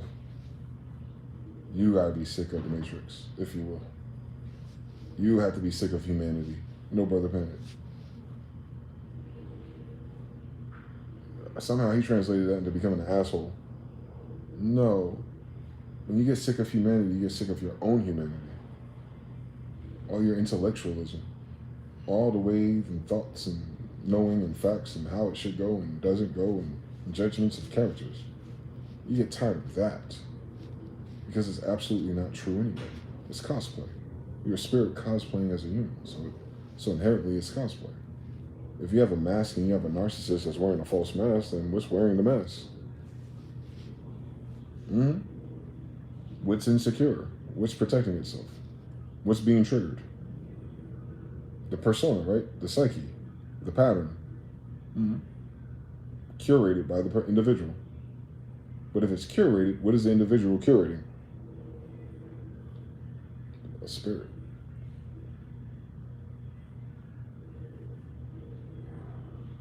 Same thing in meditation. That's a spiritual practice. Can you fucking imagine it? That if you slow your monkey brain down, aka the physical gross mind, the intellectual part of you, then you get access to these other channels and you can step out of your body. You can have an outer body experience. What's having an outer body experience? Please don't tell me your spirit. Please don't tell me the unseen force that's driving the vehicle that you had to walk out of by shutting it down. Please don't tell me there's a silver cord between your spirit and your goddamn body. Please don't tell me. Please don't tell me those dreams, your spirit go there, but your body is in the goddamn bed snoring. Please don't tell me your spirit is having a full, enthralled, visual, and sonic experience, even when your body is shut down in fucking recovery mode.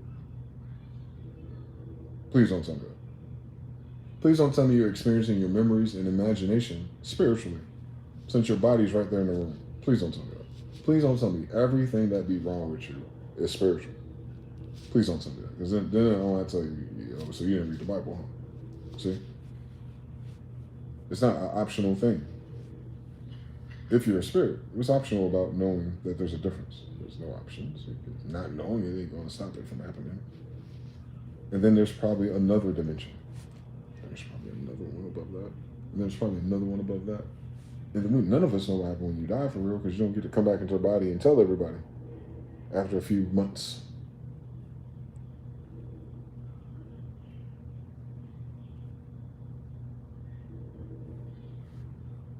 In a time that doesn't exist. Anyway. Tough.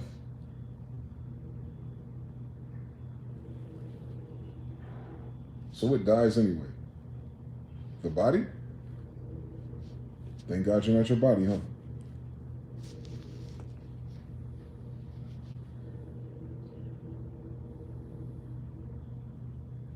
It's all saying the same thing.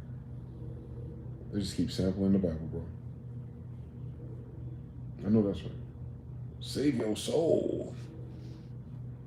That sounds a little different. What's this soul thing about? What's this light about? Does everyone have light? Does everyone have soul? If you could sell it, does the buyer have a soul? Why are they buying your soul? What do they do with it? Sell your soul to the devil. What are you doing with those? You need a spirit to have a body. I don't know what you need a soul for, but it sounds like it ain't here. That's crazy. It must be another dimension again. Yep. 3-dimensional. A mind, a body, and a spirit, or a mind, soul, and spirit, or something. A brain, a body, something driving. They gonna figure it out. X, Y, and Z eventually. They'll figure it out eventually. All I know is that's above this body's pay grade. Either way we do it.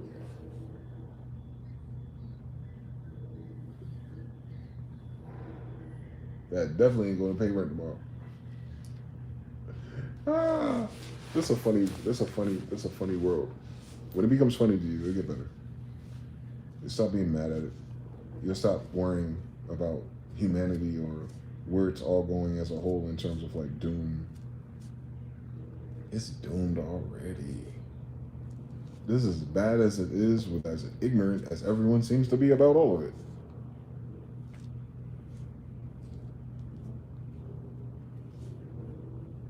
Correct.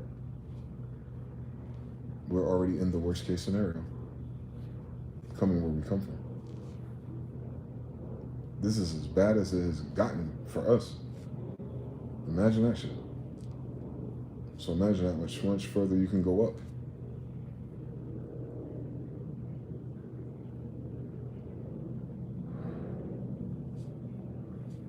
Unfortunately, we have to be reinitialized. Because if you are trying to carry all the buckets of water at once, and you've never carried one, you're gonna have a hard time. You're gonna have a hard time. If Spirit gave you all the things you're trying to manifest at once, you have a hard time. Not just keeping it, you're just gonna have a hard time in your life, period.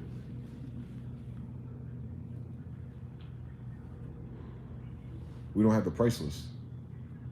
It says add up the costs. We don't know how to do that not for the shit we ask for. Especially if you ask for some shit you never had before. You definitely don't know how much it costs. Story of the credit cards. Story of any loan, actually. You don't actually know how much this shit costs. You ain't supposed to either. User. But this program's different. There's no usury. It's you. You're waking up. Who are you? Your body? Your straw man? Your role? Your rank in your family? Your girlfriend's boyfriend? That's who you are? No, you gotta wake up to what you really are. Yeah, that's what it's about. That's what the awakening is. That's what the rebirth is. That's what the resurrection is. It's resurrecting what's sleeping inside of you. It's like waking a sleeping giant. Greater is he who is in me than he who is in the world. There's a way greater force driving this than what appears to the world. For Hebrews 13 again. Careful who you entertain. You might be entertaining angels. It could be a little guy. You may grossly underestimate his strength. Be careful. It might be whatever. It might be something else. You might perceive its wisdom wrong. You don't have no idea what you're dealing with unless you do. Of which will require initialization.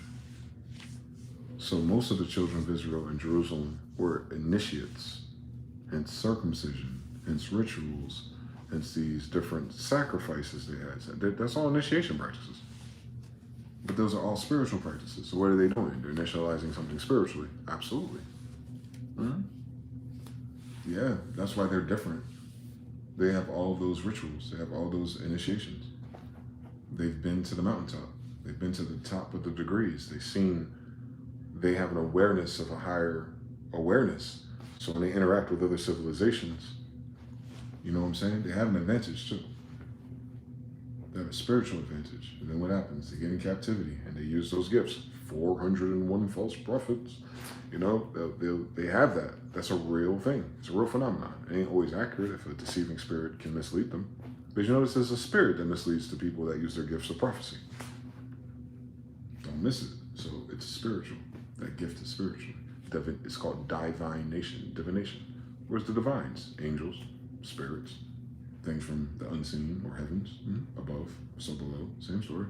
So everyone's dealing in spirits. Everyone, even those who don't know they are. Because it's spirit first. It's not optional. It's not like you can play this game without spirits. That'd be kind of fucking ridiculous. A world created for spirits? Without spirits? Who the fuck are they talking to? I know. They have a different mode of reality. They see things differently. They're starting from the bottom still, 2,025 years later. They'll get there eventually, I guess. Then maybe they'll write a Bible again. So no. Just save yourself the gory details.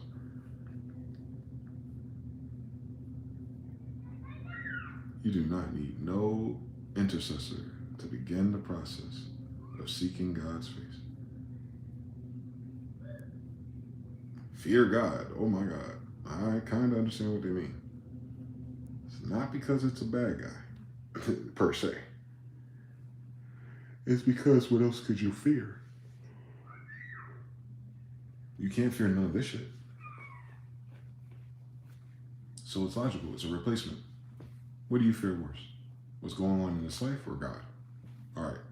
Well, if you fear God and God alone, what do you fear out here? Nothing. Why? Because you fear God. What does that mean?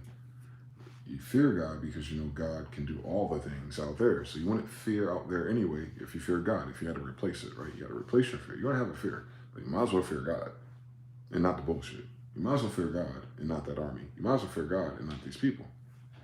Because God will open up the fucking ocean on whatever you're afraid of. God will move a whole fucking mountain that you're afraid of. God will remove those little creepy, freaky frogs in your bath garden that you're afraid of. God will rewrite the timeline that you're afraid of. It's literal.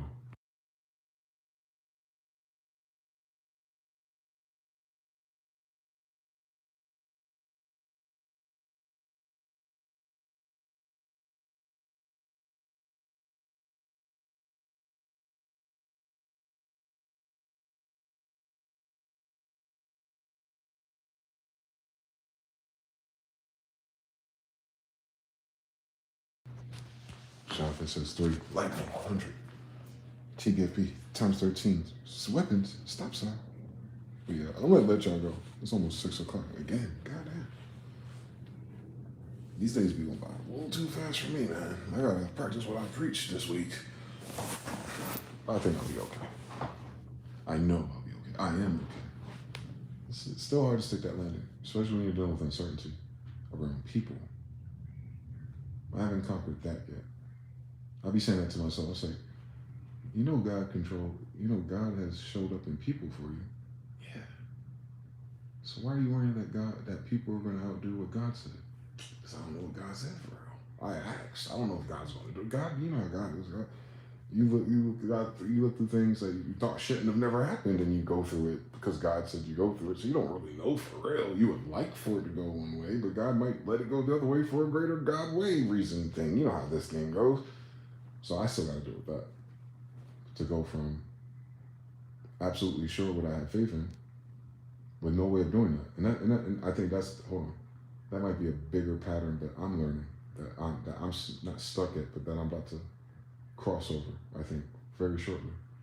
Is that it's one thing to be like, oh, I can manifest the fucking bacon one day and a random person offers me bacon. It happens a lot. Well, too much, actually. But in other things, other obstacles, like things where it counts, where you're like, you versus this mountain. Like, I know the mountain can move. I know all the possible outcomes. But I also have the language model of the humanity. My intellect goes, but so the battle is between you. Like, I ain't even in it for real. Because if God wants to do it, God will do it. And honestly, if God is leading you, you don't even have to ask. Like, when you get close, like when you locked in for real, and you spare yourself the gory details of worrying if. It's like you get out of that, but then circumstances still exist.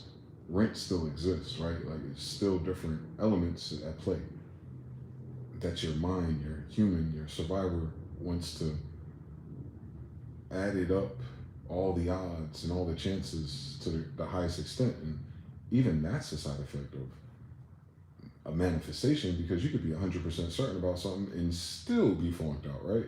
So it's crazy to notice that in myself, like where my threshold of acceptance is. I have a threshold that I need to adjust. Like, can you accept just these things? Can you accept some of these things? Is it the big things sometimes, or is it the big things all the time? Is it the small things all the time, or is it the small things most of the time? Like, I'm checking to see where my limits are in my belief about how encompassing the whole thing is. Like on what level is God is working through my interaction. And like I said, I'm in the initiation process now, quite literally. Highest good, highest outcome.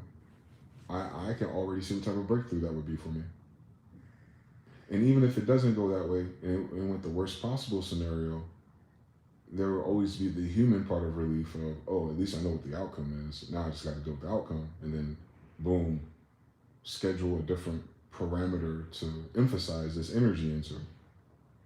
And that's worst case scenario. Best case scenario, I get to the other side of some shit and it works out absolutely the way I see. And then it's like, because there's so much momentum, or there's so much time stretch, or if there were so much different events and catalysts and inputs and awareness changes and effort, and like I really had to push the fucking issue against myself the whole time in between it, and then finally get to the other side of that, and it worked in my favor too. Because then what it does to me is like it justifies me not giving up on some Job shit. It justifies me flying high, and I know, oh, now I know why I had to not just overcome this obstacle with this. I had to overcome myself. Overcoming myself overcomes the obstacle. I get it. Because on the other side of that, and that's an obstacle I created too. It's not even a mountain for real. It's the unknown. The mountain is the unknown, but not knowing the outcome. But it in itself is petty. It's not that serious. It's not scary. It's the fact that it can go left because of people. So mountain out of a molehill, and God can move those too. So when God moves these, and I get to the other side of it, Lord willing, it's this week, then I'm already seeing it. Like I'm already pre-downloading it. I will, because I'm betting all my coins on this side. Although my intellect is aware of all the other sides, trust me, I was there. But in the highest timeline for me, I get to the other side of that, and it's cool. And then I know from that point forward, that right there, like to get to the other side of this year, for me, oh my God, man. Oh my God. Oh my God. That's an upgrade. That's an upgrade waiting to happen. I cannot wait. I really can't. Because I can almost imagine it. I can almost feel it now. So never got a shot. I can feel the after effect on me. Like when it's all coherent.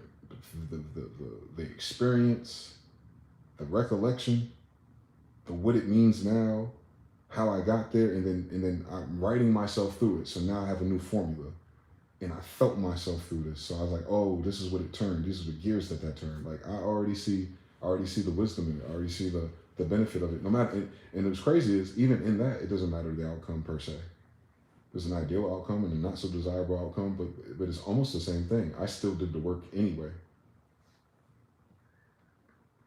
That's the most beautiful thing about it. It forced me to sit still long enough to do this type of work anyway, irregardless of the reward in the sandcastle drama. Even if not, I still did the work in the meantime. I still slowed the game down. I still allowed myself to process all those feelings. I still manifested Heru. I still didn't do nothing stupid out here. I didn't get in any trouble. I didn't start any unwanted storylines. I'm clear. I'm traveling light, lighter than a feather. Emotionally, mentally, I ain't got nothing. I ain't do nothing risky, nothing to be ashamed of. Like I'm solid. And at least in this season, I know I ain't do nothing too crazy besides smoke Black and Milds and some fucking marijuana. Other than that, I've been out of everybody's way. Other than that, I ain't been sweating nothing. Ain't nothing about nothing. As long as I got a few dollars in fiat, I'll be all right. Because this has been a grace period for me. This has been a process. There's a definitive end to it, and your body can sense it, and your spirit is like way above it. And then your environment just echoes everything but it. So I'm noticing that too. I was like, well, if this does work out to the high good, I hate saying if, but contextually, if it does work out to the highest good, now I also know the signals. Like, because when I was going through that mountain, I was sensing and course correcting, but my environment was giving me these signals. Now I know what those mean. now I know what those signals mean for this outcome. If the outcome go another way and it's like, what the fuck? I don't know. And that's what's even weirder about it, because of how I'm framing it in the signals and how things have been energy-wise. It almost seems unrealistic that it wouldn't go that way. It seems like my worst case scenario doesn't seem likely off of just the spiritual degree. And then on the human, like old patterns and old life degree, same story. It's like nothing is telling me to fear about anything. Nothing's telling me to worry about nothing. Nothing's forcing me to, I'm not in a dilemma, intellectual dilemma either. I'm clear, at least. I couldn't say that a few months ago.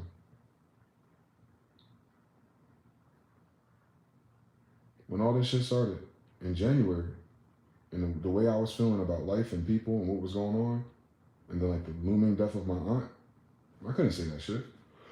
I could say a lot of shit. I knew what to say to get out of it. I knew that I could get out of it. I didn't know when, and I didn't know what getting out of it would look like. But I just knew I wasn't going to stay in that energy. I knew I wasn't going to stay in that mystery. I knew it was going to make sense eventually. But now, since I've been through it, wall to wall, gate to gate, date to date, it's like, okay, at least I have a progress bar. The first half was like the audacity of life and people. And then that next quarter was like, all right, well, what you gonna do about it? What you gonna do about it when you can't do none of the things you want to do about it? When you ain't got no options, your old options. What do you do when you don't have that no more? I keep going. All right. Is that easy? Nah, that shit's uncomfortable as fuck. Then what do? Well, you gotta process all the feelings. There's a recursive loop because your whole paradigm shifted. So your body's reaching for familiar experiences and feelings that aren't there no more in all dimensions. All right, can you get past that? Yeah. I had to quit cigarettes before. I know it takes time. All right. How much time it take? I don't know. I didn't keep time, but I know it ain't that time no more. Good. Good. All right, what about all the other things? Well, I wanted a whole bunch of other things that never happened just yet, but that doesn't mean they ain't gonna happen. So what did you learn by them not happening? If any of that shit I was trying to rush and manifest in the meantime, between time, did happen, I would have been on a different story, or I would have been in a different mind state. I wouldn't have gotten mentally clear about certain things going that way then. So what does that tell you? Oh, that tells me that some of those manifestations is waiting for me to get clear. So this way, I don't have to catch up to here later. AKA stop and turn around. Oh shit. So now even when I start to fly, I can fly more freely. If I was flying 6 months ago, I wouldn't be freely. I would have probably just flew to the wrong place on top of that because of the filter of not knowing, or the filter of the gravity of my situation and the people and my aunt's death and all that. It's just, I would have went somewhere, but it wouldn't have been to, all right, you gotta sit down and be bored. You're on punishment. Damn it. But you can go outside. All right. I just can't play the PlayStation. All right. All right, what am I gonna do instead? Yep. Read the Bible, journal, keep doing videos. Maybe it'll help other people see things differently. And just remember how I got here, which by itself is impossible. And just looping through that and checking that and just testing that spirit and then finding calm. That was the most beautiful thing about this whole process so far this year too, is that before I would wait to feel better. I don't even know how to explain that, because there's levels to that even after you know, like dynamic thought and stuff. But I think I was just living my life at a certain vibration. I settled my vibration. I didn't push the issue on needing to vibrate higher. And I wasn't really emphasizing on the quality of all my thoughts either, because I was so used to intellectualizing dilemmas or problems or even challenges of doing things, creating things. I was always used to meddling in pros and cons. But this is the first time and the last time where it was like, everything is wrong.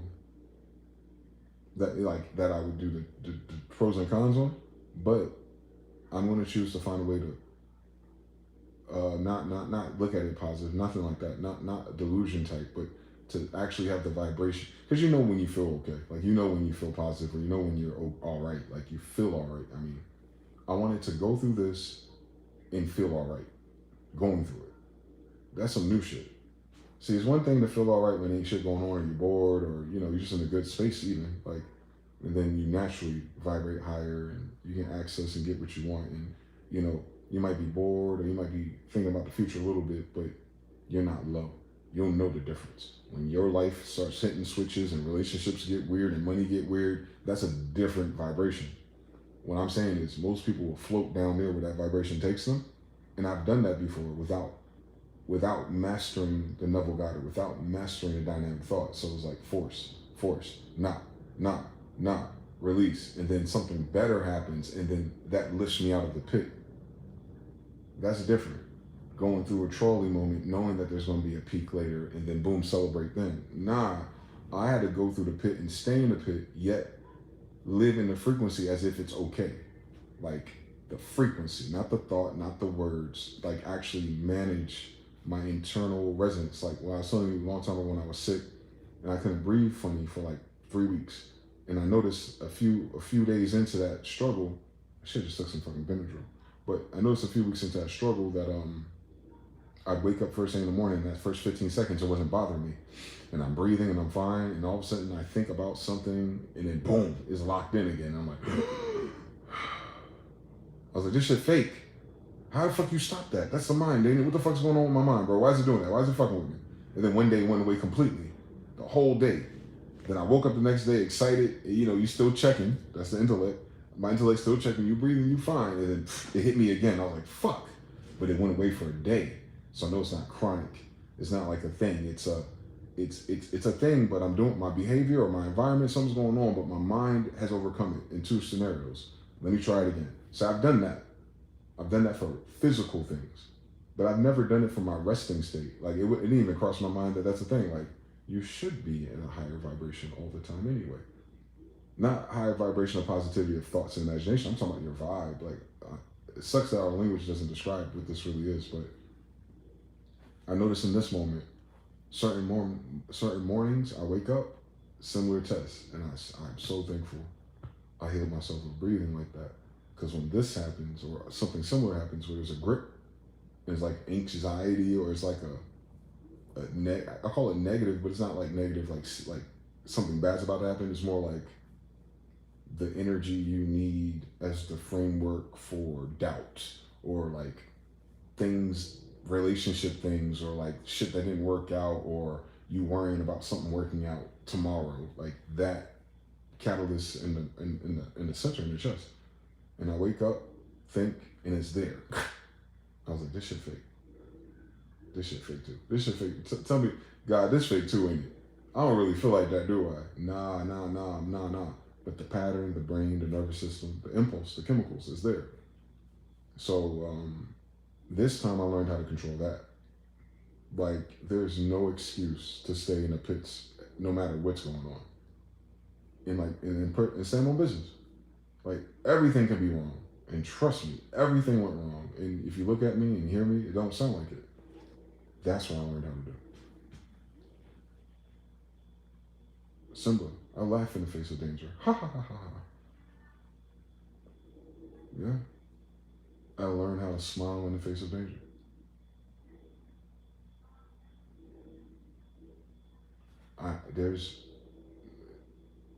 What a better teacher. I would have not even known how to do that unless I had to. There had to be another way to process this. There had to be another way to exist in this space. I had to overcome the fact that I do not need to wait for a circumstance to be okay. If you're okay. Mm-hmm. You just won't feel like that a lot of times. I remember how I used to feel now. When shit just wasn't going your way and there's a feeling and a tone that matches that. And then your reality is filtered by that tone. Then you got to counter it or wait for seasons, time, star alignments, and something great will happen. And then, king is back on his throne. No, we ain't got time for that. That in between time, in the meantime, especially a time as boring as this, nah, you can't wait for the other side of your story to feel better about shit. That don't make no sense. That's a waste. That's a waste of your gift, actually. You feel me? This is so much deeper than what happened now. It unlocked an invaluable awareness, at least, that from now on, no matter what shows up, no matter what I'm facing, even if it takes me off of my center, I know it's absolutely possible to find a medium ground and to get centered, and to not let none of that frazzle, aggravate, anger, distraught, depress, none of those polarities need to exist longer than a few minutes. Unnecessary. Impossible, in fact. Once you know you control it. Once you know you control it. Once you know that that's in your control, I mean. It's subconscious. It might trigger itself for good reasons. But I'm just saying, like, after you go through some shit, you'll know that shit's under my control. And you may need help, man. You may need help with walking. You may need help with marijuana. You may need all these different little things to help you through the day. Like, people cope, things like that. Yeah. But in all you're doing, get understanding. You knowing what you're coping with. You're coping with a nervous system thing. You're coping with a thought pattern that triggers the nervous system, and that correspondence causes you to go into your other brain, and then that brain tries to figure it out. It takes you out of coherence with your heart, and then that's where the fear and the doubt and all the other quality of thoughts and energies and scenarios play out. And if you live in that, you feel that longer, your mood is affected by it, and then your environment, whether it's that day, the next day, or the next 3, will reflect that. Then it will reduce on itself, and then you'll be looking at it, instead of looking for the sign from the birds, you'll be looking for the sign for something else to go wrong. It's a polarity switch. Free will. So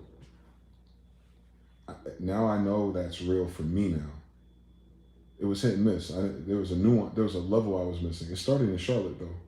Charlotte, when I started to know certain thoughts were persistent for 15 minutes. And I was like, I don't want to think about that. I don't want to say that. No, that's not how I feel. No, that's not what happened. And it just kept going. And then I finally, that's deep rooted in some other thing. And then once I wrote about it and understood it, it was gone. And I laughed. I was like, wow, how many of my fucking thoughts are just like that? And I've been asking that question for the past 2-3 years. Now I'm here. And all the things you feared and all the things you were worried about, it all happened. Cool story, bitch. You still here, though. Yup. I'm still here, though. Damn, how did that happen? I miscalculated all that shit with my rational mind, didn't I? Yup. Why? Because you didn't know enough. Mm-hmm. You cannot predict the impossible.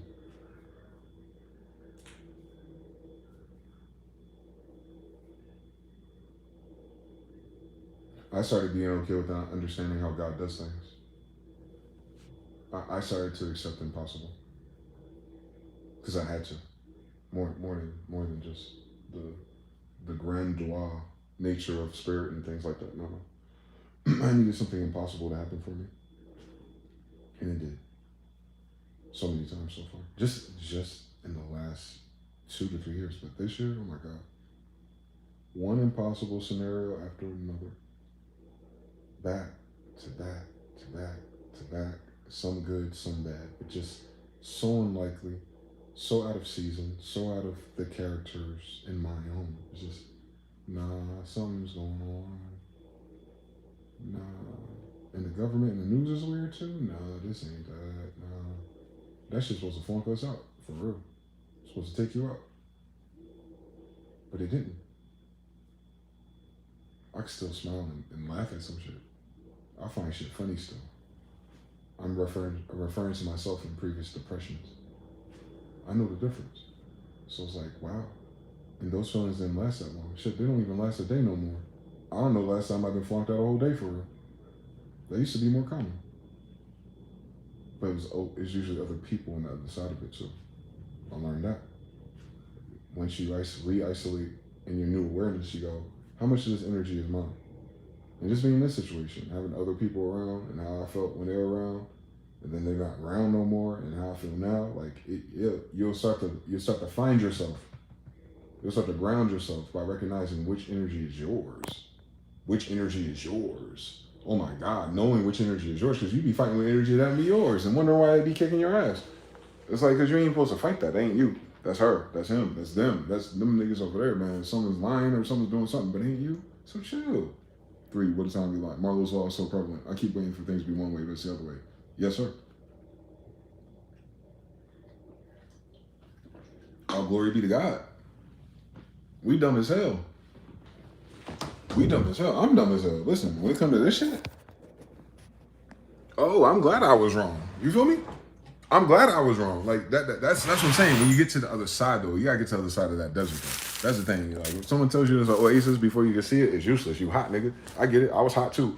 But I'm telling you, you get to the other side of this desert of our mind, this gap, this solitude, this darkness, this whatever the fuck it presents itself as. I know it's real. Yes. And that's why I stood on business with Winston Churchill, man. He said, if you're going through hell, darkness, keep on going.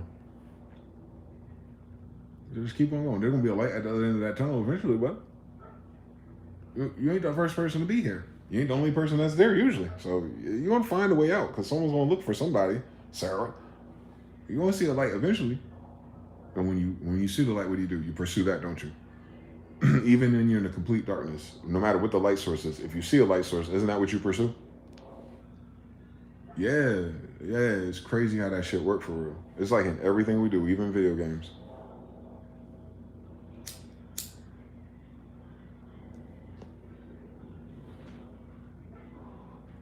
So being put into darkness helps you do what?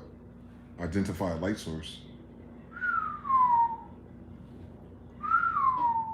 Oh my God. You get used to the dark too.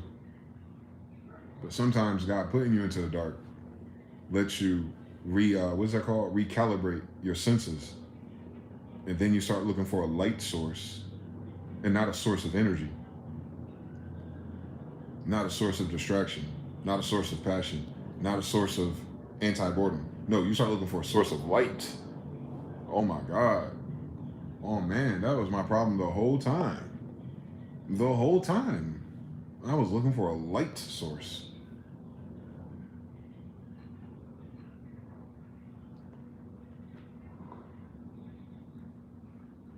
How much easier does the law of attraction work? If you're looking for a light source and you're using the law of attraction to find it, wouldn't it profit a man to become the light source?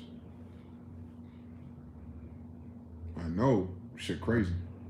I know, it starts stacking up. It starts making sense again. Universal law cannot miss on the Kabbalah. It ain't gonna miss. So when I look at my situations, did I attract all of that through a light source? No. It was filtered at best. It had shades on or something, but it wasn't a light source. I know even in its manifestation that wasn't the lightest source there was. So I must have attracted the wrong or false light sources, no matter what it was and whatever my pursuits was. Environments, especially being around certain networks or energy groups of people, like, nah, that ain't a light source. You feel it, you know it pulls your energy down if you're vibrating up. That's why I hated that state so fucking much, man. There's just something about it, and it's not the state itself. It's my connection to it. It's my light source. There's no light source there for me. There's no light source, and I can tell. But guess what? There ain't no light source out here for me either. But I feel so much better. What is that? I still don't know exactly that answer, but I can tell you what it isn't. People.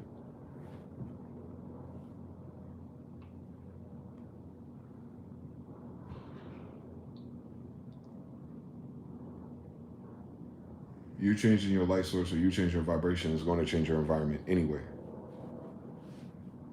So this is a result of me changing something inside of me. It's persistent. It's persisting, meaning it's working. I am changing my timelines. I'm not moving to a new location. Changing my energy changed my time, because energy and time and duration is all connected. By changing the type of time I was on, it changed the type of time that I'm in. And changing the type of time that I'm in changed my surroundings, especially people.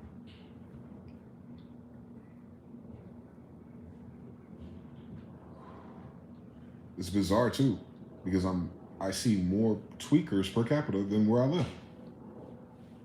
So it wasn't the polarity of different people. It was very specific people, apparently, being reminded, being near, or being around, or whatever it is, pulling down my energy on top of it. That's what I had to get out of. And I knew that. I just didn't pinpoint what or why or how. I knew it was something unnatural just by traveling. Resting state. My resting state is being pulled down. Why? What are you thinking about? Who are you thinking about? What circumstance are you thinking about? Who's involved with that? See? It started adding itself. It's like, damn, I hope that's not the answer. You know how algebra is. A, B, C, or D. Is there an E on this? Because I don't like these answers. Those numbers are too high and those numbers are too low. Y'all trying to trick me. A 2 and a -2? What you think it is?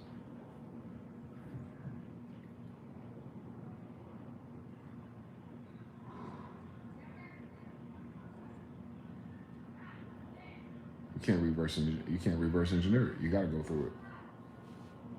I say whatever you're going through though, pro tip, do it with your chin up.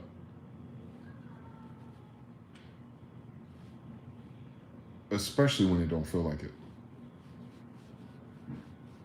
Especially when you don't feel like it. Especially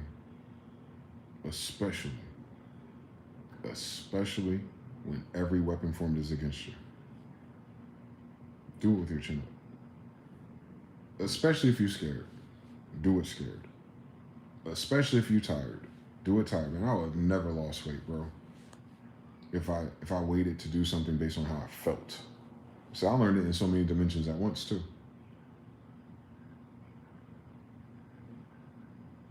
I had to do it all the dimensions. I had to change my form. My form changed actually. I lost so much weight without going to a gym. That's the weirdest thing about life. I told you the motherfuckers didn't believe me. I told y'all that way back in the day. I said, listen, you can lose weight with your mind for real. Watch this. It just takes a longer time. Now I know how long it takes.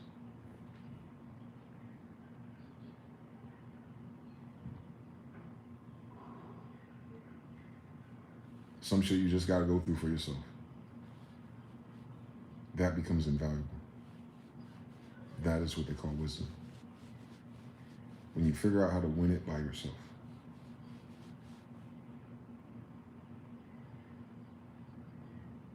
They always talk about learning from your mistakes. Nah, you should learn from your wins so you can win more. And how do you win without risk? No such concept. Thank God for StarCraft Part 4. Yeah. Most of those wins didn't make sense. Wisdom.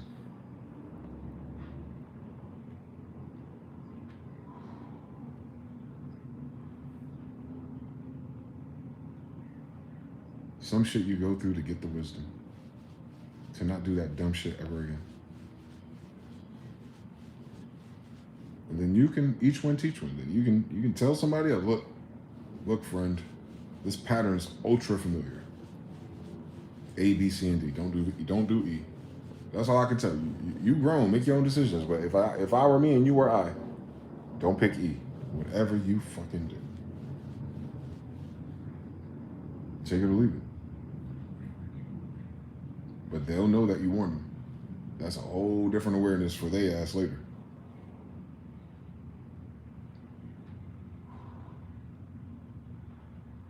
This shit happens without warning stuff. That's why. You can't prepare for your tower.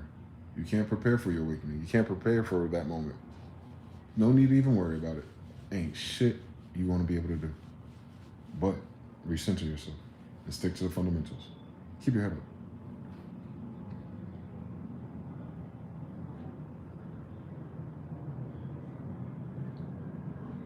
Not a suggestion.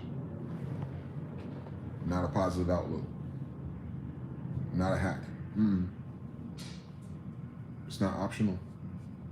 You must keep your head up. You're a man. Keep your head up. Just keep your head up. Eventually, the spirit, the reality, the quantum field, whatever it is, whoever they are, and everything in between it, it'll learn. So leave you the fuck alone.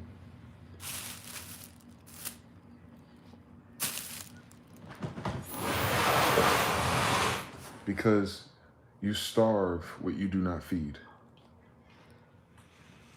You will starve your fears. Once you start to see that fear doesn't work, I'm telling you something. You're training. You're overcoming fear.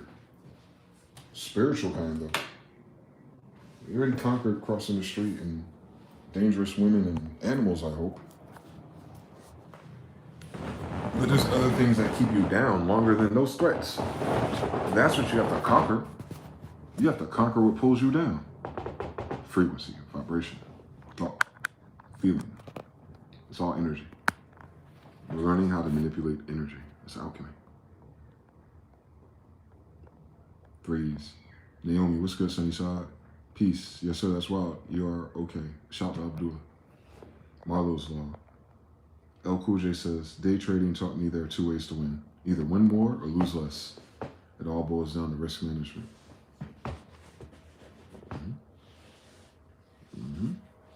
And then you get past probability. There is no spoon. There is no risk. That's why you have to keep your head up.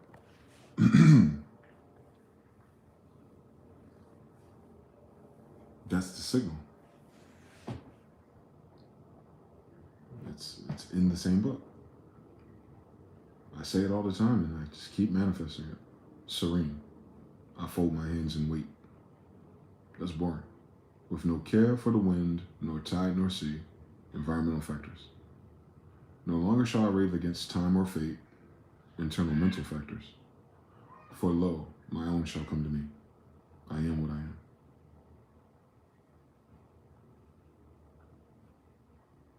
Law of attraction. Whatever you are will come to you.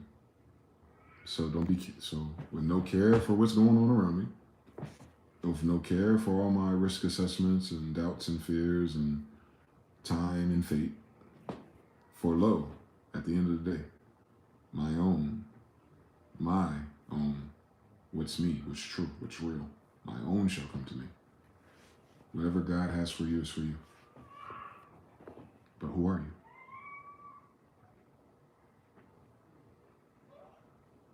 And are you something, a spirit, a person with your head up? Or are you a spirit or a person with your head always down? Wondering when you're going to lift it up again. Waiting for the wind, tides, and seas to blow different. Waiting for time and fate to run out. For lo, my own shall come to me, no matter what. I'm trying to get to the no matter what saga of my initiation. That's all there's left for now, to show me some other shit on the other side of no matter what. But for the first half of my life, or not first half, but for the previous chapter on previously on X-Men, it all led me to this. God's word is what it is no matter what. And the only way you can appreciate that is when everything else tells you it's not. That's necessarily dark. That's necessarily a challenge. That's necessarily a tower moment. It's so easy to believe when everything's good already. And I'm telling you, discipline's better than sacrifice. So stay on that side of town, shorty. But eventually, you want to ask for something else? You want to ring the doorbell again? Don't miss this. I rang the doorbell when I was a kid. I went through all kind of shit and got through the other end of it. Thank God, part 10. I'm here in front of you. But then I rang the doorbell again. Like I was, you know, I wanted more. I wanted to understand more. I wanted to figure out more. And I was like, all right, we're gonna give you a whole bunch of shit. Since you're bored. Since you're bored.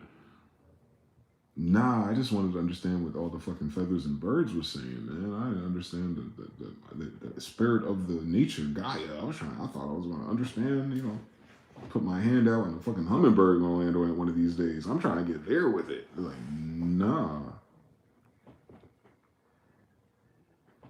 Nah.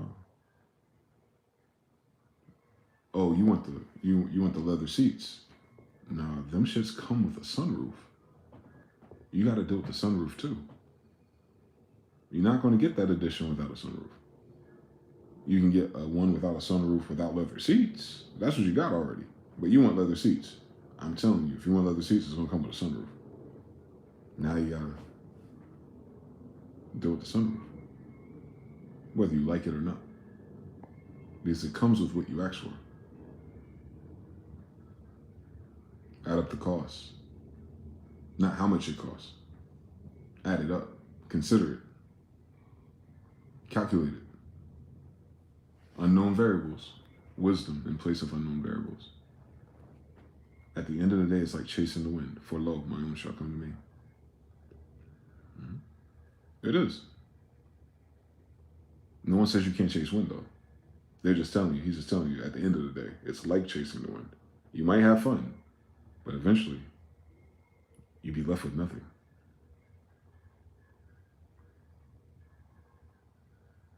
So eat, drink, and be merry.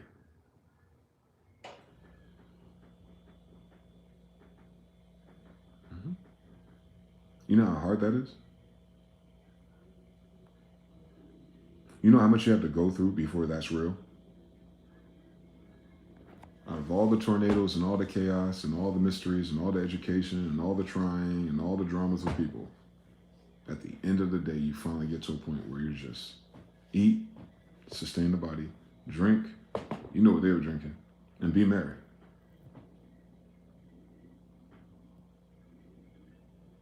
Be.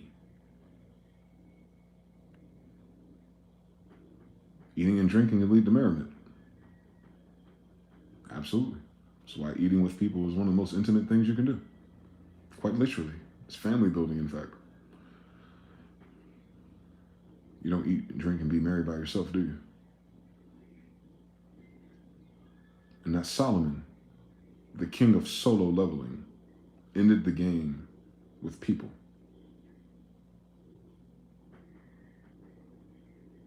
He finally got around the right people if he's married. And you know the women are cooking. Yeah, at the end of the day, with all his solo leveling, he found his peace. Where would Solomon eat and drink at?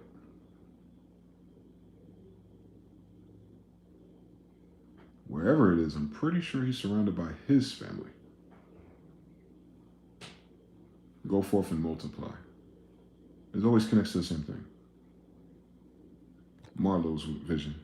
You want it to be one way, but it's the other way. Is it not written? The final answer is written already, so we shouldn't fail this exam. But even he had to go from Aladdin to the prince.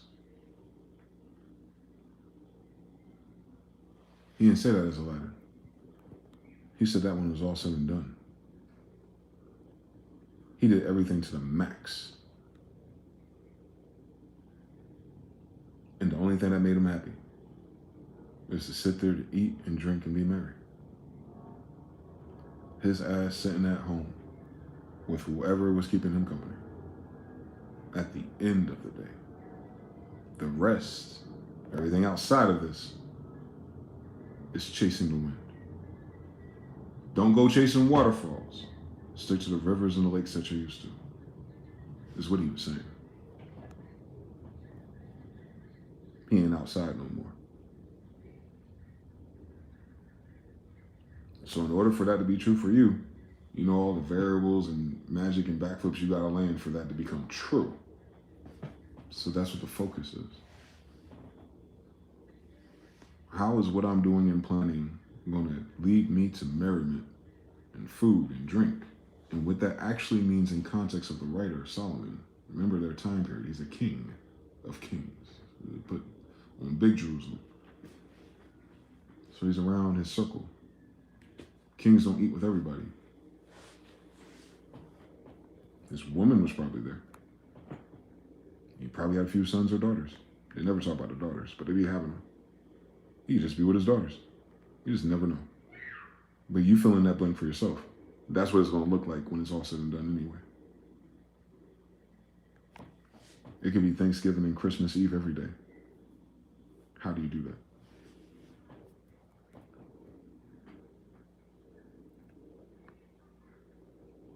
By visualizing it. Wake your ass up, spirit. Mm-hmm. And then once you lock in on that, if that's what it does, if that's what it produces for you, then that's what your life is going to take you through to get it. We be thinking we're going through things to lose. Nah. You be going through the things to win. You're going to lose what you need to lose to win, though. Yes. You're losing the things that are in your way of winning. Yes. You're losing the things that don't serve you. Yes. You're losing the lessons and all that, however you want to transpose the same frequency. The old life is dead. Literally. Don't turn around, Sarah. Literally. There'll be nothing there but tears.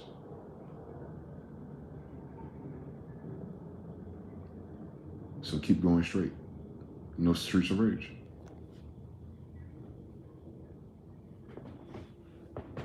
Any final questions, comments, question marks? Thank you for the likes. Shout out to the replay gang in the future. Make sure you leave a comment. Don't be weird. Shout out to all the new subscribers. Harut13. You want to support the support? It's money sign mgthefuture. Also take PayPal. mgthefuture@gmail.com. You can contact me if you want to. I'm not selling any courses right now, so don't worry. I just want to figure it out. And in figuring it out, hopefully I hope you figure it out. Double up on the experience points, that's all. Y'all good? Y'all quiet? Yeah, that's it. That's all right. It's 20 y'all. I can't tell. I only see Harut and Jonathan, really. Oh, Cool J sometimes. It's only 3 of you, but that's cool. 6:30 already, part 2, so sun about to set, so I'm gonna keep going straight, man. Thank y'all for joining me today, I guess. I'm gonna give it 5 and 4 and 3 more seconds. Going 2 and 1 and another second, and I don't see no new comments in the chat. For a powerful, supernatural, victorious children of God, all of our needs are met. There's nothing broken or lacking in our lives. We have favor with God and man, goddess and woman, and we are healthy, wealthy, and wise. Straight like that.